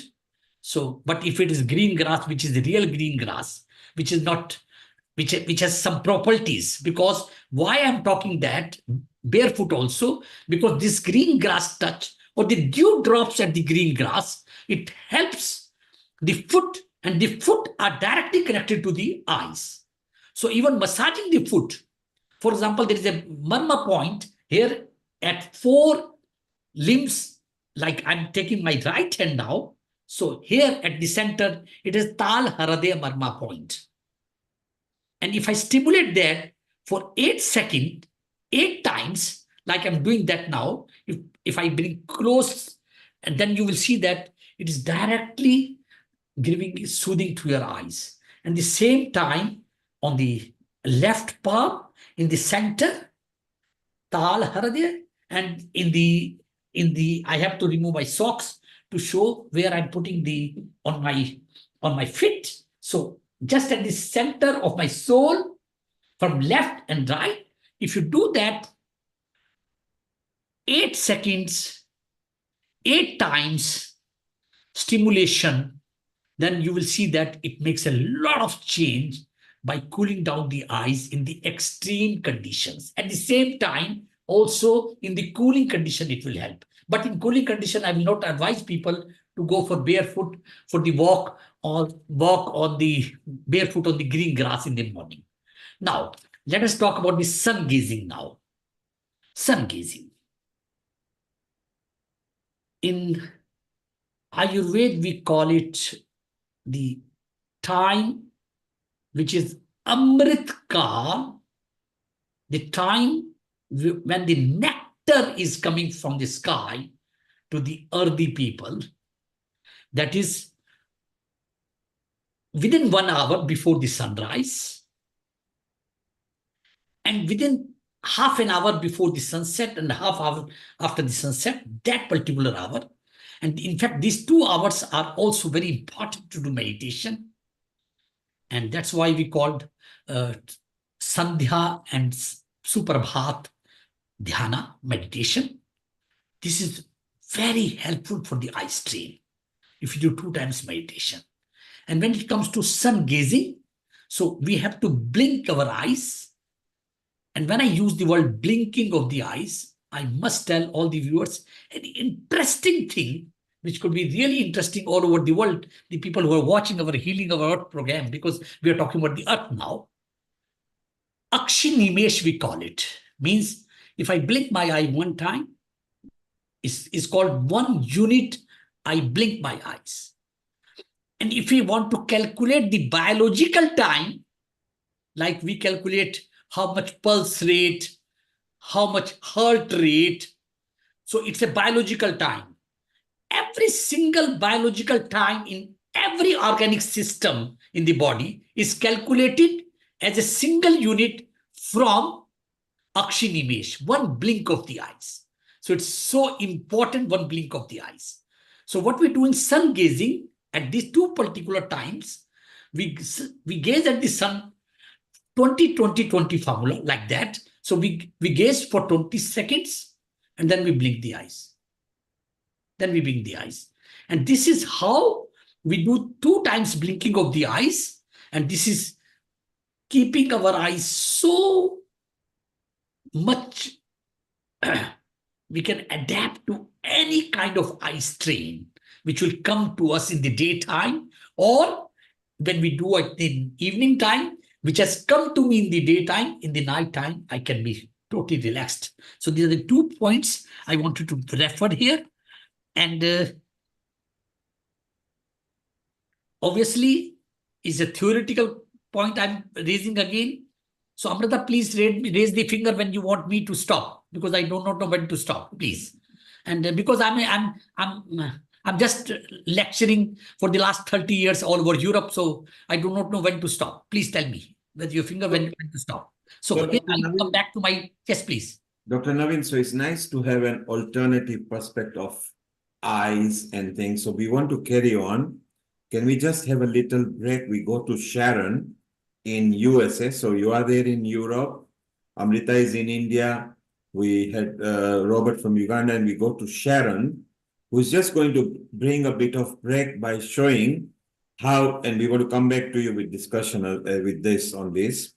And Sharon wants to show a bit of eye movements, how she helps her eyes and relax because of dancing. And then we come back to you. Is that okay? Yeah, that's very much okay. And I would also love to look at the dance, and maybe Yes. my eyes according to her eyes moving. Thank you. Global Namaste, Sharon, all the way in the North Atlantic there. And welcome. And you have got some sort of eye movements that you used to use. So if you look at the Indian classical dances, eye exercise were actually the way to bring into the dancing, and they were so useful. So tell us more about it. Well, living with Sitara Devi, so I got a really strong transmission of Abhinaya and studied the Natya Shastra and the Abhinaya Darpana, mirror of gesture. And I was working on a whole video, this was in '98, about how to experience and embody the different emotional qualities of the divine feminine, of the goddesses. And so I had a whole series of exercises where you would feel the Shakti coming up through your central channel and then out through your eyes. And then depending on whether it was a goddess of love and compassion, which is very soft and graceful, or like the goddess of sensuality or strength and power, I created exercises that would warm up the eyes for expressing those qualities and emotional qualities in your dance and in your life. And I am now 75. I've been doing these exercises a long time. I do not wear glasses. And they feel really good. And so I'm going to share them with you today. So that's purely amazing. At 75, no eye problem that are detectable so far. You don't wear glasses, so that's beautiful. So tell us what routine you observed and through your dance, how you can do them with me. This is a video that I made, and you can do them with me. They're fun. Okay. Let's watch the video and we see, and Amrita is ready to go as well. So Amrita, you've got several years to go before you get Sharon's age. Exactly. Exactly. And here we have the coming up.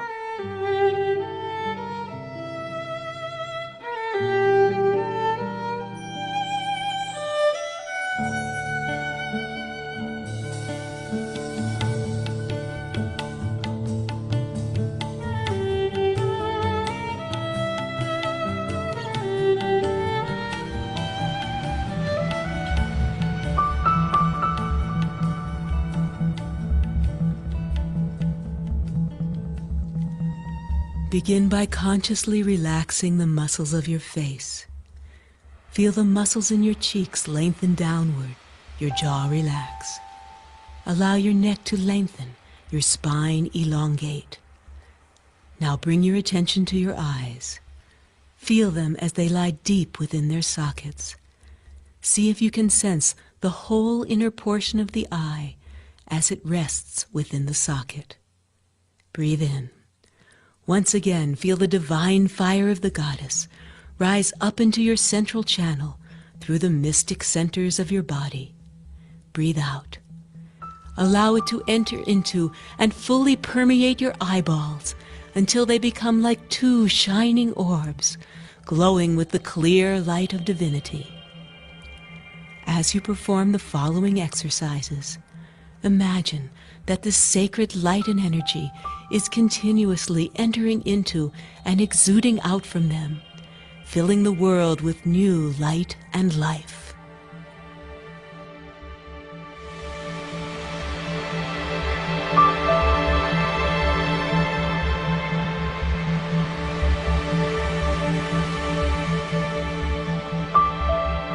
Breathe in, keeping your head level. Feel the sacred fire swell up within you as you lift your eyes toward the sky.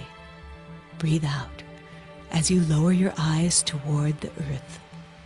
With each breath, picture that you are the powerful goddess herself, sending streams of clear, purifying energy out into the world.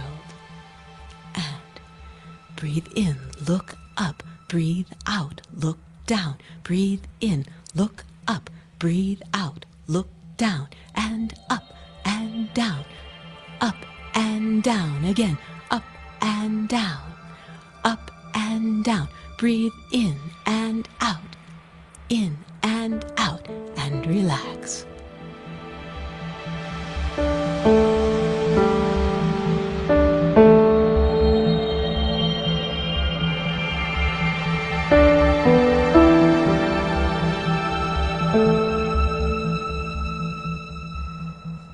Now, remembering to hold your head still and letting only your eyes do the work.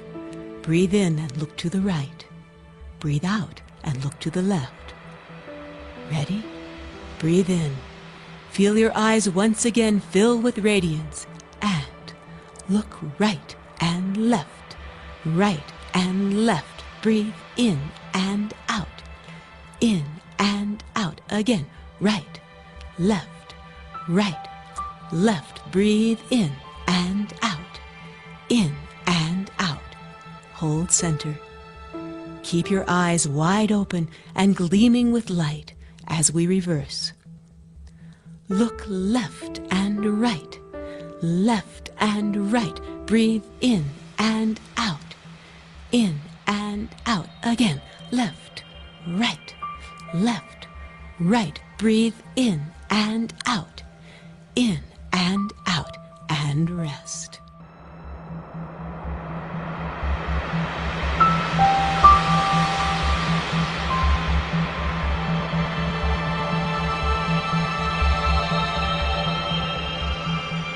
Eye circles.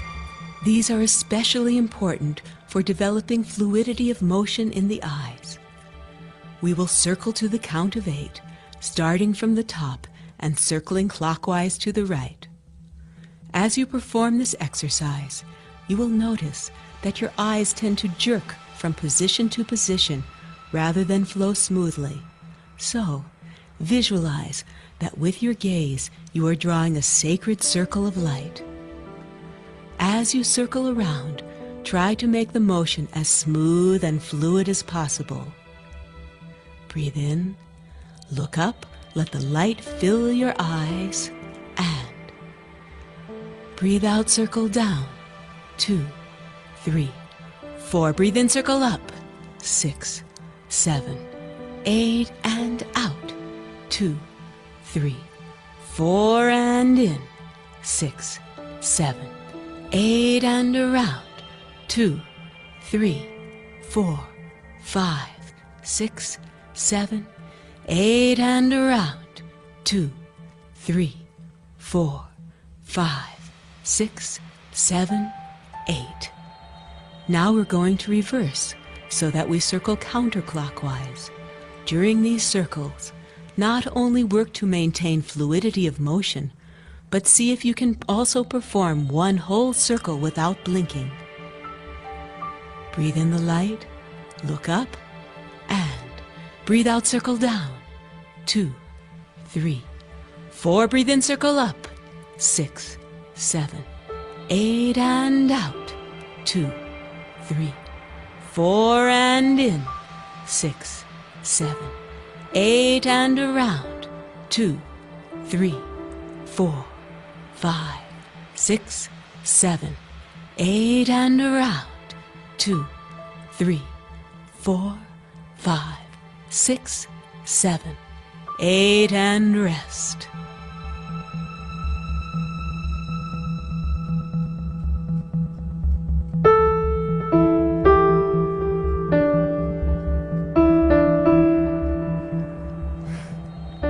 Open and close. A final exercise that will especially prepare you for performing the expressions of the goddesses of strength and power. Recall that inner fire blazing up through your body.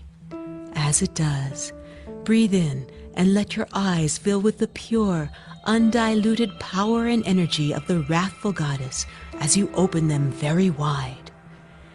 Then breathe out as you close your eyes and focus on that bright inner flame and allow your whole face to relax. As you perform this exercise, really visualize the flames of radiant energy rising up into and blazing forth from the very center of your eyes. Ready? Close your eyes, look inward, and open and close. Open and close. Breathe in and out. In and out. Again, open and close. Open and close. Breathe in and out. In and out. And relax.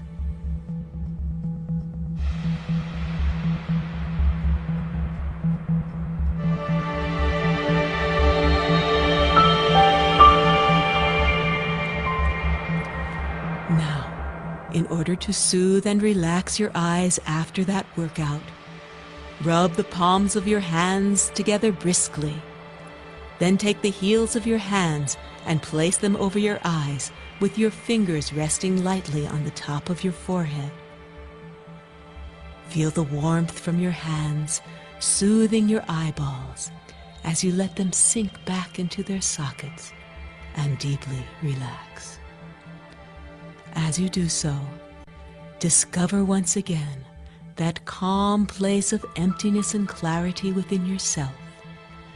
Allow yourself to bathe in that feeling of total relaxation.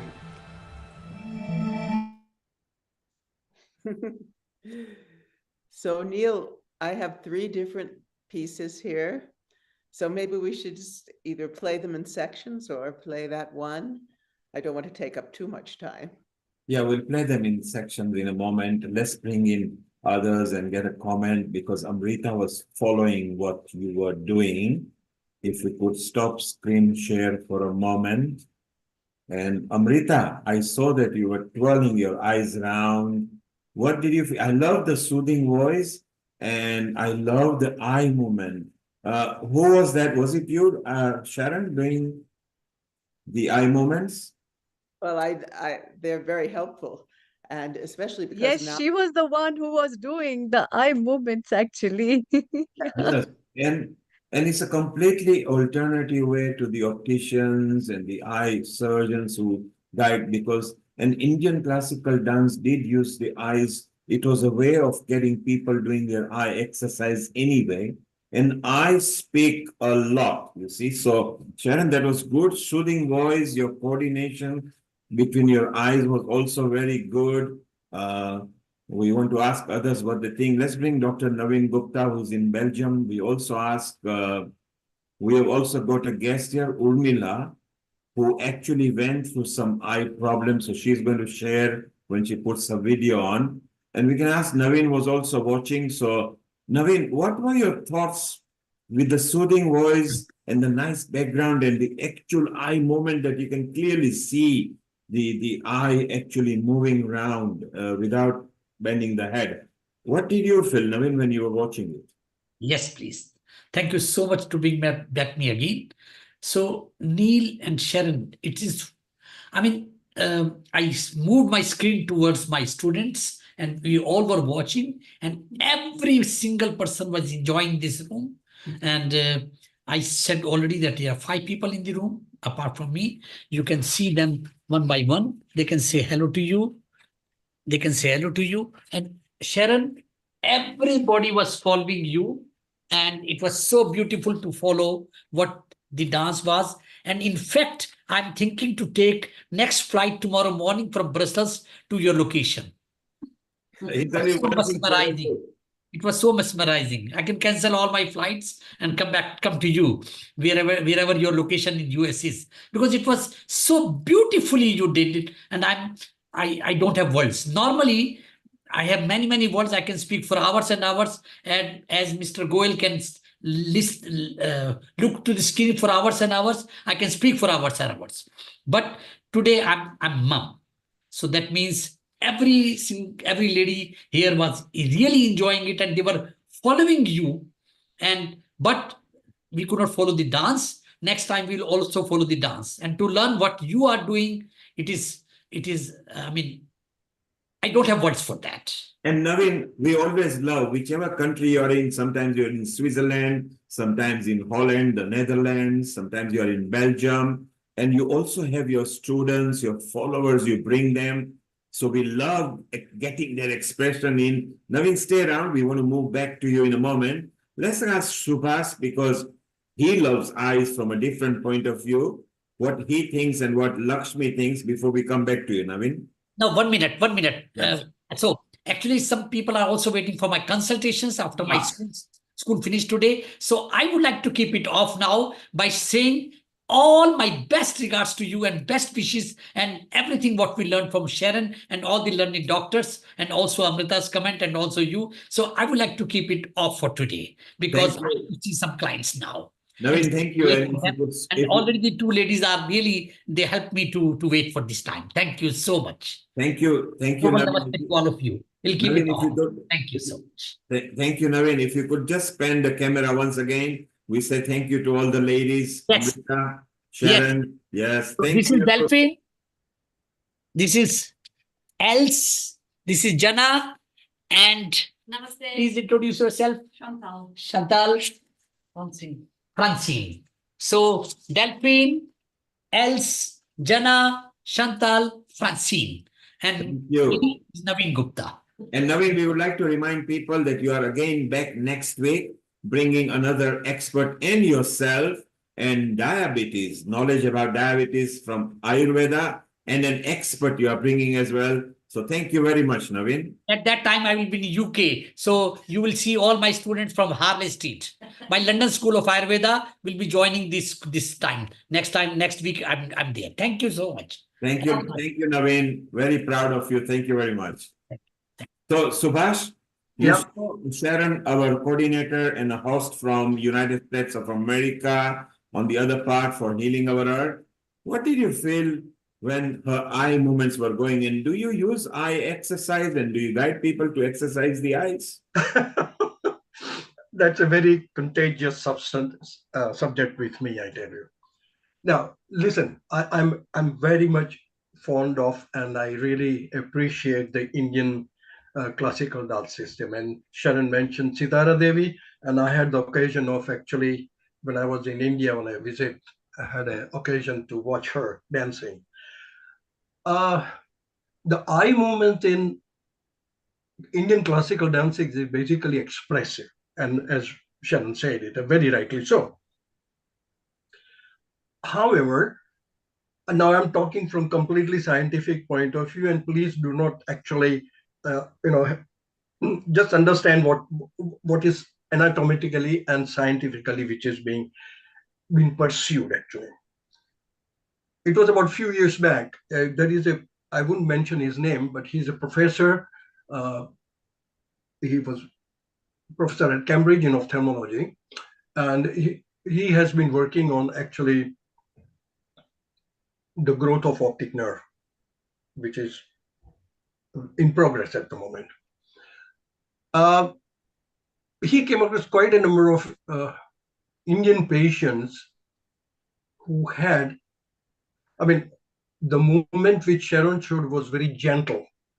Her eye movements were very gentle, but there are people who actually rotate their eyes very, very strongly, up, down, everywhere. And that puts a tremendous strain on the optic nerve, and which has been found quite detrimental. So, when you talk about Indian dances and the expressive movements and the gentleness of the movement of the eye, that is absolutely fine, I believe you tell me. But people take it to the extreme. And I have been to a couple of Indian gatherings where I go as a speaker in temples and all. And I have found people doing it completely in a wrong way, and they actually damage their eyes quite a lot. And especially I'm talking about elderly people, 65, 70 onwards. So any system or any method which you show or tell people, you need to tell them, Sharon, looking at you or your dance form and everything is so absolutely beautiful. The music, definitely very soothing. But how your audience is going to take it and how they're going to actually practice themselves, there's a vast difference. There's a vast difference. Believe you me, because my experience in the ophthalmic side goes back nearly 30 years. When I was in Israel, I started learning about intraocular lens placement and things like that. And I've been in UK since last 30 years, and my actually attention has been on patients' education. When I talk about patients, my motto is educating for better outcomes. So when you teach people in the correct way, and they should understand exactly the correct way, because otherwise they'll mess it up. They will really mess it up. Shirshasana, we know that in Indian yoga, it is practiced. However, in certain conditions, especially when you've got glaucoma, you've got macular disease, it's not advisable. But then again, you have to make people understand that, because for me, it's very difficult, because when I go for these meetings and people go down to India from here, because it comes winter, the whole lot goes to India and they come back and the amount of mess they make it up. They've been given, for example, an eye drop to be followed for their glaucoma. They go there, they listen, they sit down, they have to put their eye drops in, there's a family gathering. No, don't worry about it. I know that Hakim, I know that Ayurvedic doctor, I know that guy. It will cure your, glaucoma, whatever problem is there. It doesn't happen like that. And this is what actually, scares me, that when people just absorb what they want to understand. So if they want to understand, you have to explain it to them properly. Otherwise, we have had this example. Hari just now spoke about the new research which is going on in vitamin B3 for management of glaucoma, which is showing very good results. And it's scary, because this is a trial under a control system. And people who vitamin B3 overdosing is very detrimental to health. You understand that? And we came across these cases where people started saying, oh, yes, I can go down to the health shop and I'll buy vitamin 3. No. It's not done. It's done under very careful observation of Hari and his team. It can't be done like that. So this is what scares me. I'm not against any form of, whether it's Ayurveda, Unani, or anything. I'm from East Africa, right? I grew up in the African continent, and I had a Vishaga tribesman who actually brought me up. There is African. I have come across people from Africa telling me that they put goat's blood in their eye for their eye treatment. Yes, and because I speak Swahili, I go down to these African meetings up here, and I had to be very gentle and to explain it to them that no, it is not done. Once you tell them the correct way, then they realize, no, it cannot be done. So thank you, Subhash. So Subhash advocates saying, do it the right way, don't do it in an extreme way. That applies to anything. If you do exercise and you do very extreme, you will damage your muscles or your bones or something. If you use your eye movements, Sharon, how you showed was very professional, correct, in a soothing way. So do it correctly, take advice from experts. Don't go and take things which are not scientifically proven. Just you may damage or deteriorate your ailment over there. Dr. Lakshmi Vyas, you are listening pleasantly to her music and eye movements. How did you find it? And she's there, and we will then go to Urmila and ask. Global namaste to all of you. Very interesting, very interesting. Everybody had a different view. Sharon, as usual, came out with something different and very soothing. I tried to match my movements with you on the maybe 80%. It was wonderful. In Tamil culture or Indian culture, the dances, the music, mridangam or flute or whatever we are taught to do these things when you're young.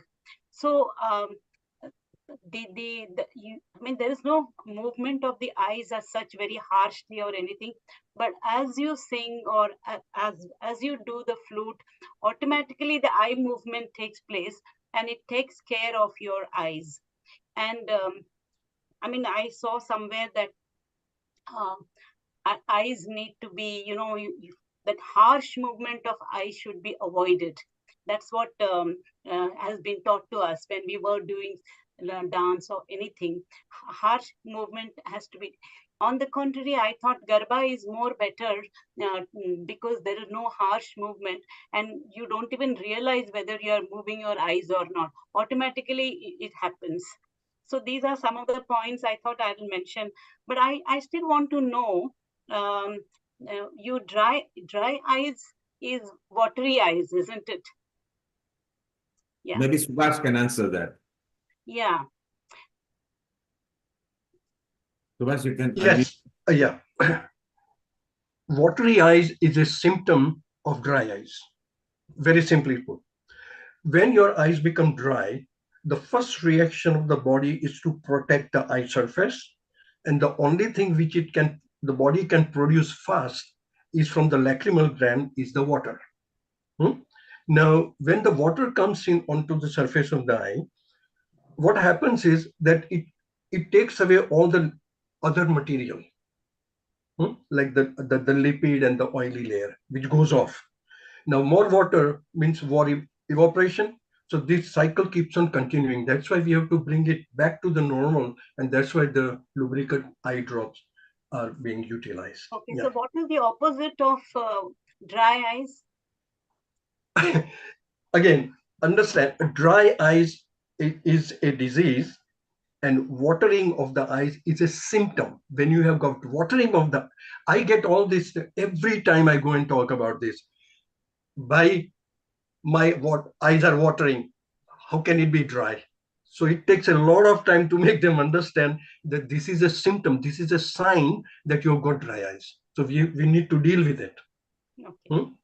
Thank you. Thank you very much. And Dr. Lakshmi, even if you want to, because you are part of the Healing family, and now Subhash is part of Healing family, if there are any outreaches you want him to come in our European forums or European Parliament forums, just approach Amrita or Kirit, who are our producers, or come through to me. We'll put you in touch, because Subhash is not just on his own, he's also linked with the previous people that you met. You saw him mentioning the BAPS Nisdan Swaminarayan temple. That's just one example. He does go out and help the community, give them normal general opinions. But obviously, the best thing is to go to your expert to have a look. So we'll keep in touch. Amrita, if you facilitate that. And Dr. Lakshmi, when we do the European outreach or something, do please contact him. We got Lata, who has got a question. Amrita, you have got a question. And Urmila has actually suffered some eye ailment. So we want to go to her as well. Amrita, let's have your question. Then we go to Urmila and Lata, and then we still carry on. And Sharon has got more video to show. So Amrita, over to you. Thank you. Thank you, Neil Kumar. My question is for Dr. Subhash. So, Dr. Subhash, I have 3 questions. My first question is, whenever people use eye drops, when they put the eye drops, after that, there is tears flowing from the eye. So, my question is it normal that the tears should flow from the eye or not? And in that, doing that, the medicine goes out from the eye as well. So what actually is right? Should it come? Should it not come? Or is it like getting absorbed also or not? Over to you. Absolutely a brilliant question you asked. Okay, but first let me clear. I'm not a doctor. I'm a clinical and a therapeutic application specialist pharmacist. Okay, right. Okay. So you just call me Subhash. That's fine. Okay. Now, when you put an eye drop in, it's a foreign substance. For example, when you get a speck of dust in an eye, the first reaction of the eye is to just produce copious water, so the debris goes out, isn't it?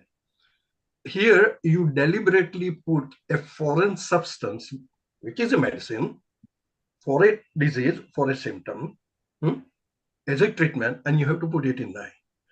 The eye surface reacts. Now, what happens with most of the eye drops, there's a difference between Hari also spoke about it, and I kept on speaking about it. Here in the UK and Europe, we are lucky to have preservative-free eye drops. In India, you don't have. So that's a problem. So the moment a foreign substance like an eye drop gets into the eye, the pharmaceutical molecule itself sometimes causes problem. But the preservative in that eye drop causes bigger problem. The moment the drop comes in, the reaction of the eye is to produce water, so it washes out. So, however, again, putting in the eye drop, most of the time I found that people try to flush the with eye drop, the more the eye drops, better it is. No, it's not like that. When you pull this lower lid down, it actually forms a cup.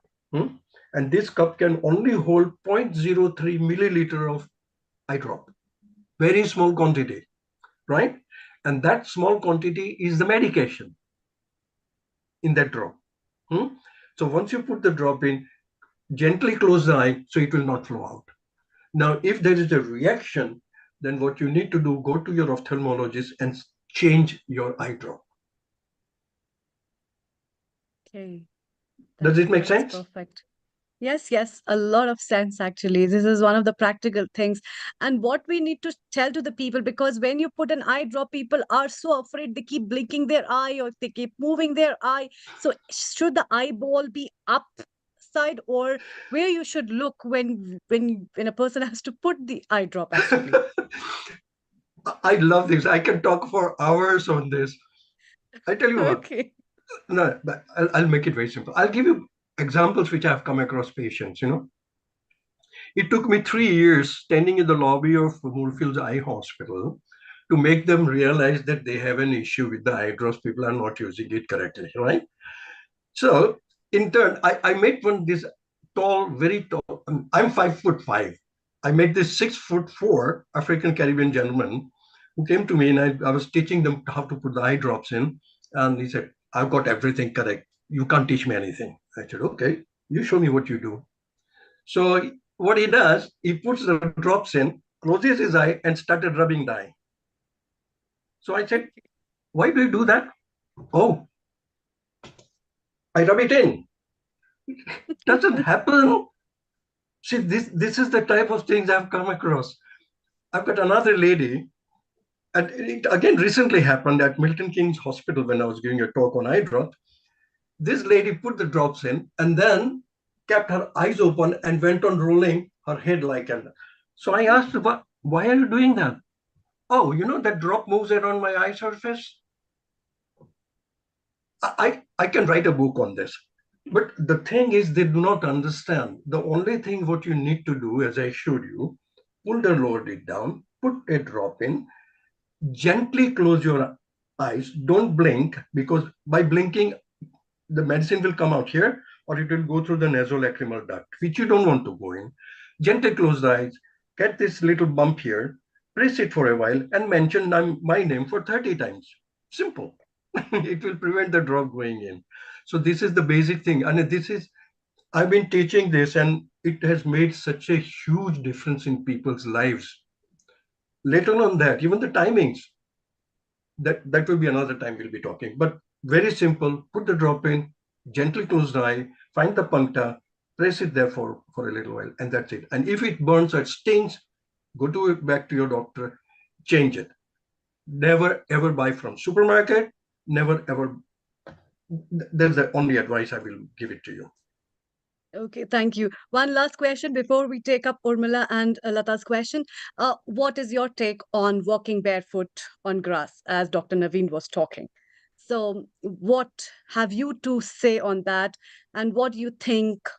Does it really work? Because, people are crazy about these things, and you see so many people walking in the morning. Over to you.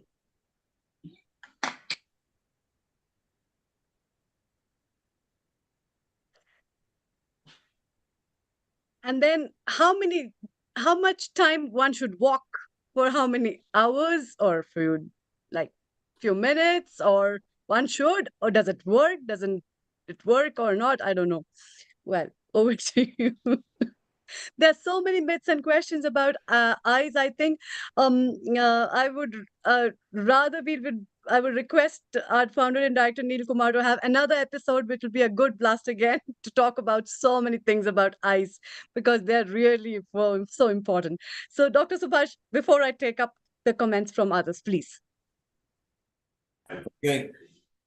When I was going in East Africa, we had a huge garden. And my dad used to say that, walking barefooted early morning would be helpful. Why? Because the dew is there. But then again, Naveen mentioned it, that if you got fertilizers and all sorts of things. But then again, you have to be very careful. You could if you walk barefooted in grass, it's cooling. Yes, it's fine. You know, in India, I have come across people who put mehndi also on the feet, because what did the Gujarati word say? Taja garmi means people suffer from heat.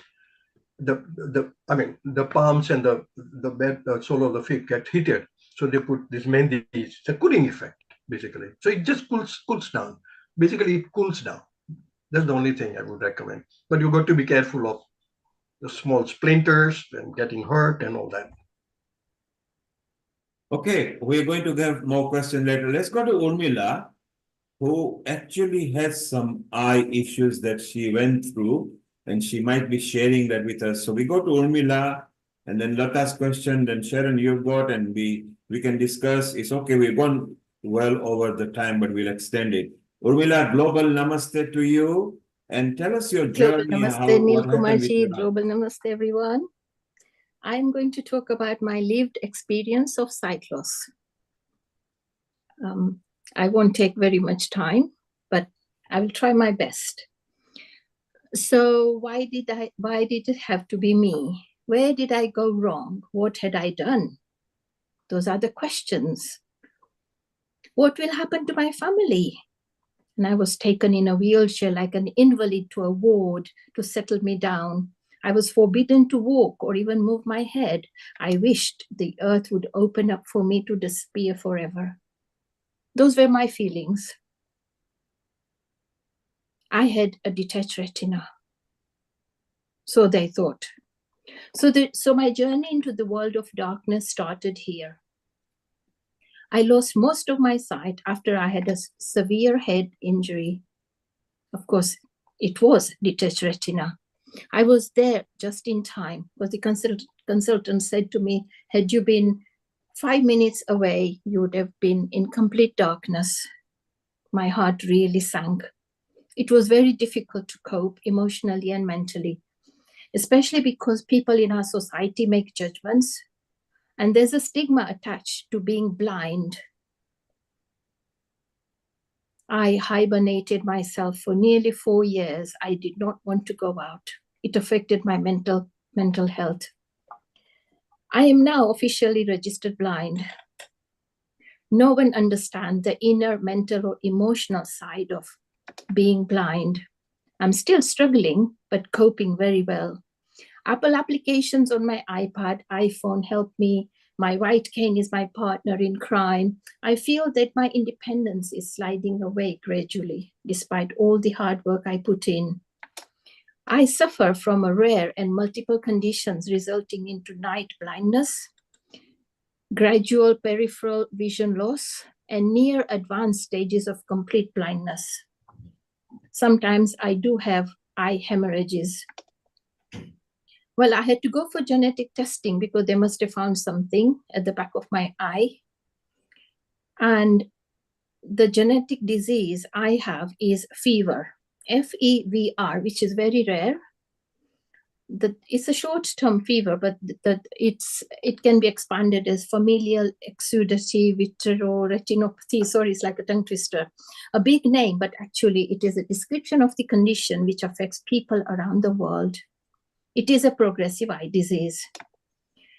Besides all that, I have a chronic panuveitis.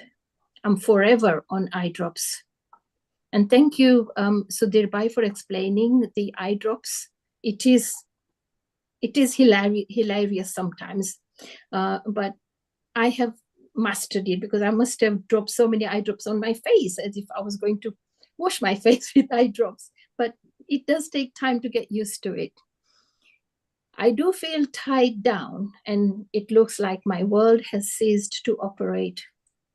Even shopping in supermarkets is a frightening experience. I have traveled from light into the darkness. Most things and people seem out of focus even at about span's length. I can recognize a familiar person by their silhouette or when they speak. Even up close, I can hardly see fine details. Sometimes I can guess the identity of a person by the way they stand or walk. Too much bright light hurts my eyes, and too dim makes it black and shadowy. I can't see anything in the distance. Everything looks as if it's sunken in darkness. I may be able to see a vehicle by the sound of it, but I wouldn't know whether it's a bus or a van or a truck. Scary and confusing. I avoid going out in the dark unless someone is with me. I was offered a choice between a guide dog or a white cane.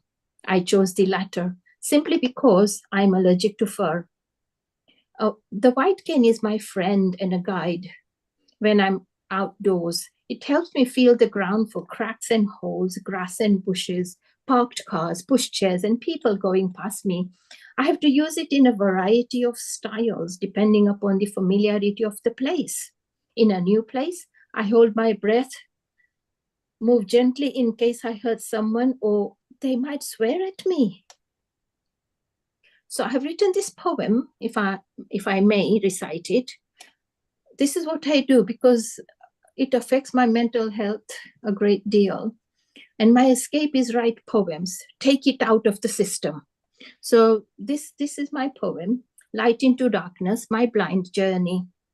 In the depths of the unknown, where shadows dance and whisper, I find myself on a blind journey, a journey from light into darkness. The path before me is shrouded, veiled in the cloak of obscurity, but still I press on, guided by faith alone, because I believe in myself. I cannot see the way ahead, but I feel the tug of destiny, pulling me forward into the abyss, into the heart of the night. The stars above are my only companions, their distant light, a beacon of hope, a reminder that even in the darkest of times, there is still beauty to be found. I stumble over unseen obstacles, tripping and falling in the blackness, but each time I rise again, stronger and more determined than before. The silence around me is deafening, a void that threatens to swallow me whole. But I refuse to succumb to despair. I refuse to let the darkness win. For I know that somewhere beyond, somewhere in the deepest recesses of the night, there lies a glimmer of light, a spark of hope waiting to be discovered. So I continue my blind journey, trusting in the wisdom of the universe, knowing that even in the darkest of times, there always is a way back to the light. I will forever be grateful to Vista, because I'm in Leicester, and RNIB, the professionals, for the support. I'm getting there by accepting my vision loss. However, there will always be a gap in my heart of being a failure, not being able to drive a car anymore, keep the job of my dreams, seeing fine details of places as well as expressions on the faces of loved ones. It does hurt me. Sometimes I ask people to describe things and situations to me. I try to associate it to what my brain understands at prior knowledge. I do have a very good memory. My journey is unique, from sighted to severely sight impaired. I have been through many life changes from how I am treated now. At times, I am a Moses, and many times I am invisible. But my motto is, I've lost my sight, but not my vision. My life, I know, will never be the same again. Such thoughts leave a lump in my throat. My life has taken a new turn during the COVID period when I attended Zoom music sessions led by Kyle. She's the CEO of Leicester Musical Memory Box, which was organized by Vista, for which I will be obliged forever. It impacted my well-being in a positive manner. I've started attending Git Sangeet, which is a branch of Leicester Musical Memory Box, and I participate in singing songs in different languages as well as genres. Thank you, Bina Masan. She is our organizer. She's our leader. That has helped me a great deal. I've always wanted to sing, recite in Sanskrit, and that's my passion. My other passion is to go out into the community and talk about my sight loss. I tell them my story, but I want to bring about some sort of awareness in the community and try to wipe out the taboos that we have, because it is not a good experience. But I've reached a stage where I feel it doesn't matter anymore. I'm not losing anything, but I would want to go and tell people how to help, or how to get help rather, and how I could help them. And by reciting some of my poems, it does touch their hearts. At this point, I can only say thank you so much for listening to my story and my poem. Forever obliged to health. Sorry. Urmila, what an example you are to humanity. Look at the positive side, what it's come out of it. You have become strong. You are actually, you have decided that you're going to bring this to attention of people, and you are doing it so well that everybody in this private room, because the people are watching outside and they seem to know you from this Leicester's group as well, they are simply amazed that look at the tenacity you've got. You maybe can see better than the people with eyes because you are able to forecast and see things. You are an amazing example of humanity, and we are so proud of you. I'm so glad you convinced me. You came yourself and said, look, I want to share some points and moments, and you did it. We want you to be part of this in every Healthy Life episodes that we carry out.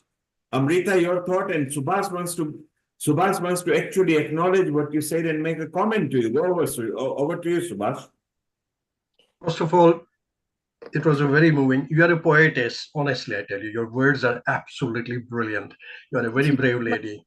You are a very, very brave lady. Another thing, I have got a friend, and she also have, I think she used to be in Leicester, and Bhavini Makwana, probably you might have met her. She's my friend too, yeah. There you go. She's another one who has got retinal pigmentosa, and she is a wonderful, visually impaired. Yes, she has got a beautiful guide dog.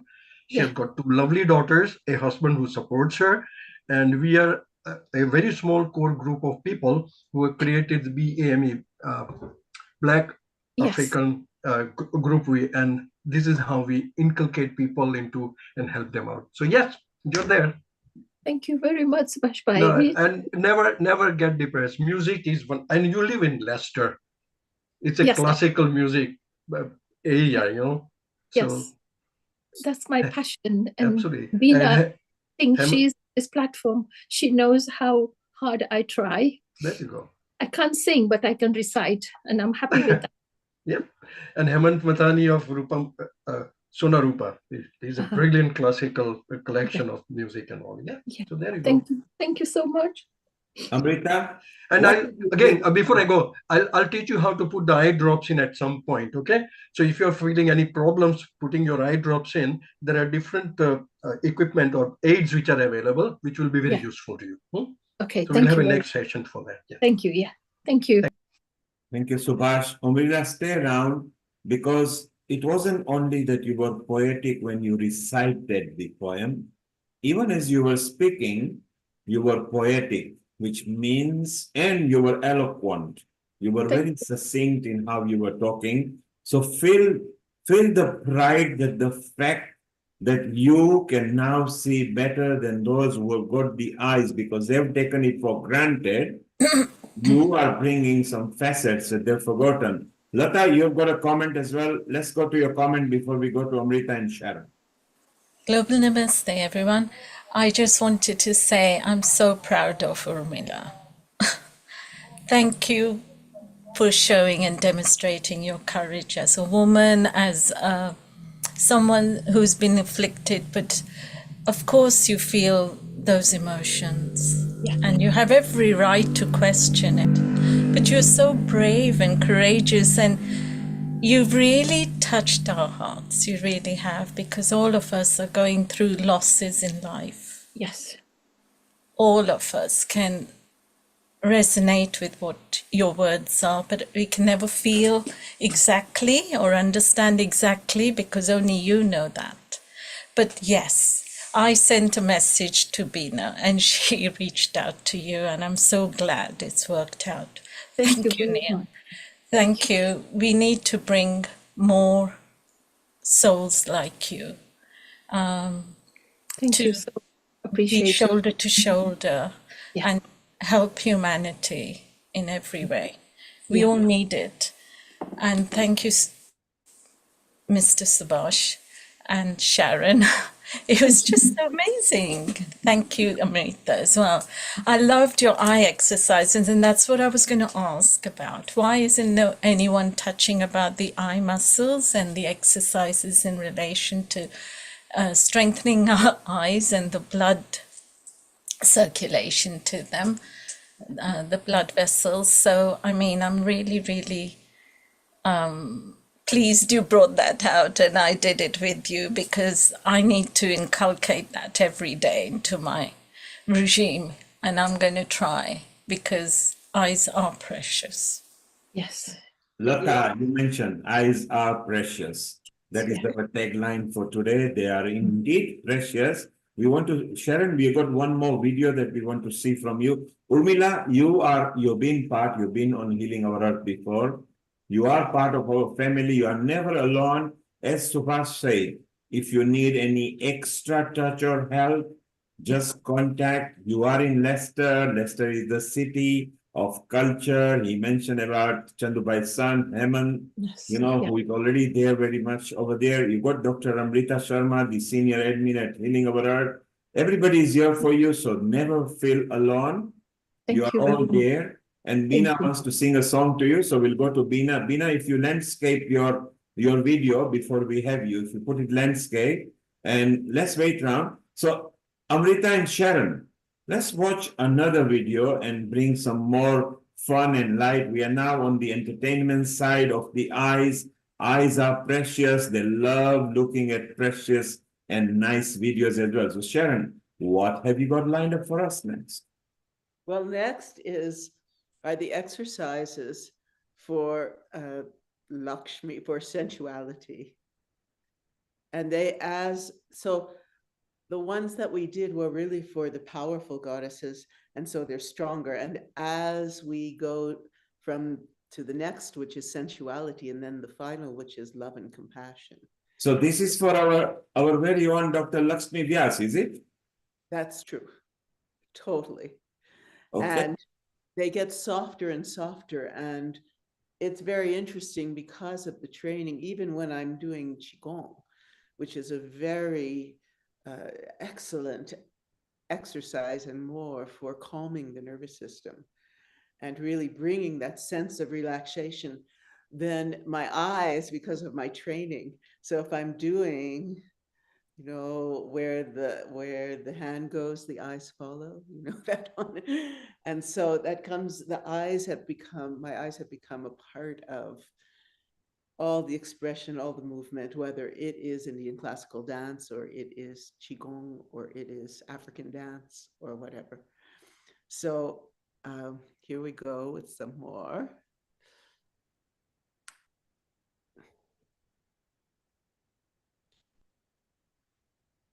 So it's so amazing the guts Urmila has picked up. And let's look at this next video from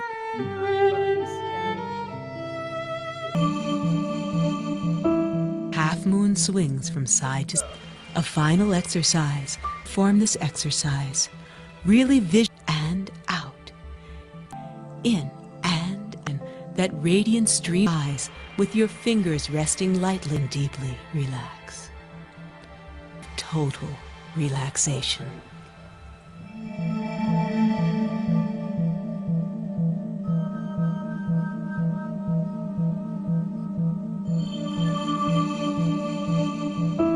Half moon swings from side to side. Begin by breathing in and swinging your eyes to the right. Breathe out, swing them to the left. As we perform this exercise, imagine that radiant streams of light are emanating outward from the corners of your eyes. And swing right and left and right and left. Breathe in and out. In and out. Again, right and left. Right and left. Breathe in and out. In and out. Relax. Focus center and reverse. Swing left and right, left and right. Breathe in and out, in and out. Again, left and right, left and right. Breathe in and out, in and out, and rest.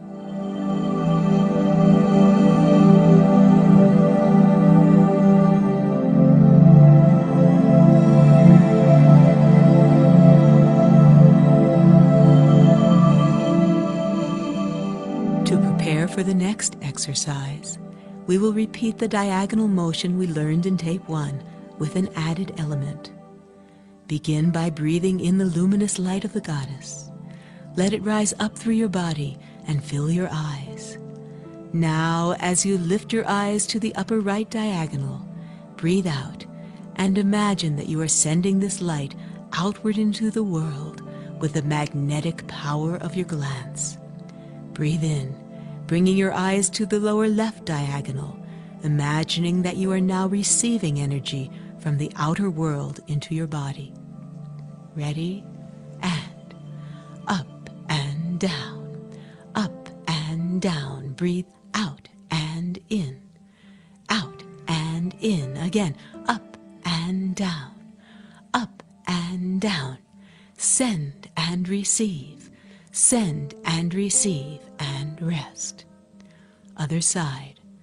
Breathe in the light and look up and down, up and down. Breathe out and in, out and in. Send and receive, send and receive, send and receive, send and receive, and rest.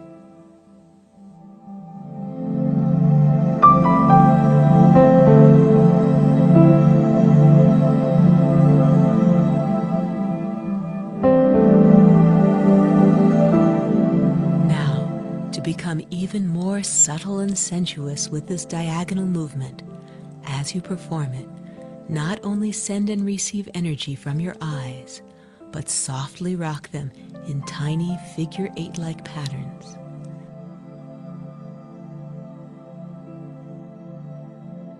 Breathe in the light, feel it permeate your eyeballs, and as you breathe out, send it outward, rolling your eyes downward, upward, and inward to the center point of this imaginary figure 8. Breathe in, now receiving the energy as you continue to roll your eyes downward, backward, upward, and again slightly downwards as they reach the central point of the figure 8. We will begin with the right side. Breathe in, let the light fill your eyes. Breathe out and roll up. 2, 3, 4, and down. 6, 7, 8, and up. 2, 3, 4, and down. 6, 7, 8, and send. 2, 3, 4, and receive. 6, 7, 8, and send. 2, 3, 4, and receive. 6, 7, 8, and relax. Other side. Breathe in the light and send. 2, 3, 4, and receive. 6, 7, 8, and send. 2, 3, 4, and receive. 6, 7, 8, again send. 2, 3, 4, and receive. 6, 7, 8, and send. 2, 3, 4, and receive. 6, 7, 8, and rest.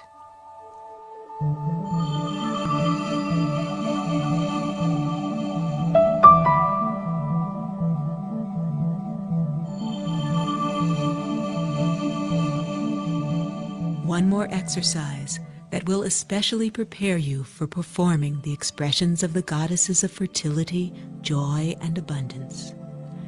Recall that sensuous serpentine light of the mother as it rises from the heart of the earth, enters your womb, and flows up through your body.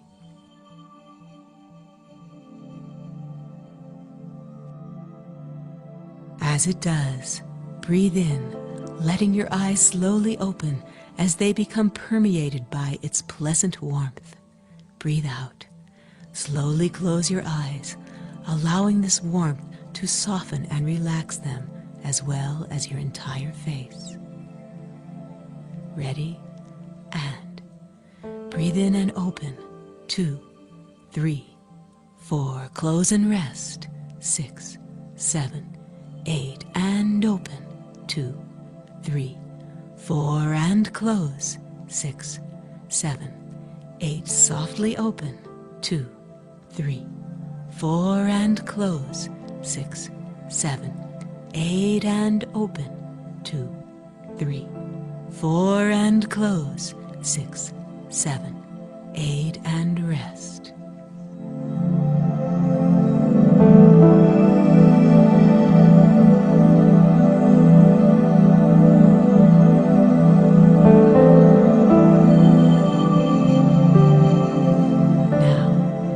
To relax and soothe your eyes after that workout, rub the palms of your hands together briskly.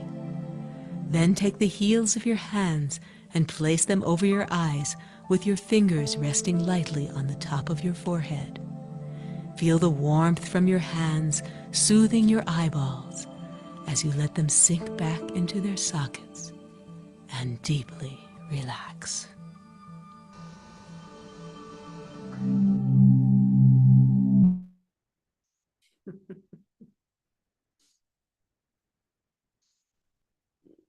Another nice presentation, Sharon.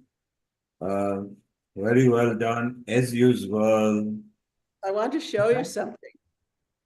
See if I can move back far enough that you can see my hips and my eyes. Your dress. Oh, you put a The beautiful Indian sari on. sari. I got this at the ashram, actually. Where did you get it, Charu? At the ashram here. Okay. Oh, Yeah, Ramloti. lovely fabric. It's beautiful. Isn't it beautiful? Yes. So in Middle Eastern dance, even also in Qigong, there are these figure eights with the hips, right? That are like this. So that eye exercise goes with that. So you're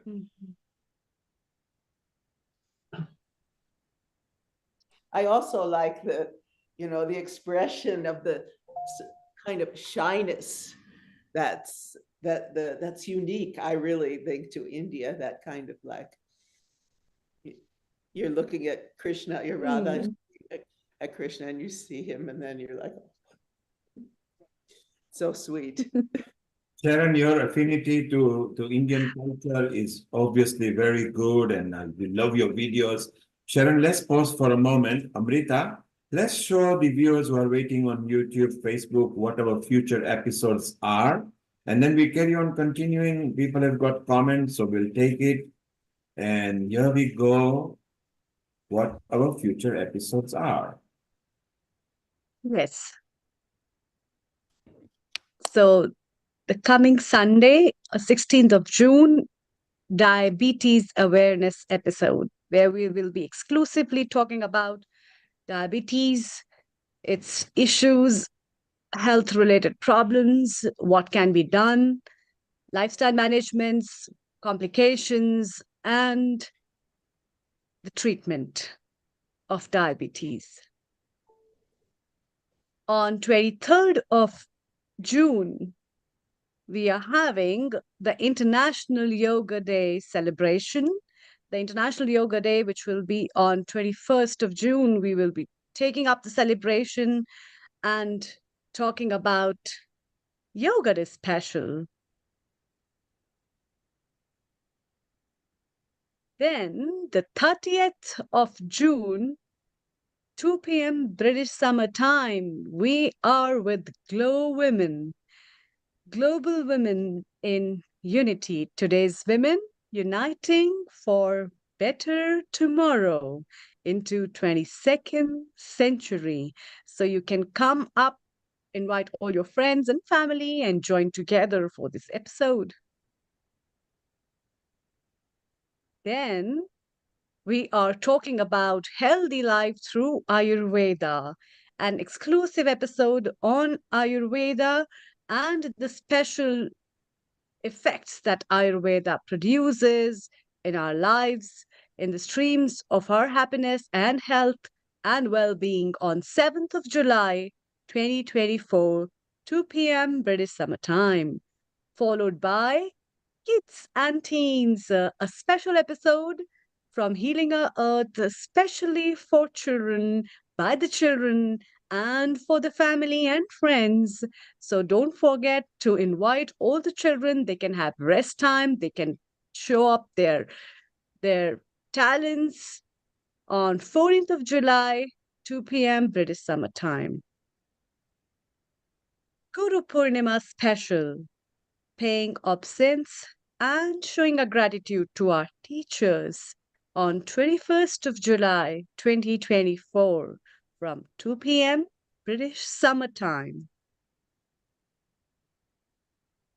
Thank you. So many episodes are coming, and if you are watching wherever you are, you can tap into it. And if you got any experts, we always keep one slot free for last moment experts who can come and join, and it'll be good. So next week, diabetes, very prevalent, not just in South Asian community now, but in every country.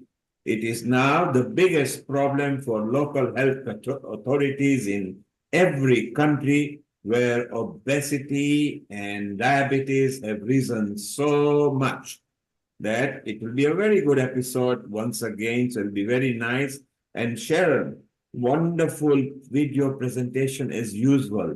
Like I say, your affinity with the Asian culture, your knowledge on how to record videos, I think everybody always loves it. And I think Subhash wanted to make a comment because he had a comment when he saw your attire as well. Dr. Lakshmi Mita, I'm sure they want to make a comment, and then we carry on talking. Subhash, you had a comment. Yeah, I just love Indian dance for, and my favorite is Odissi, which is based on Geet Govind. So that's one. I would like to leave after just making one comment. Sure. I just been receiving lots of WhatsApp messages, but one of the message I've just got it from East Africa. He says, "Dear Subhash, it was a beautiful talk on eye health this afternoon. Please keep me posted if there are any more." So there you go. Yes, so Subhash, you can tell them that Healing on Earth, we carry out every topics that is useful anywhere on the earth. It is a free channel, it's a free community channel. No contributors charges to us. We don't charge to the community because we love bringing education, entertainment, love, harmony, and unity. Subhash, we are very proud. You've been here since the start, and so many points and comments you brought in. One particular one where we enjoyed, and you showed it graphically and demonstration-wise, including illustration on your PowerPoint, was how to use the eye drops safely. So for those of you who missed out, just watch the repeat of these episodes, which will be on Facebook, YouTube, and the website. You can fast forward, you can save it, you can download it and share it with your friends, family. It's all free. Thank you, Subhash. And I'll send out the printout of the whole instructions, which is with my photos and everything, to Kirit Mistry, and he can distribute it all over. You are already in touch with Vaishali, who has tagged you as well. So Yeah, she sure. put it on social media, and Amrita or Kirit, any one of them will go to the right appropriate departments. Thank you, Subhash. And in future, I've got two excellent consultants, one on cosmetic and effects on eye drops, and on the diet and everything. So Definitely. Amrita, for Vaishali, the use of, particularly from cosmetics point of view, and Nehul actually showed the toothbrush kind of instrument that I have never seen, how you can safely wash your eyes. And remember, don't splash your eyes with water. You can clean your eyes, close your eyes, clean your eyes, because when you use water, you are actually removing the useful matters in the eye when you wake up in the morning. Subhash, thank you very much. You are part of the family. It's a pleasure. Thank you for inviting me. We hope you feel good at healing our heart. And that's what we are here for. Thank you. Thank you so much. It was a pleasure meeting all of you. For joining. Yes, Yeah. thank you. Take care. So Subhash has been here right from the beginning. He shared. Shall we go to Beena and see if she can sing a song or two just to bring the monotony? Because Beena always loves singing and she loves it. So Beena, yes, you are landscape. Let's have a nice song from you. Oh. And from here we can chit chat. And what did you think of Sharon's video? I mean, she always brings nice video. Yes, I loved it. It was really nice. I was working in the kitchen, but I did stop and did the eye movement, what you were showing. So I'll try my best to practice, in at least once a week. It does help to your eyes, isn't it? So. And Beena, we have verified that Sharon is 75 because she always looks 40 to 50 only. So we asked her to send a proof of date of birth, which she has now submitted. Yes, and you look lovely inside. Yes, can vouch for that, which is nice. Okay, let's listen to a nice song. Amrita, what do you say for a moment? Definitely. It should be there. We are having an eye episode, Beena ji, so without a song and an eye episode is incomplete. Please go ahead. Oh, thank you so much. I'm not a great singer, but I just love singing. I'm not professional, or I don't sing like on stages or anything. It's just my hobby. And I lead the people who sing from heart are good singers. Because if we wanted singer, we would have asked Asa Bhosle to come or Sairam Iyer to come. But then the energy is different. You bringing the energy, you love the people. Look, Lata was not smiling till you came and now she's smiling. Thank you. While you are singing, Beena, watch eye movement from Sharon and Amrita, okay? Okay. And this is the song for my friend Urmila. She's lovely. We love you, Urmila Ben. So proud of you, as I said in my comment. And she always brings such lovely things to our group, like in Sanskrit. And yeah, so love you. And this song is, I know, Urmila Ben's favorite song. And she did, I think, dance in this Diwali time. So I'm going to sing this screen for you. Thank you. So, okay, shall I start, Neil? Yes, go ahead, please. Okay, and thank you to Lataji as well. Because of her, I am coming to this group. She introduced, so thank you so much, Lata Ben. ज्योत से ज्योत जगाते चलो, प्रेम की गंगा बहाते चलो, राह में आए जो दीन दुखी, राह में आए जो दीन दुखी, सबको गले से लगाते चलो, प्रेम की गंगा बहाते चलो, जिसका न कोई संगी साथी, ईश्वर है रखवाला, जो निर्धन है, जो निर्बल है, वो है प्रभु का प्यारा, प्यार के मोती, प्यार के मोती लुटा के चलो, प्रेम की गंगा बहाते चलो, प्रेम की गंगा बहाते चलो. I think I'll leave it to that because I know we've got limited time. I've got one more verse, but I'll sing another time.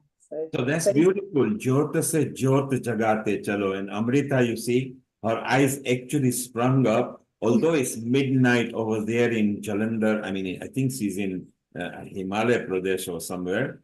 What did you think of Jyota Se Jyot? So Sharon, Veena actually sung about eyes, you know? Yes, well, I have it was reminding me of a song from when I was a child and I was taking singing classes and all that, and maybe I could sing it for you. I haven't sung it in a long time, but I Yes, think go ahead. We are in a sing-song mode. It's fine. And then don't forget, Amrita will sing as well, and it'll be fun. So go ahead, reply to Veena in your style. when you walk through a storm, hold your head up high and don't be afraid of the dark. At the end of the storm is a golden sky and sweet silver song of a lark. Walk on through the wind, walk on through the rain, though your dreams be tossed and blown. Walk on with hope in your heart, and you'll never walk alone. You'll never walk alone. Too many years since I've sung it, but That is beautiful. It is very meaningful. It's very courageous. It's so nice. Amrita, your turn to even sing. So Veena started, Jyota Se Jyota Jagate Chalo. Sharon has given you assurance, don't be scared, you're not alone. It's beautiful. What have you got to sing, Amrita? Yeah, I think today's episode would be incomplete to combine the the human body from the anatomical point of view or the pathological point of view is very different, but then it has its own deep connection with the emotions as well. And that's what is the component which talks even when we have lost our sight. So very well said, Urmila ji, when she said, I've lost my sight, but I haven't lost my vision, because vision comes from wisdom. And her wisdom, what you have been talking about, Veena ji, is about Jyot se Jyot jalate chalo, which means that keep lighting up the lights of the heart of people, for which you don't need the eyes actually, but you really need the nourishment of love. And the nourishment of love does not have any boundary, and that is the real vision with which you have to look through the world actually, rather than looking through the eyes. So there are so many times we say that even if I can't see, I know what it is. So that's what is. So my song is a small paragraph I will sing because it was so quick, which one of the melodies I love. आँखों में तेरी अजब सी अदाएं हैं, आँखों में तेरी अजब सी अदाएं हैं, दिल को बना दे जो पतंग, सांसें ये तेरी वो हवाएं हैं, आँखों में तेरी अजब सी अदाएं हैं, हो आँखों में तेरी अजब सी अदाएं हैं, दिल को बना दी जो पतंग, सांसें ये तेरी वो हवाएं हैं. So this song is dedicated to Urmila ji specially. So keep rocking the word and igniting the word with the wisdom of light and love and compassion that you hold in your eyes. It's beautiful. I love the series that we brought today. We had so many experts. It's so beautiful. We ended up with a nice little medley songs at the end, which was so nice. I think Bina wanted to sing one more song or one verse. Bina, if you wanted to sing, we can listen to you and maybe go to Dr. Lakshmi Vyas, and then we can switch off and then we can be happy. So Bina, if you like to sing one more number, do so. Oh, thank you. I was saying that next verse is, I'll leave it. But yeah, I can sing that one. Thank you, Nilkumar. Thank you so much. Oops. Sorry. Where's my song gone? I'm sorry. Okay, Bina, we have just muted you because there is a background noise coming over there. When it's quiet, just raise your finger. So Sharon? Yes. Beautiful presentation once again. Nice moments, good eye moments. Dr. Lakshmi Vyas, she can sing in multi-language as well. Maybe she has got a poem or a verse ready for us today for any sort of. Have you got anything lined up, Dr. Lakshmi Vyas, before we? Yeah, try one of the old songs. Go ahead, and then we'll go to Bina. And then Nita is smiling as well. She might have a poem or a mantra ready as well. So go ahead, Dr. Lakshmi Vyas. So it's an old song from Saib, Bibi and Gulam. So yeah, I've not practiced or anything, so I'll sing.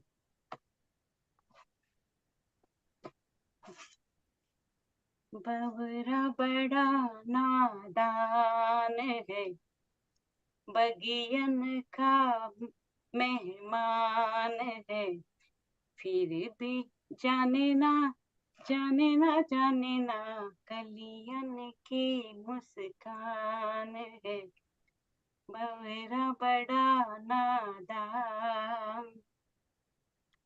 कभी उड़ जाए कभी मंडराए, बेद जिया का खोले ना, सामने आए नैन मिलाए, मुख देखे कुछ बोले ना, बवरा बड़ा नादान है, कलियन का मेहमान है, फिर भी जाने ना कलियन की मुस्कान है, बवरा बड़ा नादान। Yeah, baat hai. Very well done. It's so nice that everybody brings their own flair in their own style. And this is what we do at Healing Our Earth. It doesn't matter, serious subject, we still end up nicely. It's so beautiful. Sharon brought her version, which is again different.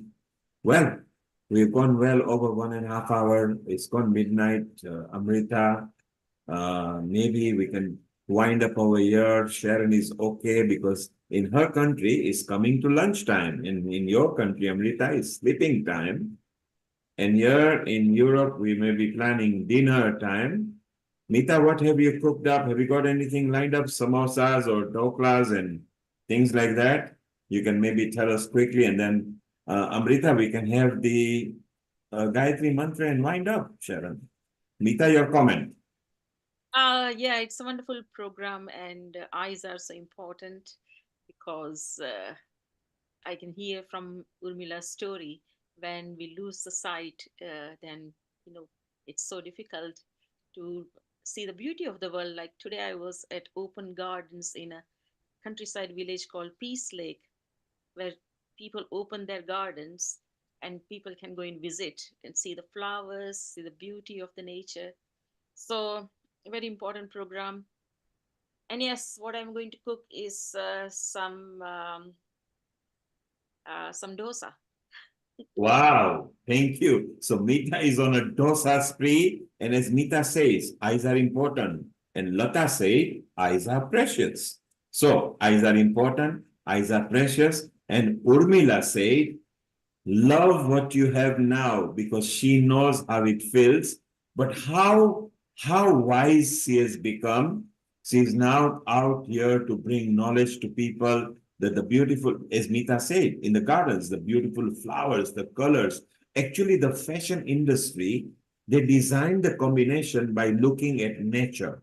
And flowers are the best teachers of combination of colors because that's nature's way. So if you go to Italy, who are the world leader for fashion, they actually study from botanical gardens. So Mita, you were at the right place.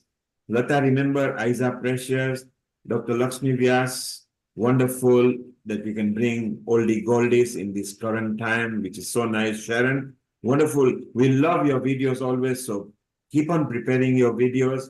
We need them. Particularly, don't forget the children episode on 14th July. We want your grant. In fact, we want all your grandchildren because lately they've been, one of them, your granddaughter, did a nice pose and we had a lot of comments on that. So that was beautiful as well. Amrita, keep an eye on that for the children, we want that things. And for those who are listening to us on a YouTube, Facebook, Twitter, Twitch, website, on our partner channels, if you've got a child, it doesn't have to be special. As long as the child has got the aura and the energy, and it just doesn't have to be a child, it can be a teenager. We want to know about it. Let's bring fun in Kids and Teens episode on July the 14th, which is approximately 5 weeks from now. Amrita, let's have a nice Gayatri Mantra to wind up. And what a wonderful episode we've had today. Thank you. Thank you, Neil Kumar. Thanks to you especially. And especially Sharon and Rotarian Lalji and Kirit Bhai for making this episode really special today. Secondly, I would also like to thank all our viewers as well as our contributors who have made this episode a nice one, as well as very informative and educative. And we look forward for another beautiful episode that we have produced for all our viewers the next Sunday on Diabetes Special. So do watch out the next episode on diabetes. Amrita, Let's wind up. Amrita, Bina is here. I think she's ready. She's got no background noise. The song. Sing a verse or two. So let's listen to her. Bina, we are still live in the public. Go ahead, unmute yourself. Sing. Thank you. I haven't got any song ready, but just one line I'll sing of one of my favorite songs. Go ahead.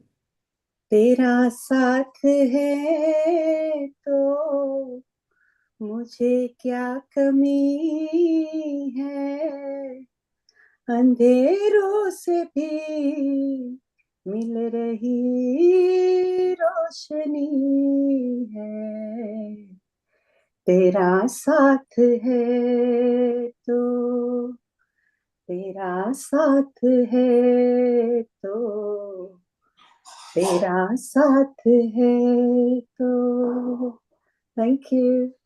Beautiful. Tera saath hai to. You can sing it to your spouse, you can sing it to God, or you can sing it to anybody who supports you in life. We all need people to prompt us, to support us. And now, Amrita, let's wind up with a nice Gayatri Mantra. Before you do that, Sharon, what would you like the earth to know before Amrita winds up?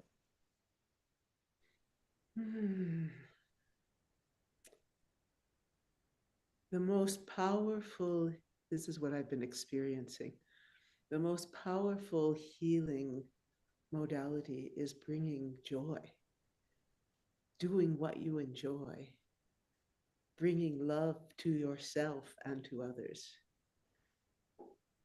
just embodying the highest qualities and really connecting with what we call source nature and source awareness, with the divine in you. And that brings so much joy, clearing the mind, letting the thoughts relax, letting yourself completely relax into a deep meditative state. Doing that, I really believe, could change the world and could bring the whole goal of healing our earth to us all.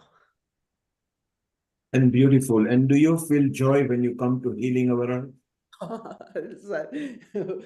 Now I'm dancing a lot too, but generally it's kind of the joyous moment, the joyous time of my week to be with you all. I really love it. This family is such a loving, caring, giving, uplifting place to be with, family to be with. So great. Thank you, Sharon. So for those who are listening to us, if ever you feel that you don't have anything, you have got a big, vast family here from every continent. The whole purpose of Healing Our Earth, the way and why it was designed to come into fruition in pandemic was to bring love, harmony, unity, joy, peace, education, entertainment, and we can go on ad infinitum. Dr. Amrita Sharma at midnight, bang in Himachal Pradesh. Gayatri Mantra. Thank you. So it's time to wind up today's episode. Thank you so much. Time for Gayatri Mantra. Om Bhurbhuva Swaha Tatsaviturvarenyam Bhargo Devasya Dhimahi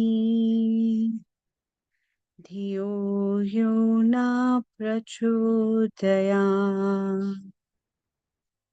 Om Bhurbhuva Swaha Tatsaviturvarenyam Bhargo Devasya Dhimahi Dhiyo yo na prachodayat. Om Bhurbhuva Swaha Tatsaviturvarenyam Bhargo Devasya Dhimahi Dhiyo yo na prachodayat. Shanti.